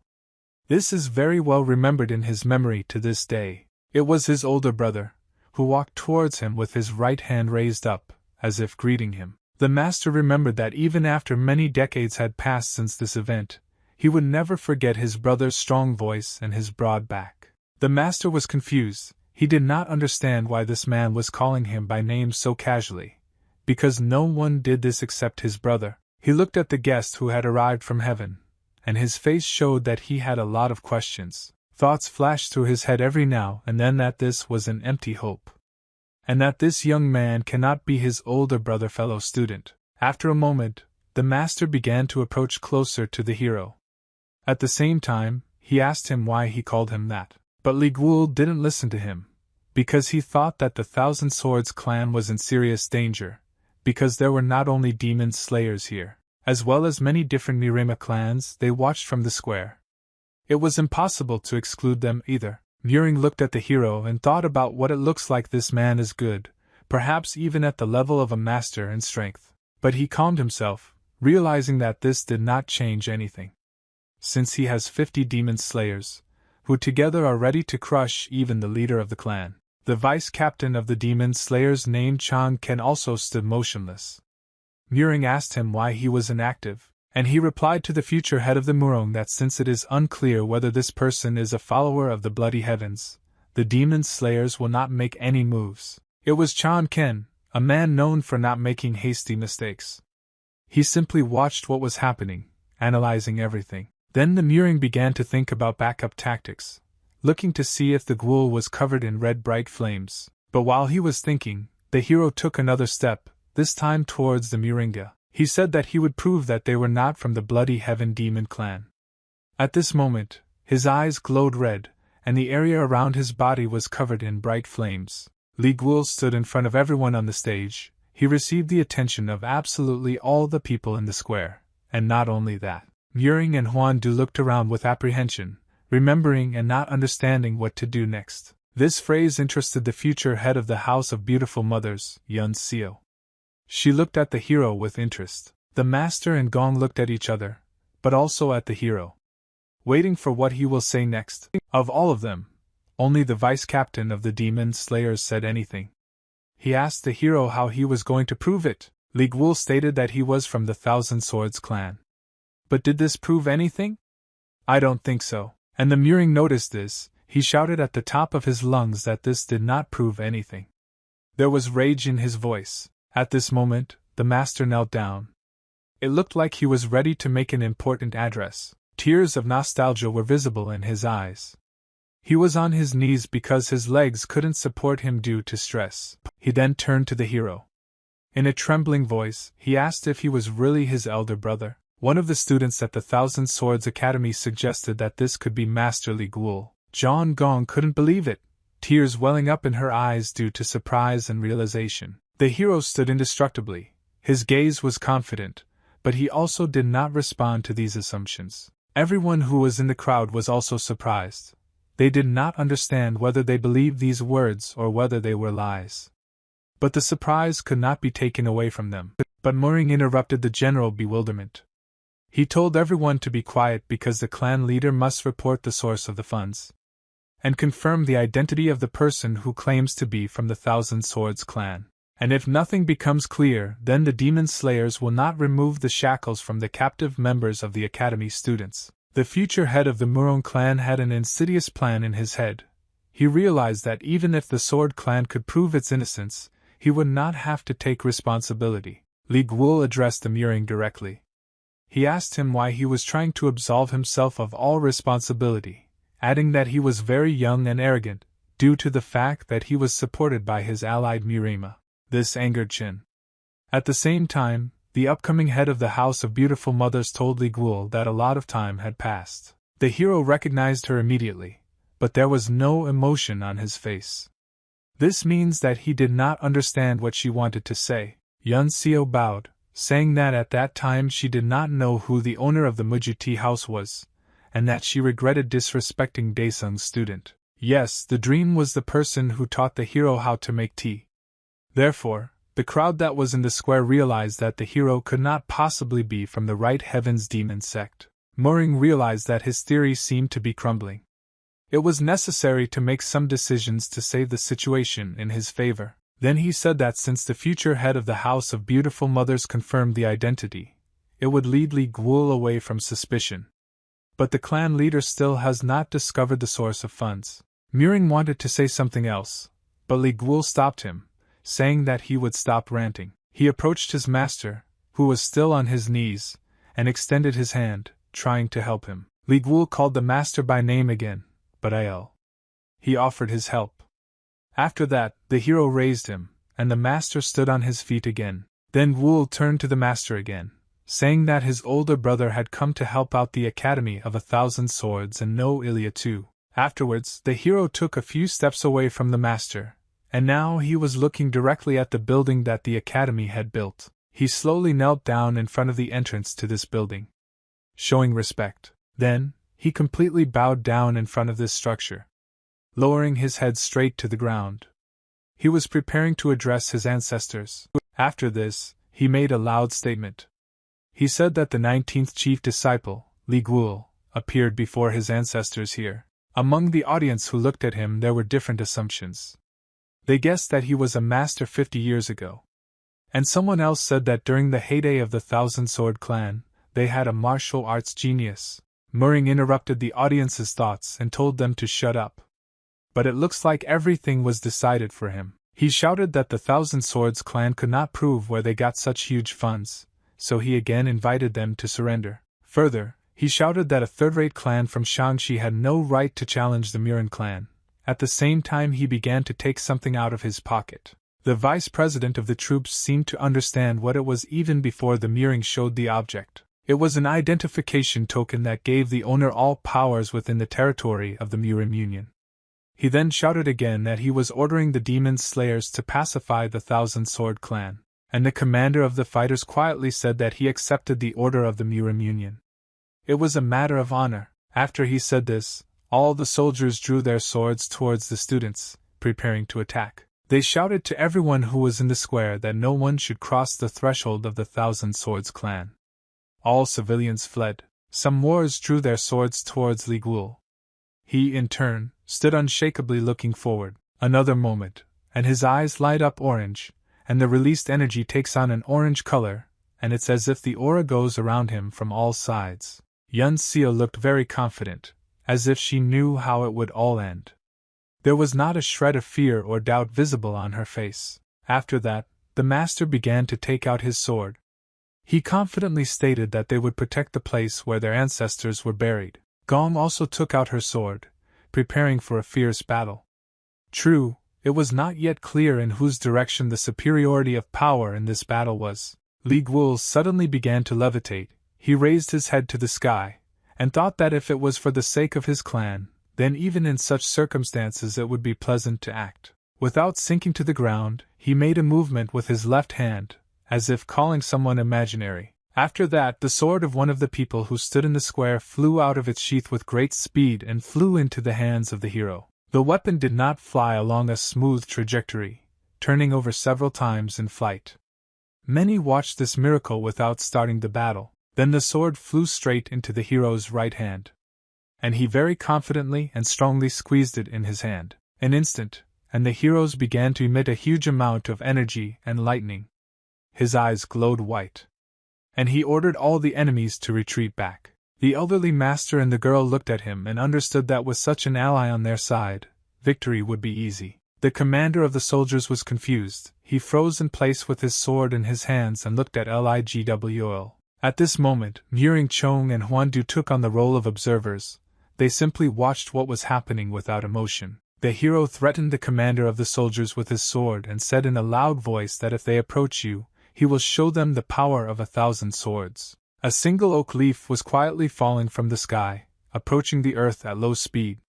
It was surprisingly quiet. During the flight, due to a weak warm wind, the leaf unfurled and tossed from side to side. Then he flew near the hero, who stood ready and looked at the army that was ready to attack him. The commander of the troops also looked at him. He wondered how Ghoul could stand face to face with the Annihilators, and not even move an inch. He quickly came to the realization that there was an enemy in front of him, whose strength could not be assessed. The silence before the battle was broken by the hero's phrase. He complimented the commander's sword, saying that his weapon was of good quality. The commander was flattered, but still said that it was obvious, especially if you look at Li Guo's sword. The heroes warned their enemy, saying that he should not judge a book by its cover. After all, appearances can be deceiving. Then the commander replied that he could say the same about him and his army. The hero appreciated the enemy's self-confidence. After all, self-confidence very often plays a big role in battle. Even the weakest opponent, if he believes in his victory, can get it. Li Guo stood simultaneously alone, and at the same time surrounded by countless soldiers, under the command of a commander. After a moment, he raised the sword upside down near his face, and told the commander to attack with his army, and then he would show them the power of 1,000 swords. The commander gave an order to his charges. He told them to get ready and maintain the formation of destruction. Even though this was the most common tactic, it seemed to be the most effective in this situation. After he gave the order, within a few seconds the entire army began to move very quickly around the hero, with such speed that no one was visible. Just an endless cycle of enemies. The hero's assistant, and everyone else who was in the square, felt the speed of the soldiers, because their movement created a strong whirlwind. Gong screamed at Master Li Guo, warning him of the attack. But he didn't need it, because he knew what technique to use when. He also stood still, holding his sword in his hands and looking straight. There was no point in looking back, since he would not have noticed the enemy anyway. But in the moment right before the attack of the army, he noticed how the commander, shouting to attack, pulled out his sword and jumped straight towards the hero. The soldier's blades were already a few centimeters from Li Guo's body. It looks like one of them will still be able to deliver such an important blow. Before the attack, the master shouted to his elder brother. In total, it seemed to both sides that the soldiers had already struck. And so it was. All the commander's troops simultaneously struck the hero. And because of this, it began to glow with a bright yellow flame. Each of them felt their blade cutting something, but at the same time the yellow glow became brighter. Then the yellow glow turned into an explosion that scattered the soldiers, including the commander, in different directions. Moving away from the epicenter of the explosion, they only picked up the speed with which they would soon hit the ground. Then those who were in the square could notice that there was another aura around the explosion. It looked like it was protective. And at the very epicenter of this explosion there was still a hero. Some army soldiers flew so far that they landed right on the roof of nearby buildings. The explosion was so strong. The rest were a little more lucky, so they were simply thrown a few meters along the ground. And someone even flew over the fence. The commander, since his strength was much stronger than the strength of his soldiers, was the weakest of all. He practically even stood on his feet. Muring Chun and Huan Du stood at a safe distance from the explosion, so they were not thrown back. They were just seriously scared and excited. Yun Xiao, although she was the most confident of all, also felt surprised. She stood quite far away, but even she felt a slight vibration after the explosion. Only Zhang Gong realized that what just happened was nothing other than what she had been thinking about from the very beginning. The dust and pieces of road that the explosion raised into the sky began to fall over time. At the same time, everything was covered in a small layer of smoke. This was the first stance of the Thousand-Sword Clan. Namely, a sword strike piercing the heavens. Li Guo stood motionless, holding a sword in his right hand from which lightning was drawn. In the hero's sword, if you look carefully, you could notice the appearance of the first hole. It appeared there immediately after he used this technique. Gong immediately realized that the 18 holes in the hollow thunder were the result of the technique of crushing mountains with one sword. Through the smoke, the girl tried to call Master Li Guo. But after he used this technique, his eyes simply began to glow, and he did not hear or see anything. Then, he swung his sword once more. The yellow energy around him immediately began to dim a little. He swung the weapon a second time and said that this was the authentic sword technique of the Thousand Sword Clan. He looked at the weapon and continued by saying that this technique is called Heaven-Piercing Sword Strike. So the girl was right. The commander soldier could barely stand. He leaned on his sword and said that he recognized that his enemy was strong. But the Inquisitors may disappear, but they will never lose. He paused, then shouted that the hero would have to kill all members of the united clans of the Murima Union, and then face hundreds of thousands of people from the world of martial arts who would want to take revenge on him. This remark only caused Li Guo to smirk slightly, because he knew what to answer to his enemy. He said that if the Thousand Swords clan turns out to be innocent, then the death of everyone here will be in vain. The commander did not think about this, so misunderstanding was visible in his eyes. He was caught in a stupor. The Thousand Swords clan already knows the grief of losses, and the hero will not allow anyone from the clan to die again. They already lost many followers and elders in the Battle of Chongyan. The commander had already gained a little strength and tried to stand up completely. He said that the orders of the Murima Union are absolute, even if the order does not carry nobility. Li Guo responded to this by saying that they both have their own circumstances that they will not compromise on. After that, the hero turned his head towards Muring and asked him if he had the same opinion. Chen didn't understand what he meant at first. And then he shouted that it would not have come to this if the Thousand Swords clan had not remained silent when they asked questions. The heroes had completely lost faith in the future head of Murom, and said that after this statement, there was no need to discuss anything. Having finished this, he once again drew his sword, waving it near his body, creating streams of energy. Then he pointed his sword straight into the heavens, shouting that today the Thousand Swords clan will be reborn. This day has come. The academy students were still standing in the crowd. Some of them were ready to rush into battle, while others were dumbfounded by what was happening. The commander then gave another order to his warriors, telling them to form a formation and be ready to replace the vanguard if you fell. Further actions of the soldiers were very similar to their tactics at the beginning. They again created a vortex around the hero. This choice of tactics was strange because it didn't work the first time. But again, in this situation you can't think of anything better. Li Guo silently watched as the warriors circled above him, creating currents of wind. It was only necessary to understand when they would strike. But while there was time, the hero thought that first it was worth reducing the number of spectators. He used the art of distributing tea, the 5 elements. Another small explosion appeared around him, which, although it did not throw back the enemies, did create an effect. Suddenly, streams of air began to burst out from under the ground, tearing the road apart and tearing it into 2 parts. These streams rose higher and higher, and the gap between the 2 parts became wider, creating an empty space between them. After this happened, Li Guo made several simple movements with his hands. Although the movements were light, they led to impressive consequences. From under the gap that appeared in the road, a high wall of strong, dense earth and stone began to rise. The people who remained on the other side of the wall could not understand what was happening. They had never seen technology of this level. The commander, who was just about to strike, asked Li Guo what he was trying to do, but of course, the hero did not answer. He just pointed his sword in the other direction. The warriors, who were in the air at that moment and were already preparing to strike their enemy, felt that some force was leading them in the direction. Gong looked at it and realized that it was a sword strike that distorted space. But she was surprised that this technique was not made in a standard stance. The hero's sword cut through space, simultaneously extracting yellow lightning from a blade with 1 hole. But then the hole became 2. It was a technique of crushing mountains with 1 sword, second stance. All the warriors at that same second began to rapidly fall to the ground. Their swords flew out of their hands and flew in the other direction. The heroes didn't seem to feel this. Their eyes now began to glow red. He loudly pronounced the name of the technique, namely the blow of a sword cutting through the skies. The vice-captain and the destroyer stood straight and unshakable. He looked into the gloomy sky which was all covered in rainy clouds. All these years he lived as a destroyer, as the pride of the Murim Union.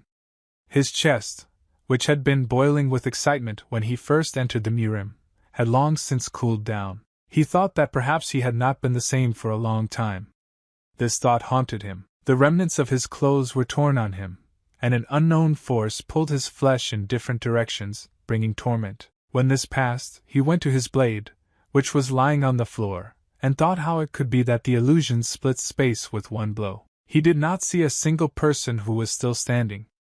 Li Guo was well aware of the presence and power of all 50 exterminators. This all-consuming power reminded him of the first time he met the leader of the Union.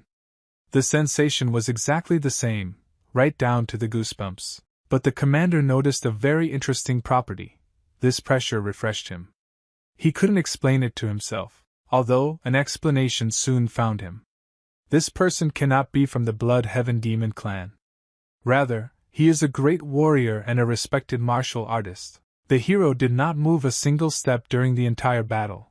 He pointed his sword towards the commander and asked if he could get an extra boost. The commander answered him, saying that if possible, he would like to challenge him in an open place, and not in such a place as this. The vice president breathed a sigh of relief.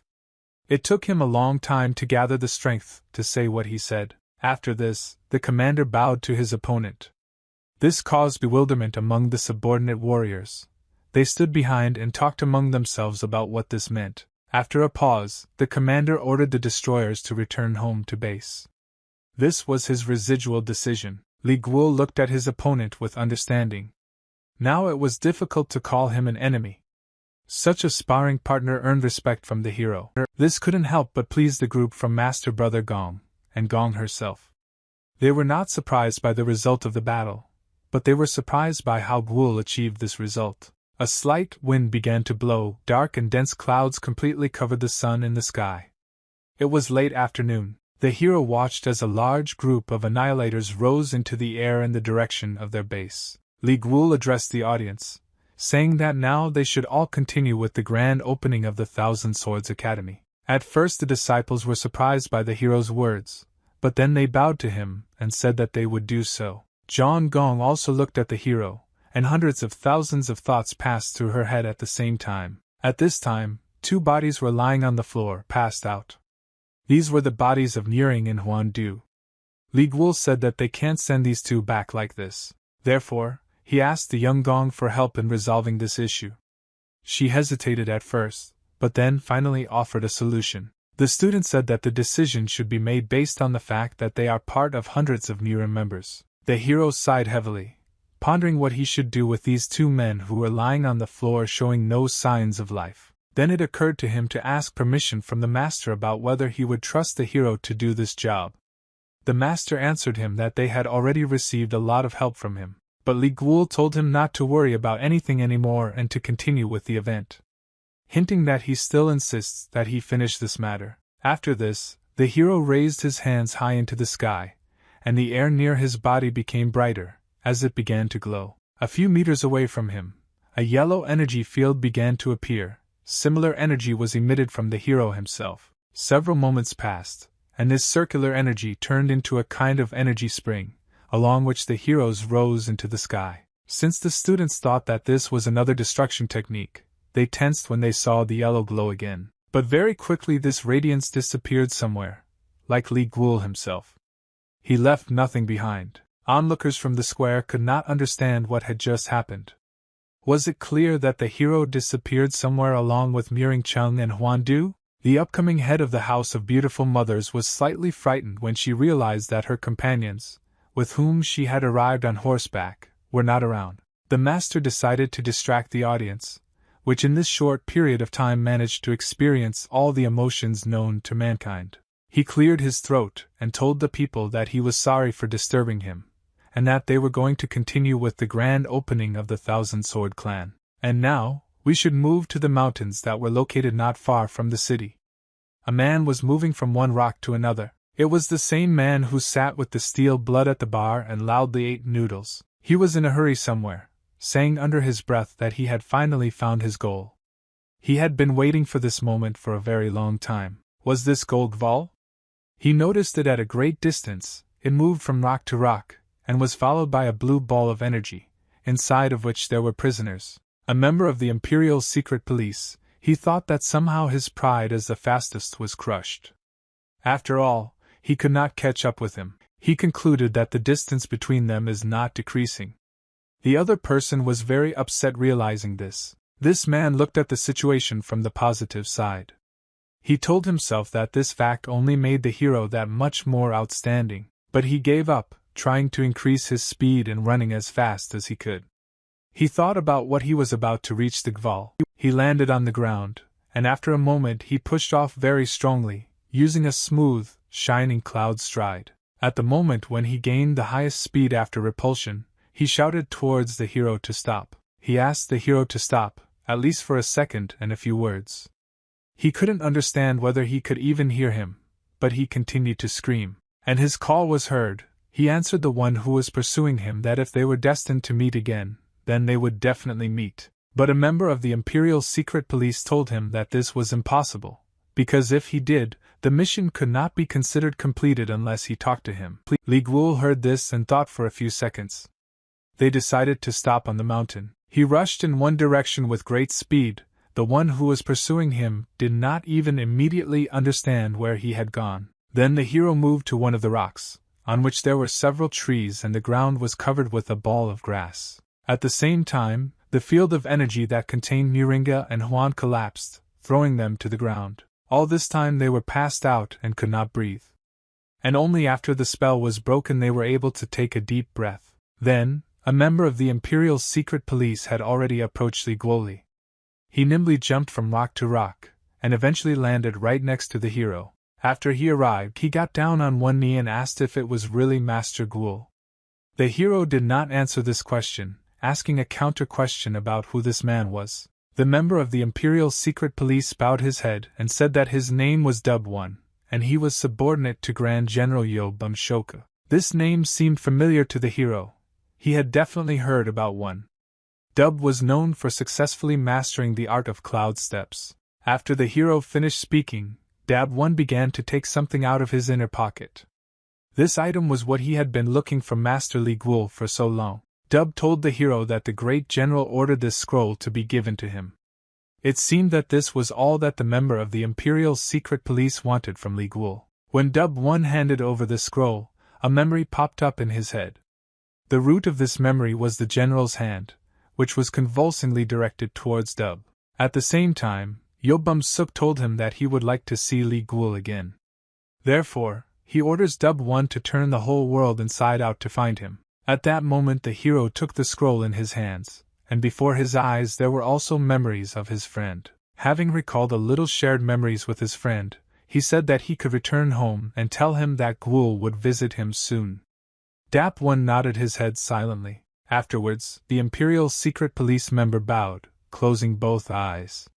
But when he finished bowing and opened his eyes, he saw something that surprised him very much. Li Guol and the two male bodies that he was carrying disappeared somewhere without a trace. Dab One stood up and exhaled all the air from his lungs with relief. He was very worried during this meeting, as the wait was very long. He still couldn't believe that he had just met Master Li Guol himself. Realizing that the mission was over, with his left hand he lifted the inside of his outerwear, which he specially wore over it so as not to attract unnecessary attention. With a sharp movement, he threw off all the windings, saying that the life of a tramp in Shangxi was quite fun. Under these capes was a rather beautiful and expensive warrior's armor. Now let's move to the place where the hero took the bodies of Muring and Huan Du. This place was on a nearby rock, from which a beautiful sunset could be seen. The first of this pair to wake up was Muringchen. He had a headache and did not remember what had happened for the last few hours. He looked back in horror and realized that he was lying with Huan Du, who was still unconscious. Turning around even wider, he saw Guol, who was sitting on a small hill and beheld the evening sunset from above. Then Li Guol turned around. Having done this, he told the future head of the Murong clan that now he would ask questions, and it would be better for him to answer them correctly. In order to understand what happened next, We need to remember what happened 8 years ago at the competition in the Murima Union. Then quite important and difficult trials took place. The girls who watched them noticed the beauty of the Muring Chen, and were embarrassed when he looked in their direction. But he didn't care about the attention of these girls. He looked at the fighting area with an indifferent face. And at the same time I thought that he didn't like all this, and it was very unfortunate that he had to deal with this every year. Sitting next to him was 20-year-old Huang Du, who told him that, as expected, the young master of the Murong clan was popular with the ladies. Muring didn't really like this phrase, and he said that it was very burdensome, so he didn't want to hear anything like that anymore. But Huang Du did not remain silent, saying that even if we take all 100 members of the Murim Union, then only 5 great clans are special. His goal was to shower the Muringa with compliments. Although Muring Chung did not answer, Huang Du continued his speech by saying that if the Bai clan did not have a bone collector, they would not be able to maintain such friendly relations. The future head of the Murong clan said that this is nonsense, because Huang Du has been his friend since childhood. Such an answer brought only joy to the future head of the Bai clan. A grin was visible on the Muring's face. Because of this, Huang Du could not understand whether the words he had just uttered were sincere. Muring said that he did not want to burden himself with thoughts of the power and might of his clan. These thoughts only bothered him. After all, he was different, in his opinion, from those who turned to him only because of their status. Then he fell silent, simultaneously drinking some tea from his cup. At that moment, he thought that it would be lovely to meet a woman who would understand his true nature. It was an incredible coincidence because as soon as he said this he looked towards the ring because of a loud sound. This sound was a sword that fell from the hands of a defeated opponent in battle. He hit the floor several times, so the sound of his blade was very clearly audible from a short distance. Gong Zhan, who was then called Shirha, stood in the pose of a winner. She managed to defeat a difficult opponent, simultaneously knocking his sword out of his hands. Then the girl was only 15 years old, and she could already professionally wield various types of weapons. When Muring saw that the girl had won, he jumped up from the table and froze, looking at her. His eyes were wide open, along with his mouth. He was not so happy about her victory as he was fascinated by her beauty. Huang Du made him feel that it was interesting that such a talented person was from the third-rate Thousand Swords clan. He continued, saying that unlike the ladies from other clans, this girl was not interested in anything other than martial arts. The girl looked around, listening to the applause that was in honor of her victory, and the Muring at that time looked at her in fascination. Shirha won and was first. Victory was hers, but Muringa was least interested in that, since now, he was thinking that it was the girl who made his heart beat much faster. Let's go back to the rock where Li Guol sat and talked with the prisoners. At this point, he asked Chen Wen and from what source he received the information. He introduced dialogue, so he could allow himself to stand with his back to the interlocutor and continue to enjoy the sunset. Muring decided to take some quiet time for himself. He needed to think about whether the hero should answer the question posed, and whether he should do it honestly. He decided to stay calm because there had to be a way to overcome this. It was also impossible to remain silent for a long time, so he said that he did not know the source, but he received the information 10 days ago. Muring said that the Hollow Thunder swords appeared in the Thousand Sword clan after the Bone Collector disappeared, and the letter spoke of suspicions about how much money the clan was restored with. Next, Qin decided to talk about his assumptions that the Thousand Swords clan would not be able to withstand the forces of the Bloody Heaven Demon sect. Li Guol only remained silent, considering the situation around him. He was wary of believing the words spoken by the Muring, and Muring saw this, which is why he thought about it once again before speaking the next line. But Qin did not shut up, saying that it would be a misfortune for the Murim Union if the Thousand Swords clan became an auxiliary base for the Bloody Heaven Demon sect. The hero asked him if he tried to stop the grand openings in order to find out the truth. Muring nodded positively, saying that if the clan were moved to the Murim alliance, they would be temporarily limited. He raised his voice and continued to make excuses, saying that he never intended to harm anyone from the Thousand Swords clan.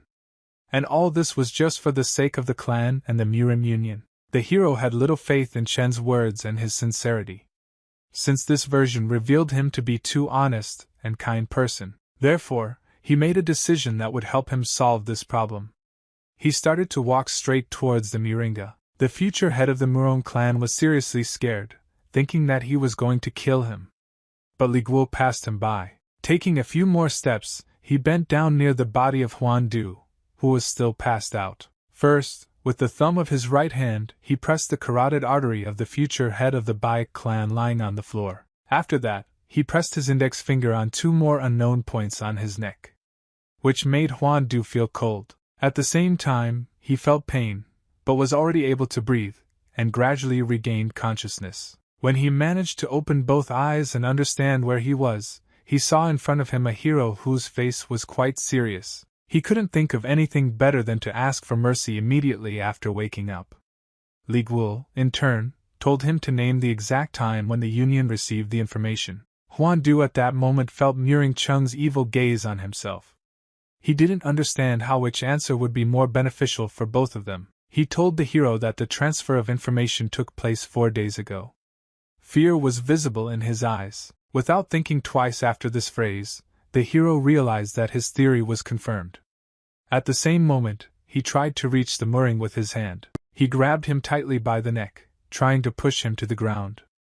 And Qin did not resist, because he understood what the consequences could be for him. A second, and the Muring was already lying on the ground, and began to lose consciousness due to the fact that Guo was holding him tightly by the neck. Li Guo was thinking what to do with him now, since he made him very angry. The hero could not tolerate lies. When Muring was already lying on the ground, Li Guo decided to loosen his grip a little, so that he can take in some air and start breathing. Through the pain that the hero caused the Muring sat down to simply kill him right now. It seems that Qin no longer saw any point in living anymore. This phrase alerted the hero, dissolving his anger a little. The situation was not so difficult for Muringa. Why did he want to die? Qin began to talk about his revelations. He told the hero that for the last 8 years he had been trying to forget that Gong rejected his feelings for her. But every time the past was waiting to pierce the Muringa into his heart.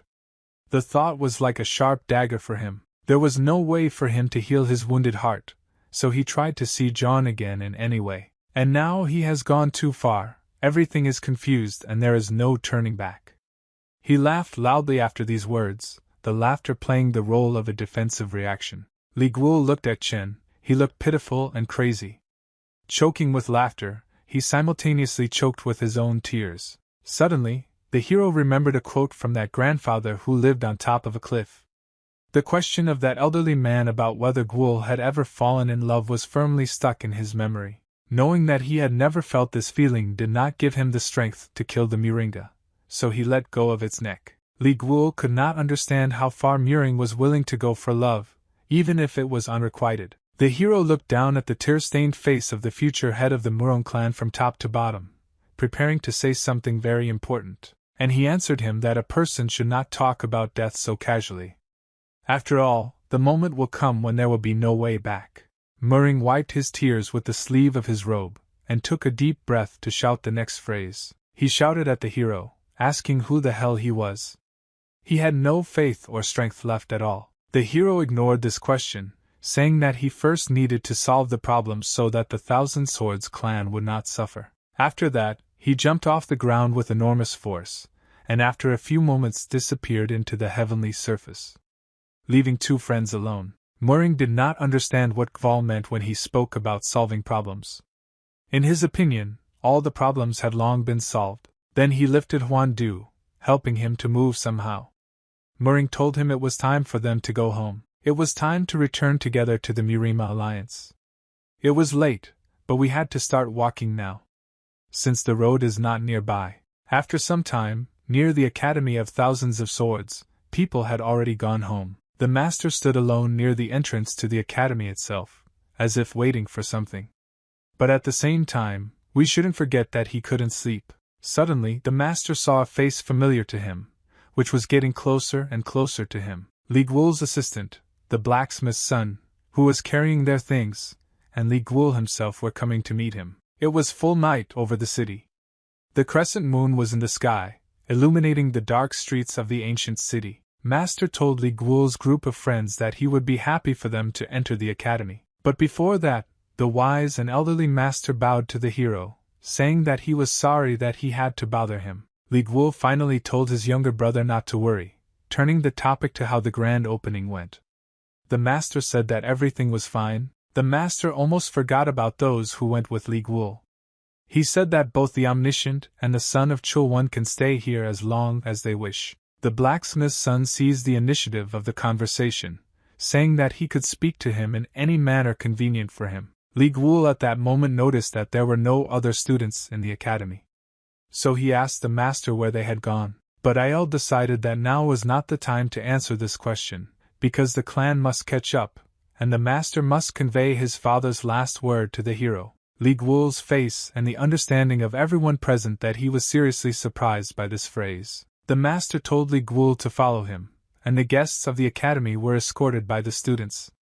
The hero felt that something very important was about to happen. When the two brothers were already walking to another building, the blacksmith's son shouted something after them. He wanted to ask the master if he knew where John Gong's home was. It's good that the master didn't hear this. But after this phrase the son instantly received a teaching slap on the head. At this time, Illinois and Li Guo went to the master's office. Everything here was done to perfection, the interior was tasteful, and then the master and the hero sat down on the chairs that stood near the main table. Aiel said that after the Battle of Chongyan, he found this book while cleaning his father's room. The book that lay on this table was very similar to an old and time-worn diary. The master told his younger brother that after his departure he held a grudge against their father for a very long time. After all, there was a reason. Aili could not hold back his tears. This was evident from the fact that his voice began to tremble when he looked at that diary. It brought back memories to him from childhood. Li Guo took this diary in his hands, opening it to one of the pages. He was interested in the fact that this work was abandoned by his master. When he flipped to the next page, he saw that there was practically nothing written on the spread. Except for one sentence. In this sentence, Li Guo and No Aiel's father asked for forgiveness from his eldest son. After reading this simple sentence, Li Guo was speechless. He just looked at a point on the wall and couldn't think of anything. At this moment, it was not clear to him what exactly prompted his father to write such a sentence. Yes, he was not ideal, but during his lifetime it could not be said that he repented of anything. This short sentence plunged the hero into memories of his carefree childhood. These memories were especially pleasant, because as we know, the past can smooth out corners. Memories were intertwined with the words that were written in the diary. In them, the father repented that he had lied to his eldest son that day. This father was the 19th leader of the Thousand Swords clan. In these words, he was addressing Li Guo. He said that as a person who cannot stand lies, it was very difficult for him. Due to the fact that he had to let his son go in order to protect the clan, he is obliged to write these words in his diary. Because he's afraid that he won't have time to tell him personally. He wrote to his son, Li Guo, that the first leader of their clan, the mountain-crushing sword, Sandagon, was a demon. When the hero read this, almost for the first time in all his time, he experienced an unearthly shock. At this moment he was completely lost. Was the first leader of the Thousand Swords clan, Sandagang, a demon? This simply cannot happen. Then, the father wrote that demon was the term used to refer to Zhang Ma, who was known in Murim as the god of battle. This Zhang Ma was a lone martial artist who reached the heavens. The leader of the Bloody Heaven demon sect, beyond Guan, is called the demon god, but compared to Zhang Ma, he was a non-entity. Yung Ma was a heavenly demon, no one could resist him. The father again turned to his eldest son, writing that because he was a genius of martial arts. Either Guo had definitely successfully mastered the true technique of destroying mountains with one sword, and this was the reason why the father had to let his son go. There was simply no other way out. To protect against those who claimed that the first leader of the Thousand Swords clan was a heavenly demon, the father added, writing that even now they are suspicious of the clan. And the day they realize that the roots of the Thousand Swords clan originate from Chong Ma, everything will be lost. After all, after this, everyone will immediately begin to consider the clan as prey for them. And it won't be easy to fight off this heap. Their eyes reach to the sky and there is nothing that their ears cannot hear. After all, their hands are everywhere. so the father told the eldest son not to return to the Thousand Swords clan. The eldest son needs to live in order for the clan legacy to continue. After this proposal, he once again asked his son for forgiveness. After all, eminent clans raise students for the glory of tomorrow.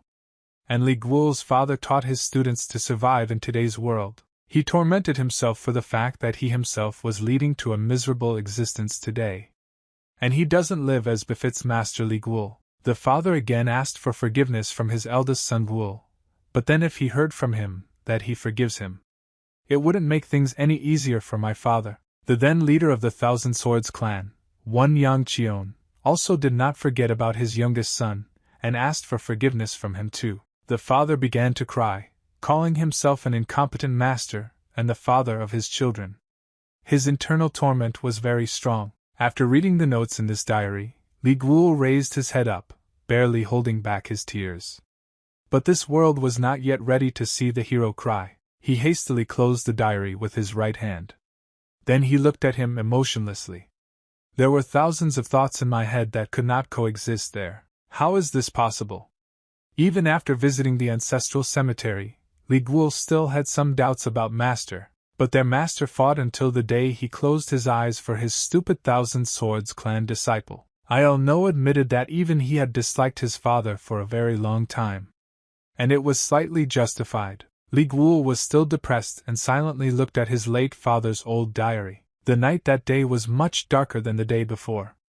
It was already late, so there was no light anywhere. Due to the fact that it was very quiet, when the hero turned to his brother, it could be heard, if he listened, even on the street. But Il asked what his older brother wanted to ask him, while simultaneously looking into his eyes from under his forehead. Their entire dialogue could be heard from the street. At the same time, one of the last autumn leaves fell, giving in to the wind. Li Guo told his brother that they should do this. The leaf continued to fall, and was almost approaching the tombstones of the ancestors. The hero said that instead of living in today, they should start living looking into tomorrow too. After these words, the leaf finally reached its goal. He flew downwind for a very long time to end up at the grave of one of his ancient ancestors. Il said that he is counting on his brother. Looking at the moon, two brothers walked along the path of memories. The moments they spent with their master, although short, were happy ones. While replaying various memories from his childhood, Li Guo remembered how he carried his younger brother on his shoulders. Then the days were longer, and during them I managed to get a lot more things done.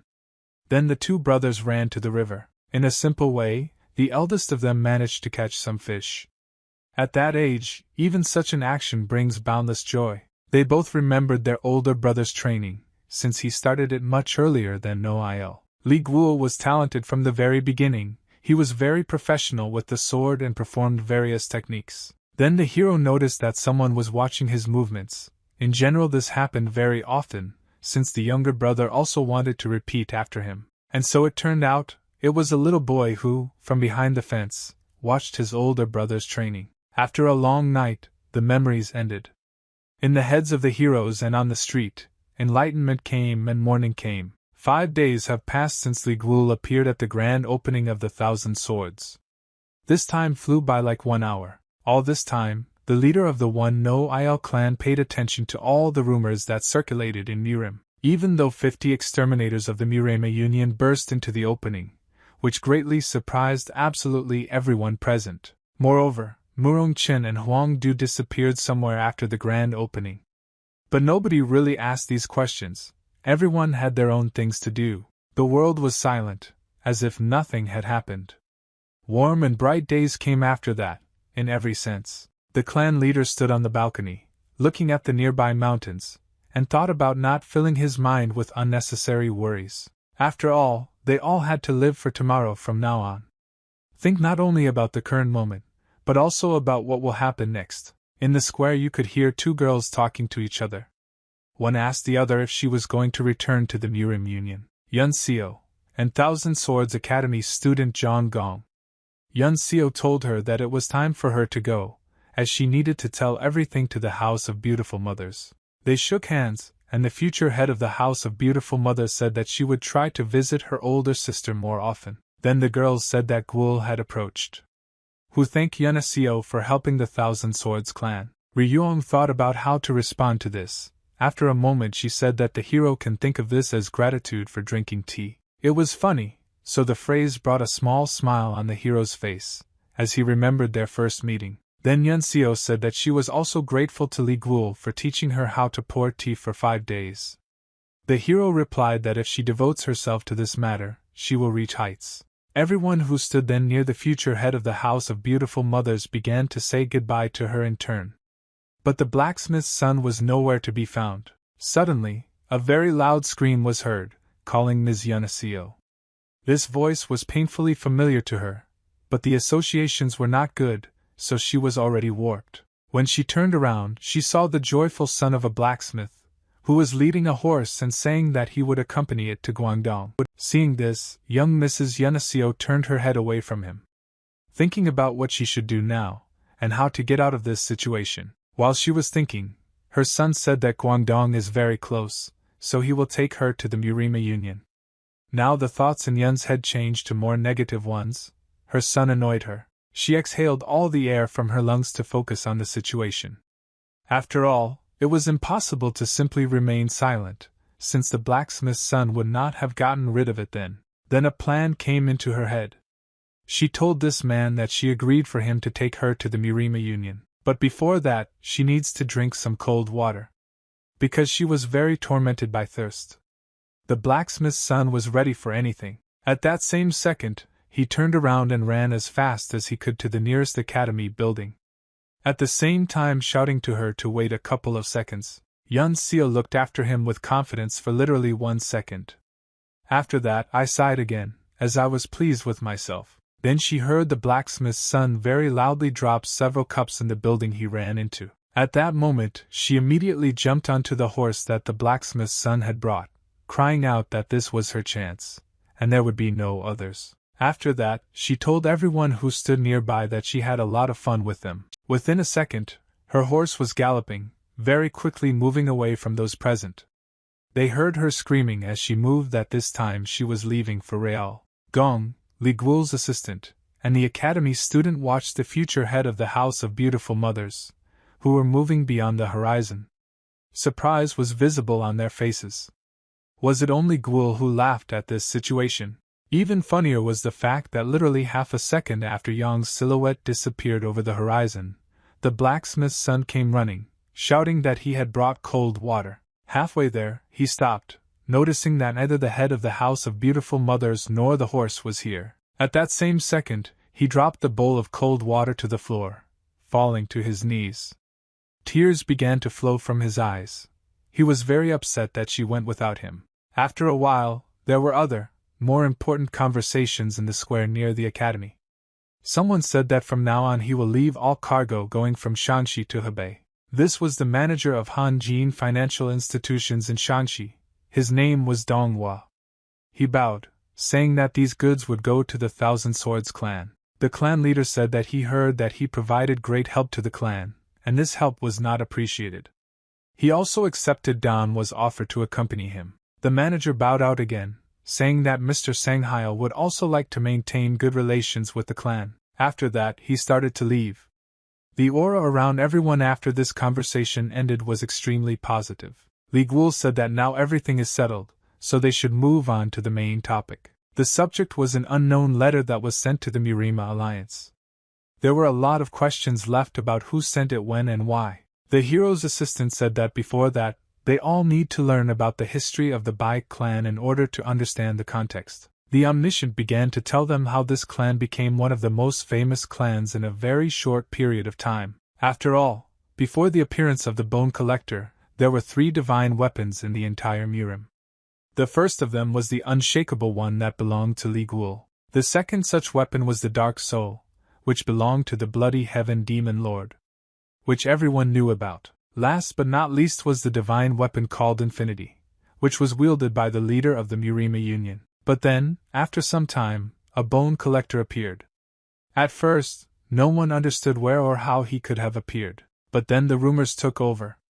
At that time, the leader of the Murima Union, having Infinity at his disposal, fought a duel with Baek Swan Huan. And the match ended in a draw. Murim, after this fight, was forced to recognize the strength of the Bayek clan, and in particular the Bone Collector. This story surprised the leader of the No-Il clan most of all. He said that he still cannot believe that such a story happened. All-Knowing continued by saying that the reason Huang suspected Hollow Thunder was because they couldn't find the origin of the Bone Collector. Hollow Thunder swords are not entirely made of meteorite, but there are suspicions to the contrary. After analyzing all the words that Li Guo's assistant said, the hero said that Meng Bakjia was right. And his words are worth listening to. The sender of the letter must have known about this whole situation and used the information to his advantage.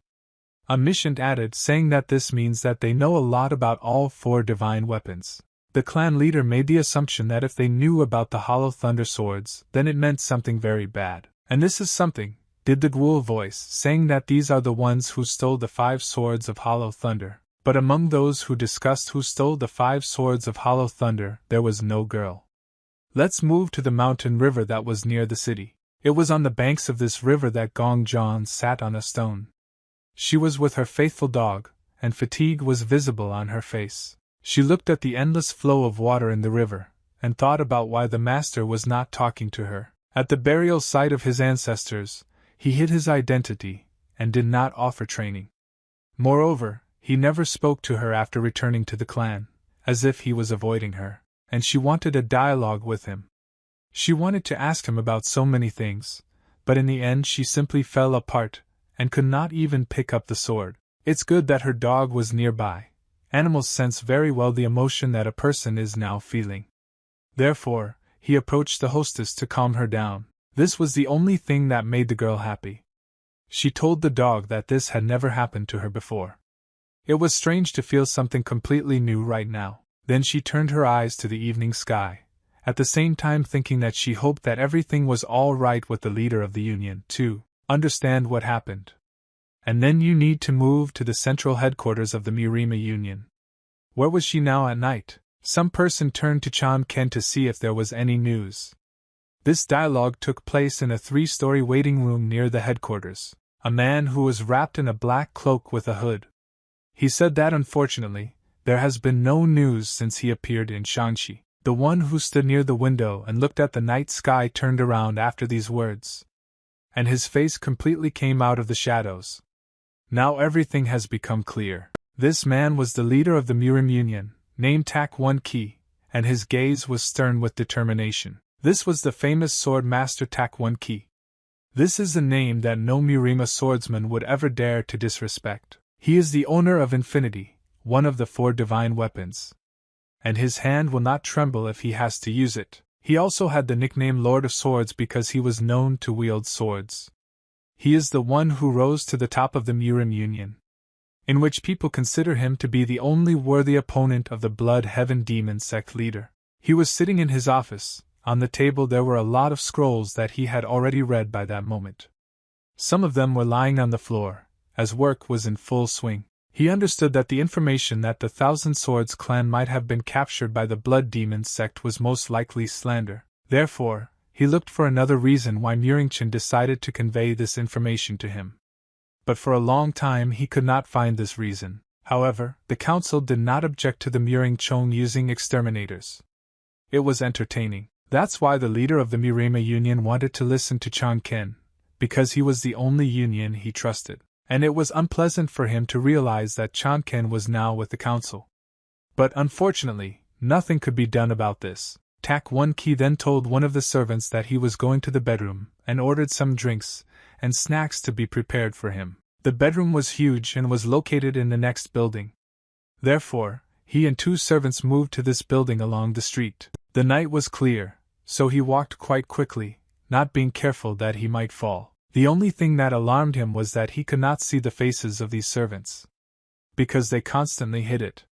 Strange, but no more. When he arrived in the bedroom, he saw a bottle of some kind of drink on the table, along with 2 plates of light snacks. He looked at this table, identifying everything that lay on it. And there was one fact that alarmed him a little. The servants entered the room with him, and stood on the side near the window, waiting for his next instructions. The leader of the Murima Union looked at the bottle, then looked at the cup, and realized that there was alcohol in it. The servants were still standing here, watching their leader eat his meal. They didn't know whether they could leave or should stay. Tak 1 Ki then took 1 cup of strong alcohol in his right hand, preparing to drink it. He sharply raised this cup, drinking all its contents in 1 gulp. And it looks like he didn't stop at 1 cup. Let's move to Hubei Castle, which was located in the red light district. The next day at this time it was still the same not too bright, not too dark night. There was as much light in this place as in the castle itself during the feast. Many martial artists came to the brothels located here at night. There were really a lot of people here, and every second one was already with some girl. There was quite a loud noise due to constant talking and laughter. There was a building here with the proud name of 1,000 best houses. A lot of people wanted to be visitors to these brothels. In this house, Ayelwo was just getting ready to go to work. Someone called her from the side and asked if she was ready. It was the manager of the brothel. She warned Ayel that she would now serve a particularly important guest. He chose her over young girls, so she needs to show herself well. Therefore, Illinois Wool reassured the manager, saying that she understood everything, and everything would be in the best possible way. A pair of guards led her down a long hallway straight to the room where her client was. Security was top-notch as these guards stayed behind to guard the door. One of the guards opened the door so that the girl could enter the room. She was quite a bit worried, even though it wasn't her first day. The doors opened, she looked down before entering, as she was in anticipation of who her client was. When she looked up, she saw several people sitting at the table. One of them stood and looked out the window. The image of one of the men who was at the table was very familiar to her, so she was surprised by this. There were a total of 5 people in the room with her. Usually there are much fewer of them. But it wasn't scary. Most of all, she paid attention to the man who stood with his back to her and looked at the night city from the window. Realizing that there was no point in remaining silent now, she thanked the guests for contacting her, and then introduced herself. At that moment, the man who was looking out the window suddenly turned around, looking at her. There was a mask on his face. Since the movement was sudden, and she did not expect to see a mask on him, Illinois Wool was scared when she saw it. There was a bad feeling. The man who scared the girls slowly and silently began to walk towards the table. And in the girl's head there was only a question: why is this man wearing a mask? Then he ordered Ayel Val to pour him a drink. To which, of course, the girl agreed and also approached the table. When the masked man sat down at the table, he began to talk to those who were sitting with him. He asked his subordinates if Tak 1 Ki drank the alcohol they poisoned. A man we know in a bandana said that he thought that the target could burn out some of the poison with the help of internal energy. But on the other hand, he drank everything to the last drop. At this moment, the girl was scared and confused again. After all, she heard that the leader of the Murima Union was poisoned. At the same time, one of the men asked if her name was Ayel Wool. She told the masked man that he was right, trying not to show her reaction to the words she heard at the table. This man brought his hand to the woman's chin, lifting it and complimenting her name. Then he began to examine her head, turning it with this same hand in different directions. Ayel Wool began to feel uncomfortable. After that, he turned her head towards the window, and fixing it in this position, asked if the moon was beautiful that night. Yes, the girl looked at the moon. The pupils of her eyes disappeared somewhere, turning into a blue fog in her eyes. Now Ayel Wool stood near the window, and was enchanted looking at the moon with such a look as if she was seeing it for the first time. Realizing that everything worked, the man in the mask began to take it off, after which he threw it on the floor. At the same time, the girl was still looking at the shining moon, and every 5 seconds she talked about how beautiful she was. Under the mask was the current leader of the demonic clan. Then she went completely to the window, and repeated over and over again that the moon is magnificent today. She didn't take her eyes off her for a second. These numerous repetitions of the same phrase caused the clan leader to grin. He was pleased. He took a sip from his cup, asking the bandana-wearing subordinate how the relationship was between the council and the leader of the Murima Union. Taking off the same bandana, he replied that unlike the council, which remained neutral, 1 Ki advocated for the hardliners who wanted to use the exterminators. He suggested that the council wants to remove him because of such confrontations. The clan leader said that although the old people love peace, this is not a reason for them to leave. He then said that the same applies to the leader of the Bloody Heaven Demon sect. After all, if water stagnates, it begins to rot. He raised the cup of drink on his head, crushing it with his hands, and said that very soon there would be bloody rain in Mirim. He laughed sinisterly after he said this phrase. It was clear from his gaze that this man would not stop in front of any obstacles, and he will use any method to achieve his goal. The girl was still looking at the moon, admiring its splendor that night. With every second she became even more fascinated. The night became deeper. Everyone who was on the street had long gone to their own or not their homes, but the light in that 3-story house where the members of the demonic sect were sitting was still burning brightly. The sect leader said that most likely the leader of the Murima Union is sure that the poisoned alcohol was the council's idea. His assistant said that the captain of the destroyers is still alive, and the whereabouts of Tak 1 Key's subordinate, who is the vice captain of the exterminators, is unknown. They both simultaneously thought that right now the leader of the Union is completely isolated from everyone. Therefore, a team of 3 of them should be enough to achieve their goals.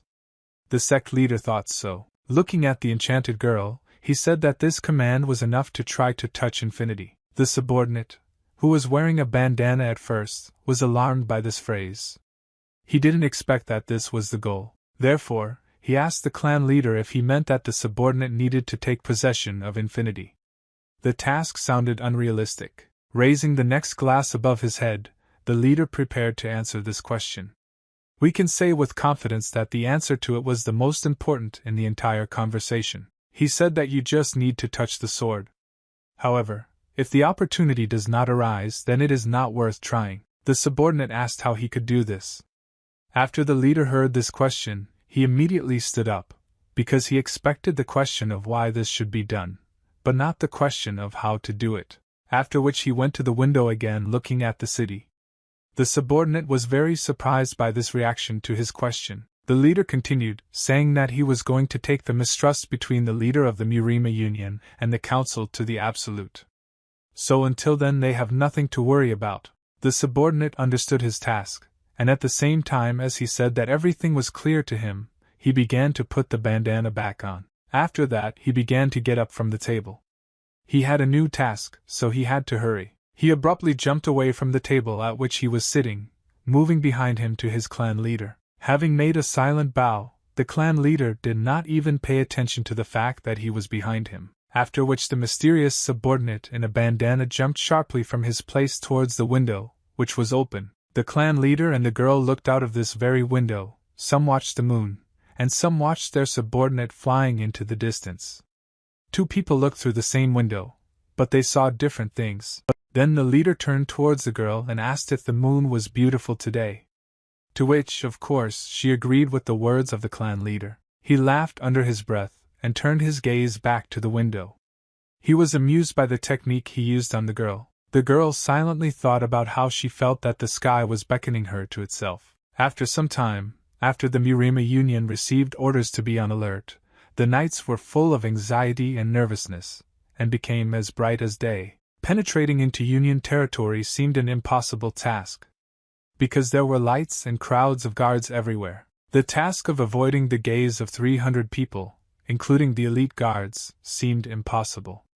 However, the scouts were persistent, meticulous, and confident in their abilities. Their goal was the place with the highest degree of protection in the Murima Alliance, and they took a very responsible approach to studying the layout of this place. This place was the bedroom of the 14th castle of the Murima Union.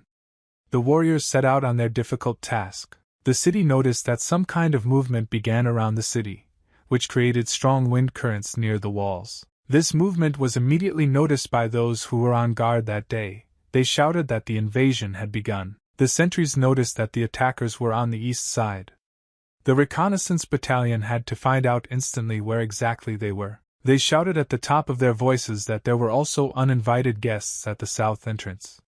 It was decided to meet the attackers with weapons in hand. The guards, with composure and professionalism, eliminated all the infiltrators who entered the territory of the protected sector. Looking at the lifeless bodies of the scouts, one of the guards told them that it was stupid to think that by attacking the Murim Union with a crowd they would have succeeded. Strangers with stretchers approached the soldiers who were guarding the perimeter. These strangers said they would reveal the identity of the attackers. Since the warriors were on adrenaline after the battle, they gave up their bodies. People with stretchers quickly loaded the scouts and began to quickly carry them away in an unknown direction. At this time, the soldiers were not distracted from patrolling, since it was impossible to miss the second wave of attack, which could also occur. Unknown people carried the scouts on stretchers through the entire city, which was shining brightly, in an equally bright night. When they went to a secluded place, one of those who carried the stretcher showed a grin, while looking at his brother. They dumped the bodies that were on stretchers directly onto the ground. It was obvious that some did not bring them here to identify them. They began to change into the clothes that these spies had. They had to hurry, so they didn't hesitate. Quickly changing clothes, the small group jumped over a fairly high fence, creating a springboard for an attack in order to reach their goal. The leader of the Murima Union was in his office at that moment working with scrolls.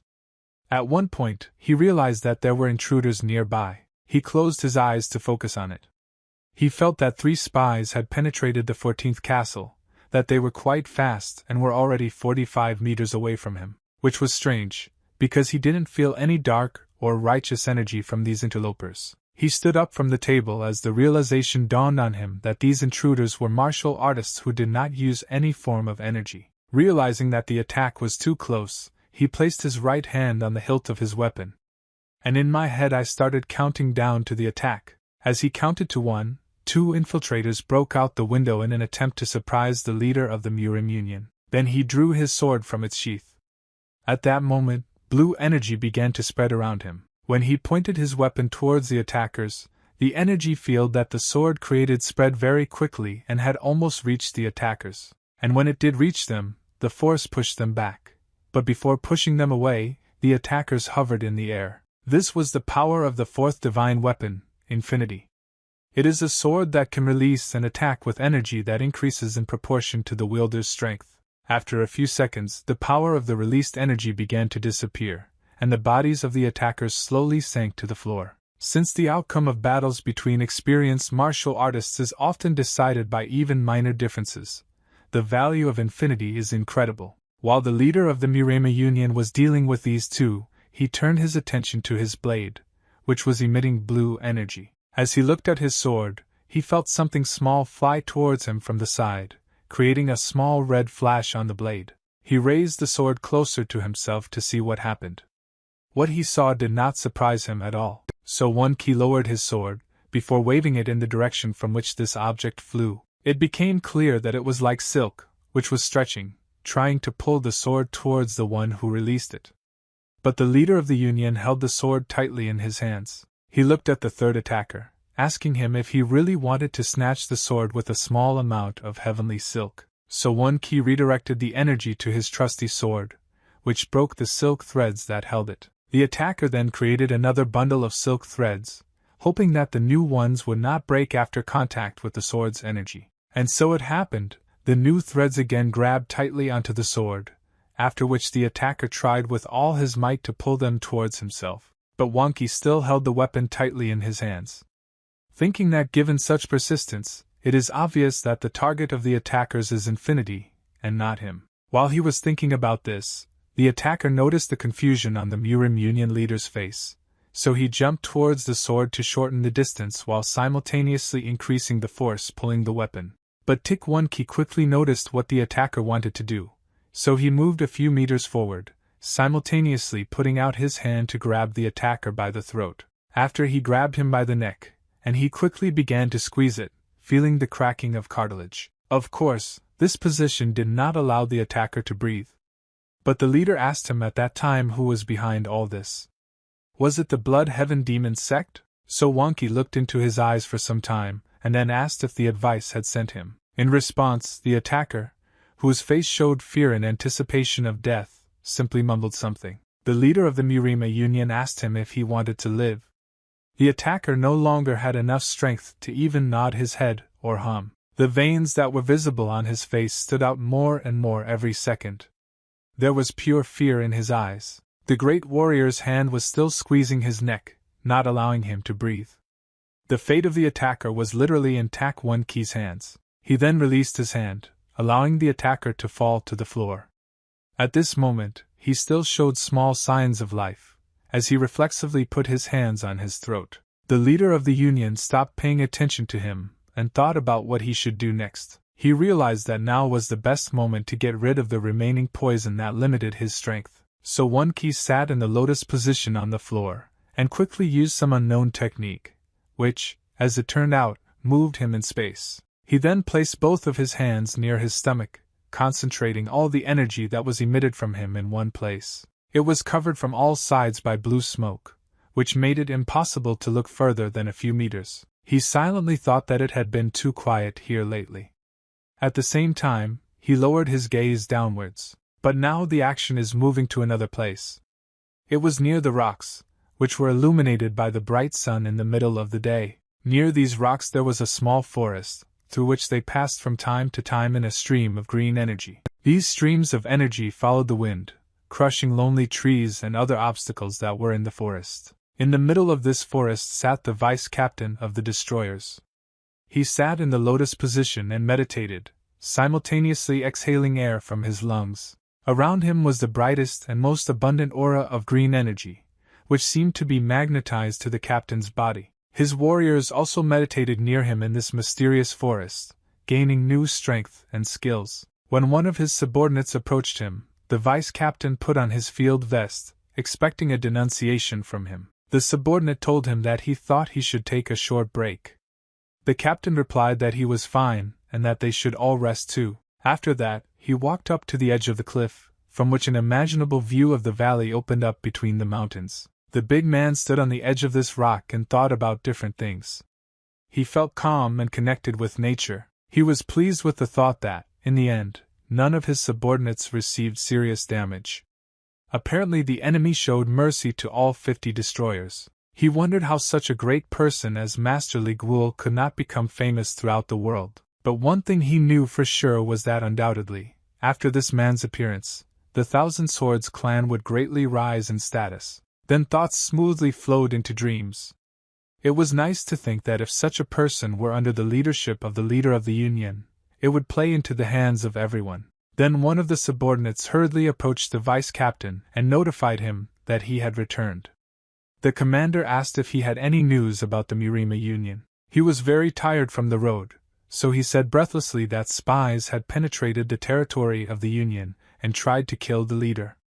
The vice-captain couldn't believe his ears. Since the arriving subordinate did not want the others to hear this, he asked the captain to speak more quietly about this topic. When they lowered their tone, the vice-captain asked his subordinate whether the spies had been identified. After all, there was the most important criterion that interested the commander. A subordinate who came said that it was not possible to identify the attackers, but the council intends to direct all resources to investigate the incident. The commander nodded his head in agreement. Then the soldier said that there was still news, while simultaneously giving the captain a bundle of paper. In this message, it was written in black and white that the leader of the Bai clan, Mu Quan, called on all branches of the Bai clan to gather. This was the second news that surprised the captain. He looked in horror at what he read, after which he reread the entire text in the message several times. But no, he didn't imagine it. Even after reading it again, his shock did not disappear from his face. Let's move to the place that Gval spoke about not so long ago. It was night here, and not a full month hung in the sky, along with many stars. This place was the burial place of the ancient ancestors of the Thousand Sword clan. Here, however, as always, there was practically not a soul. Li Guo was kneeling next to the tombstone of his late father. He really wanted to talk to him one last time. Never before in his entire life had this desire been so strong. The hero asked himself the question of what he should do, since he could no longer talk to him. Then Gval remembered the extreme conversation that took place at the Academy of 1,000 Swords. The assistant was very angry with the hero, saying that his decisions were reckless. Instead of responding with aggression, Li Guo calmly said that he had heard that the 5 missing Hollow Thunder Swords were in the Blood Heaven Demon sect. The all-knowing one answered him, saying that they obviously would not return them back just like that. What did Guo retort to? Saying that it was time to show the world the power of 1,000 swords. The hero decided to take everything upon himself. He advised his younger brother to take care of the clan while he took care of the Bloody Heaven Demon sect. After he said this, the All-Knowing One asked him if he really intended to fight against the entire Blood Heaven sect. Li Guo's answer was categorical. He said that he would hunt for the thieves who were hiding in this sect. The assistant asked him, "Why provoke a conflict with these actions, since the clan has only just recovered?" The Omniscient continued, adding to his words the arguments that even if all their aggression was directed at the hero, they would still have an advantage of 100,000 followers. The hero asked his younger brother if he was of the same opinion as his assistant. The clan leader said that there is truth in the words of the Omniscient. Then Li Guo thought about it. He took turns looking into the eyes of his younger brother, and into the eyes of the All-Knowing One for several tens of seconds. After this time, he said that he didn't care what they said. He would still go to the Bloody Heaven Demon sect even if he had to do it himself. After that, he simply silently left the academy, not paying attention to the shouts after him. He was surprised that everyone around him did not understand that the very fact of returning the Hollow Thunder Swords was more important than how it would be done. Although on the one hand, he was confident in his actions, yet somewhere deep in his soul there was doubt, because of the opinion of his younger brother and assistant. He just stood and looked at the night sky, as if he was waiting for it to answer all the questions and come up with the best way out of the situation. Then he asked someone out loud if by chance this someone was going to come out of hiding. Nearby, in the bushes, Gong John was. It was not entirely clear what she was doing at such a late time in this place. She answered the master that she simply did not want to disturb him. To which the hero replied that this mountain does not belong to him, and since the girl is from the clan of 1,000 Swords, she can go wherever she wants. Li Guo made an assumption, saying that she probably feels uncomfortable next to him. Stuttering, the girl said that this was not so. Then the hero simply looked into her eyes, while showing his signature grin. He seemed to say that he knew everything, and there was no point in hiding anything from him. After that, he invited Gong to walk a little through the night forest, since the night was quite light. On the way, Li Guo asked the girl if she felt upset. It must have been very difficult and awkward for her to try to talk to him, and this assumption was right on target. But the girl replied that she was depressed, because there were many things that she would like to ask the master. But since he spoke to her so naturally, these thoughts disappeared, like the snow clearing away in the spring. The hero told Gong that she had learned an important lesson, and she definitely needed to remember this change in her feelings. Li Guo supplemented his answer by saying that he also felt this heaviness that the girl talked about. And not only his heart, but also his martial arts level was at a dead end back then. The girl was very surprised at how accurate the description of the state of mind that the master told was. Here the hero decided that, to complete the picture, he should explain the entire situation. He said that this situation happened to him in a difficult battle on the battlefield. This was one of the few times in his life when he was truly afraid and scared, and, as the girl could assume, it was not because he did not believe in his sword technique. And, as the girl could guess, it was not because he did not believe in sword technique.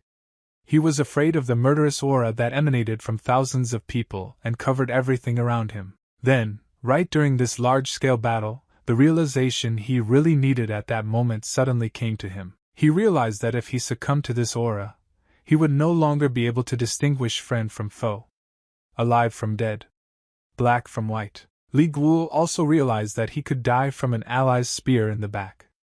Therefore, it was necessary to act immediately. The girl interrupted him, asking how he managed to overcome this fear in such a stressful situation. The hero looked at the sky, recalling fragments of the moments of that battle.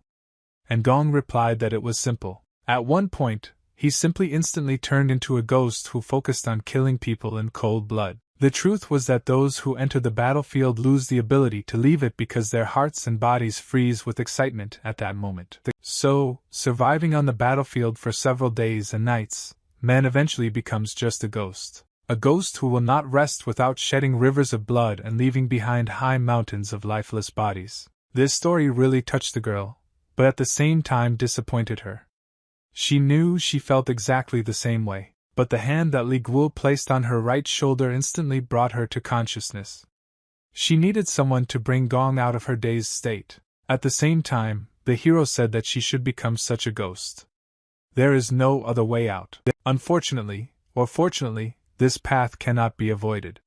The only question is whether Gong John can cross it. In the city, it was still the same night as in the forest near the burial place of ancient ancestors. It was already late, although it was difficult to tell in the city, since some lanterns and the lights inside some houses were still glowing. In general, there was practically not a soul in the city. Everyone was home, and mostly just slept peacefully. Only the hero and Gong John were coming back from an evening walk. On the way, they chatted about the most varied topics that could come to mind, but the girl couldn't get out of her head the thought of why Master Li said that she should become a ghost. Of course, John Gong thought many times that she should become stronger in terms of martial arts excellence. But how many situations on the brink of life and death has Master Li Guo overcome over the past 60 years? You need to listen to the advice of such an experienced person. Although outwardly he still looked as young as Gong herself, you couldn't say that he was already 60 years old. And this thought, too, kept popping up in the girl's head. Noticing the long silence, the hero asked the girl what she was thinking about now. This question confused Gong. Having come to her senses a little, John asked the hero how he managed to preserve his youth. This question interested her for a very long time, and she still couldn't believe that Li Guo was already so many years old, because from his appearance it could be said that he was no more than 25. In response to this question, the hero at first simply smiled. He really liked the fact that the girl was not afraid to ask questions that others were shy or afraid to ask. He asked her if she had ever heard of eternal youth. At that moment, the expression on his face was as if he already knew her answer to his own question. John Gong was very surprised when she heard this. She expected a completely different answer to this question. Having come to her senses, the girl said that she had heard about it, but always thought that it was just a rumor that had spread greatly in the world of Murim. Li Guo said that this is not a rumor, but the real truth. And he was living proof of this. He continued by saying that he learned the secret of eternal youth from his master. For some time he lived as a phantom, who only knew what to kill people. But then, one day he returned from the battlefield as the only survivor. In those days he took the lives of many thousands of people. Strange, but these memories brought another smile on the hero's face. It was impossible to say that he was smiling from the warmth of the memories. Rather, he was pleased with the result. He continued, saying that in response, heaven gave him a new body, younger and full of strength. And he accepted this gift from above. This means that heaven itself wants the great master of the Academy of Thousand Swords Li Guo to continue to live. When this phrase sounded not in the hero's head, but he voiced it, Li Guo felt extraordinary confidence. Something I haven't felt for a long time. John Gong looked at Master silently. She received an answer to a question that had been bothering her for a long time, so she decided at that moment to remain silent. At that moment, the hero said something very important to the girl.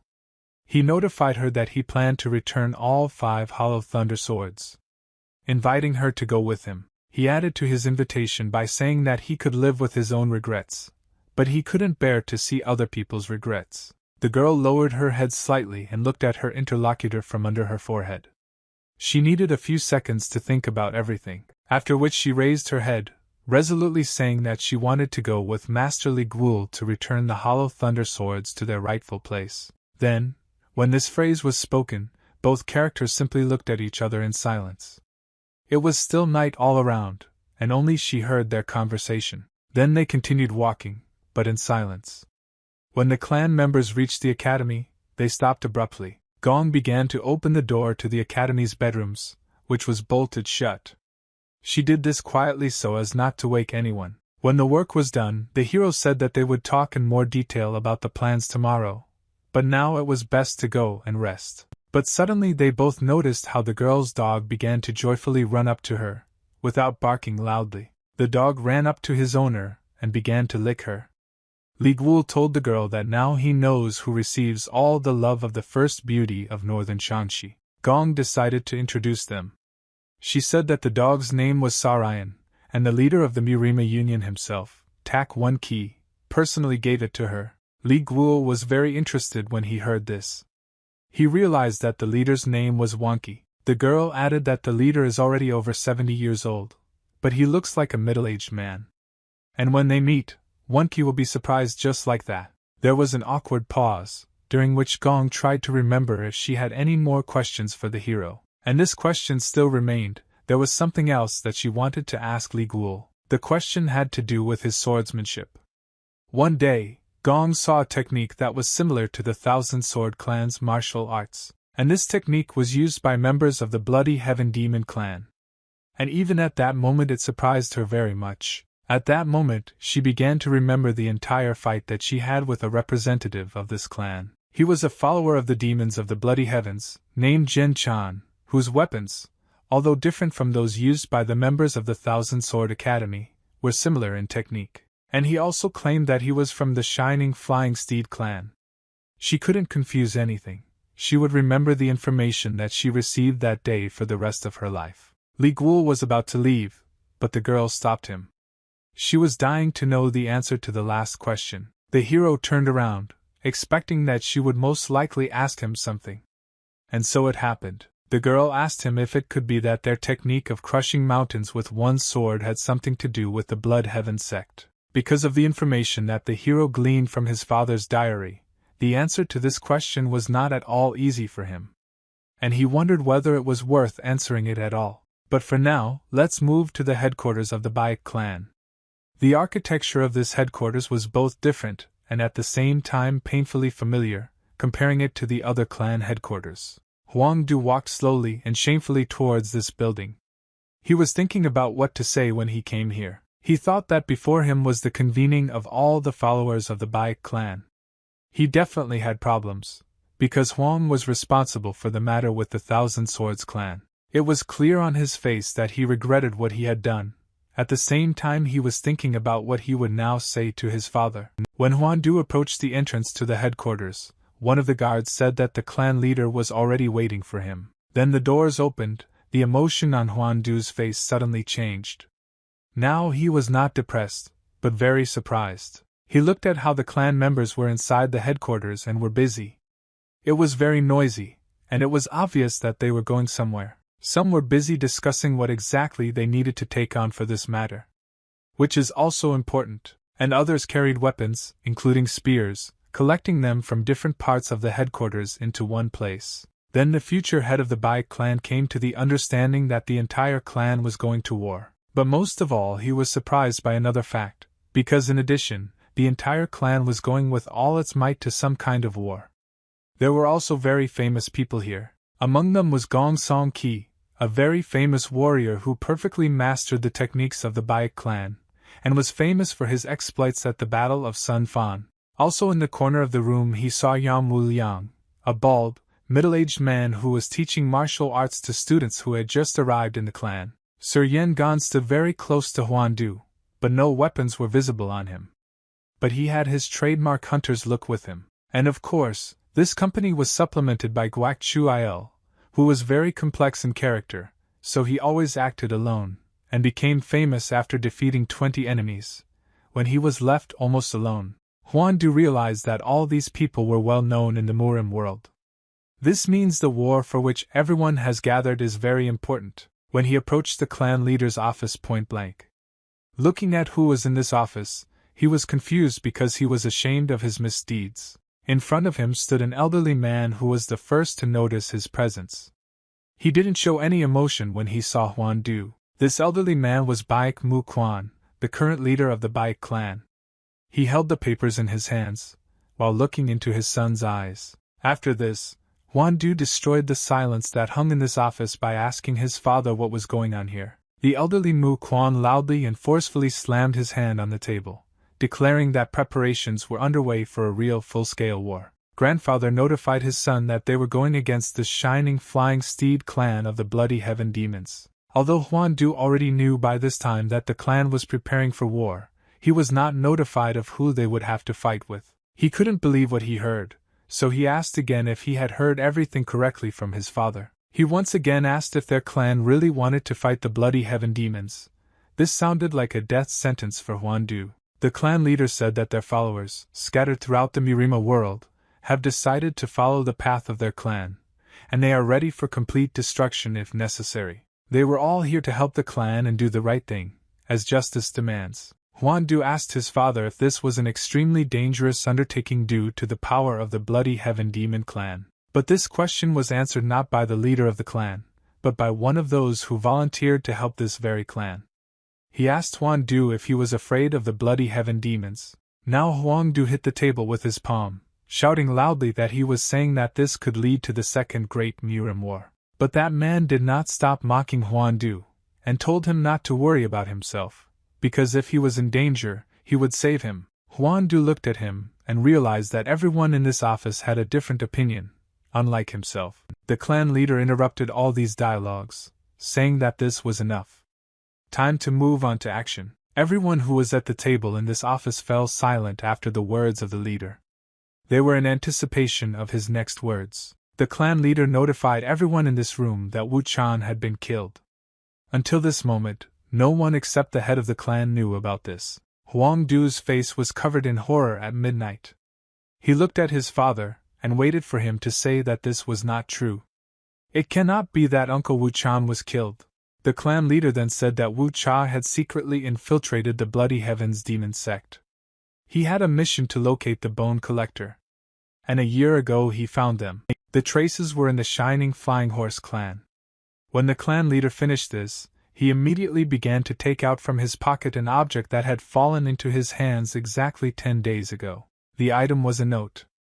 It turns out that Wu Chan, at the last moment before falling from the fence, sent a messenger bird. This shed light on what Chan sacrificed himself for. The note that the clan leader took out of his pocket was sealed in a protective container. Such items must be protected so as not to be damaged during transportation. The head took a leaf out of the protective flask and unfolded it on the table to show everyone who was in the room what was written on it. There was information that the Bone Collector was in the Duma in the clan of the Shining Flying Horse. And this information was invaluable to the Bai clan. Everyone present experienced approximately the same emotions. It was a desire for revenge, and the understanding that they now have all the trump cards in their hands, so they need to act immediately. Then the clan leader said that of course they could not risk starting a great Murima war. Therefore, the entire operation will be completely secret, and they will strike at the clan of the Shining Flying Horse with lightning speed. Then each of those who were in the office was given the floor. The first warrior said that the clan of the Shining Flying Horse was a worthy opponent for him. The second said that he would fight like a wolf, since he was simply returning his debt to the Bun clan. He had nothing left to lose. The third man said that he would follow his brothers to the bitter end in this battle. He was ready for anything. Then everyone turned their gaze to Huan Du, waiting for what he would say. And his answer was not long in coming. He immediately said that he would put his life on the line to complete this mission. His rate was the highest, and it was clear from his face that he had the most motivation. The father looked at his son for the first time in a long time, proud of him. Then the clan leader looked at everyone who was standing in the office and decided to add something of his own. He shouted at the top of his voice that their lives would not be enough to achieve the goal. To win they must all risk their souls. At this moment, it was a sunny and windless day in the city where the Thousand Swords Academy was located. The newly built academy building stood near the main square of the city and delighted everyone with its presence. His architectural style was quite innovative and stood out slightly. From one of the academy buildings, two men could be heard talking to each other. It was Li Guol talking to his assistant about something. The hero told him that according to Gong, the Blood Demon sect had a technique similar to the technique of crushing mountains with one sword, which she heard about from a man named Zhen Chan. Since Li Guol's assistant knew a lot about everything, it was not superfluous to ask him if his friend knew any additional details about this. The omniscient said that he could not give an answer, unfortunately, since the Blood Demon sect kept all such information secret, so that others could not find out much about them. If even Li Guol's assistant didn't know about it, then no one had heard about it. And the hero was not happy with this answer. Then Li Guol said that when he and Jane Gong set off, the omniscient one would have to return to the husband tea house. This phrase caused all the tea to pour out of the assistant's mouth. He asked the hero if he was joking. But Li Guol only said that he was still afraid of going to the Bloody Heaven Demon sect. After that, the hero collected some of his things from the table at which he was sitting and began to leave, not paying attention to the fact that the omniscient was calling him. He walked and said that he had gone to prepare for the trip. The old assistant did not like this situation at all. The omniscient stood and watched as Li Guo moved further and further away from him along the corridor. At the same time, he was thinking about what to say, and I came up with it. The assistant came up trump card, saying that he knew a young man who was guided by the Bloody Heaven Demon sect, as if at home, and he added that if Li Guo takes him with him, he will find out even more information about the Bloody Heaven Demon clan that he will really need. The hero stopped at the very exit to the street. A grin appeared on his face, which revealed that he was sure that the all-knowing one would do just that. Li Guo turned to him, saying that the assistant should get rid of the habit of hiding important information, even when it is not at all necessary. It was still a beautiful day over the city, and the sun was shining very brightly, as it was at its zenith. For some reason, the birds that were usually everywhere at this time of day were absent. In front of the exit from the city stood all the students of this academy: Li Guo, the head of the Il No Academy, John Gong, and the Omniscient. The blacksmith's son was disappointed with something and sat separately from everyone. The clan leader and younger brother of Li Guo told him to be very careful on the way. This advice is so simple, it would seem, but a trivial reminder can sometimes save your life. Li Guo told him not to worry, as it would not take much time. The only thing that was not clear was whether the hero himself believed that he would be able to quickly return from such a difficult task. Brother Gong also decided to talk to Li Guo, telling him that he would send an official letter to the Murima Alliance to announce that the Thousand Swords clan was once again active, and more ready than ever. To this, the hero answered him that he noticed that his brother was excited, but regarding Li Guo himself, everything was not so simple. He wanted to hold on to this information a little longer. Brother John agreed with him. Gong herself stood and watched as Li Guo took turns communicating with different representatives of the Thousand Swords clan. She felt a sense of new adventure and pride in her clan. At one point, Li Guo noticed that Dan Hyuk was sitting on the side, with his back turned away from everyone who was nearby. Therefore, the hero decided to come up and talk with him before leaving. He told him that from now on, the path would be very harsh, so he could not take the blacksmith's son with him, because it would be very irresponsible on his part. The blacksmith's son still had his back turned to him, and did not want to hear him at all, much less answer him in any way. He was offended, because he had come a long way. Then Li Guo thought carefully about how he could earn the attention of the blacksmith's son. After all, leaving everything as it is also wrong and ignoble. And the idea was brilliant. He bent down to Dan Hek's ear and whispered to him that he would tell him how to charm the heart with Ryuan. And after that, the blacksmith's son turned around to ask how to do it. Since the hero stood far away from everyone, he could calmly tell his interlocutor anything in a whisper, and no one would ever hear them. When Li Guo finished speaking, the joyful son of the blacksmith easily lifted the heavy load of his own things and abruptly rose to his feet. His face was quirkily positive. He bowed to everyone who stood near the academy, and promised that he would meet with them all again. After bowing, he immediately ran to the exit from the city. He saw the goal and saw no obstacles. All this man needed was the right motivation. Everyone was watching only him at that moment.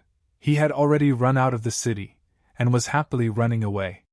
His silhouette in the distance gradually began to disappear. Then the Omniscient became very interested. He asked Li Guo what he had whispered to him. This question was on the minds of everyone present, but the hero only answered that it was a secret between two men. Therefore, no one else should know this. This only increased the public's interest. After what had been said, Li Guo laughed loudly, realizing the comical nature of the situation that had happened around the blacksmith's son. The Omniscient noticed that without Dan Hyuk, now all the baggage was on his shoulders. But the assistant himself decided to follow the group, so he had to carry it. The group set out and had already left the city. In front of them was an immensely long road full of unknowns and adventures. On the way, the girl said that she remembers the moment when she met Murong Qin and Huan Du. She recalled that even with his status as one of the 100 members of the Mirim, and one of the 5 great clans, he looked like such a naive youth when he saw her at the competition. Gong also spoke about the hatred he felt when she rejected him. Did this really turn him into such a petty person? Li Guo thought about it, and replied that a man makes mistakes when he is young. This is not news to anyone. Whoever was not young was not stupid. The hero also noted that ambition and arrogance are diametrically different things. And Murungchen is not arrogant, that's for sure. Gong couldn't understand for sure, so she asked Li Guol if he really thought that Murong was not a bad person. The hero of the story is that he is the one who accepted his wrongdoings, and John said to remember this. The girl listened carefully and analyzed every word the master said. Li Guol said that when she meets him next time, he will definitely not be the same as before. She doesn't recognize him. That situation completely changed him for the better. Young John Gunn agreed with the Thousand Swords clan master. And their group continued to move towards adventure and a terrible battle that could not be avoided.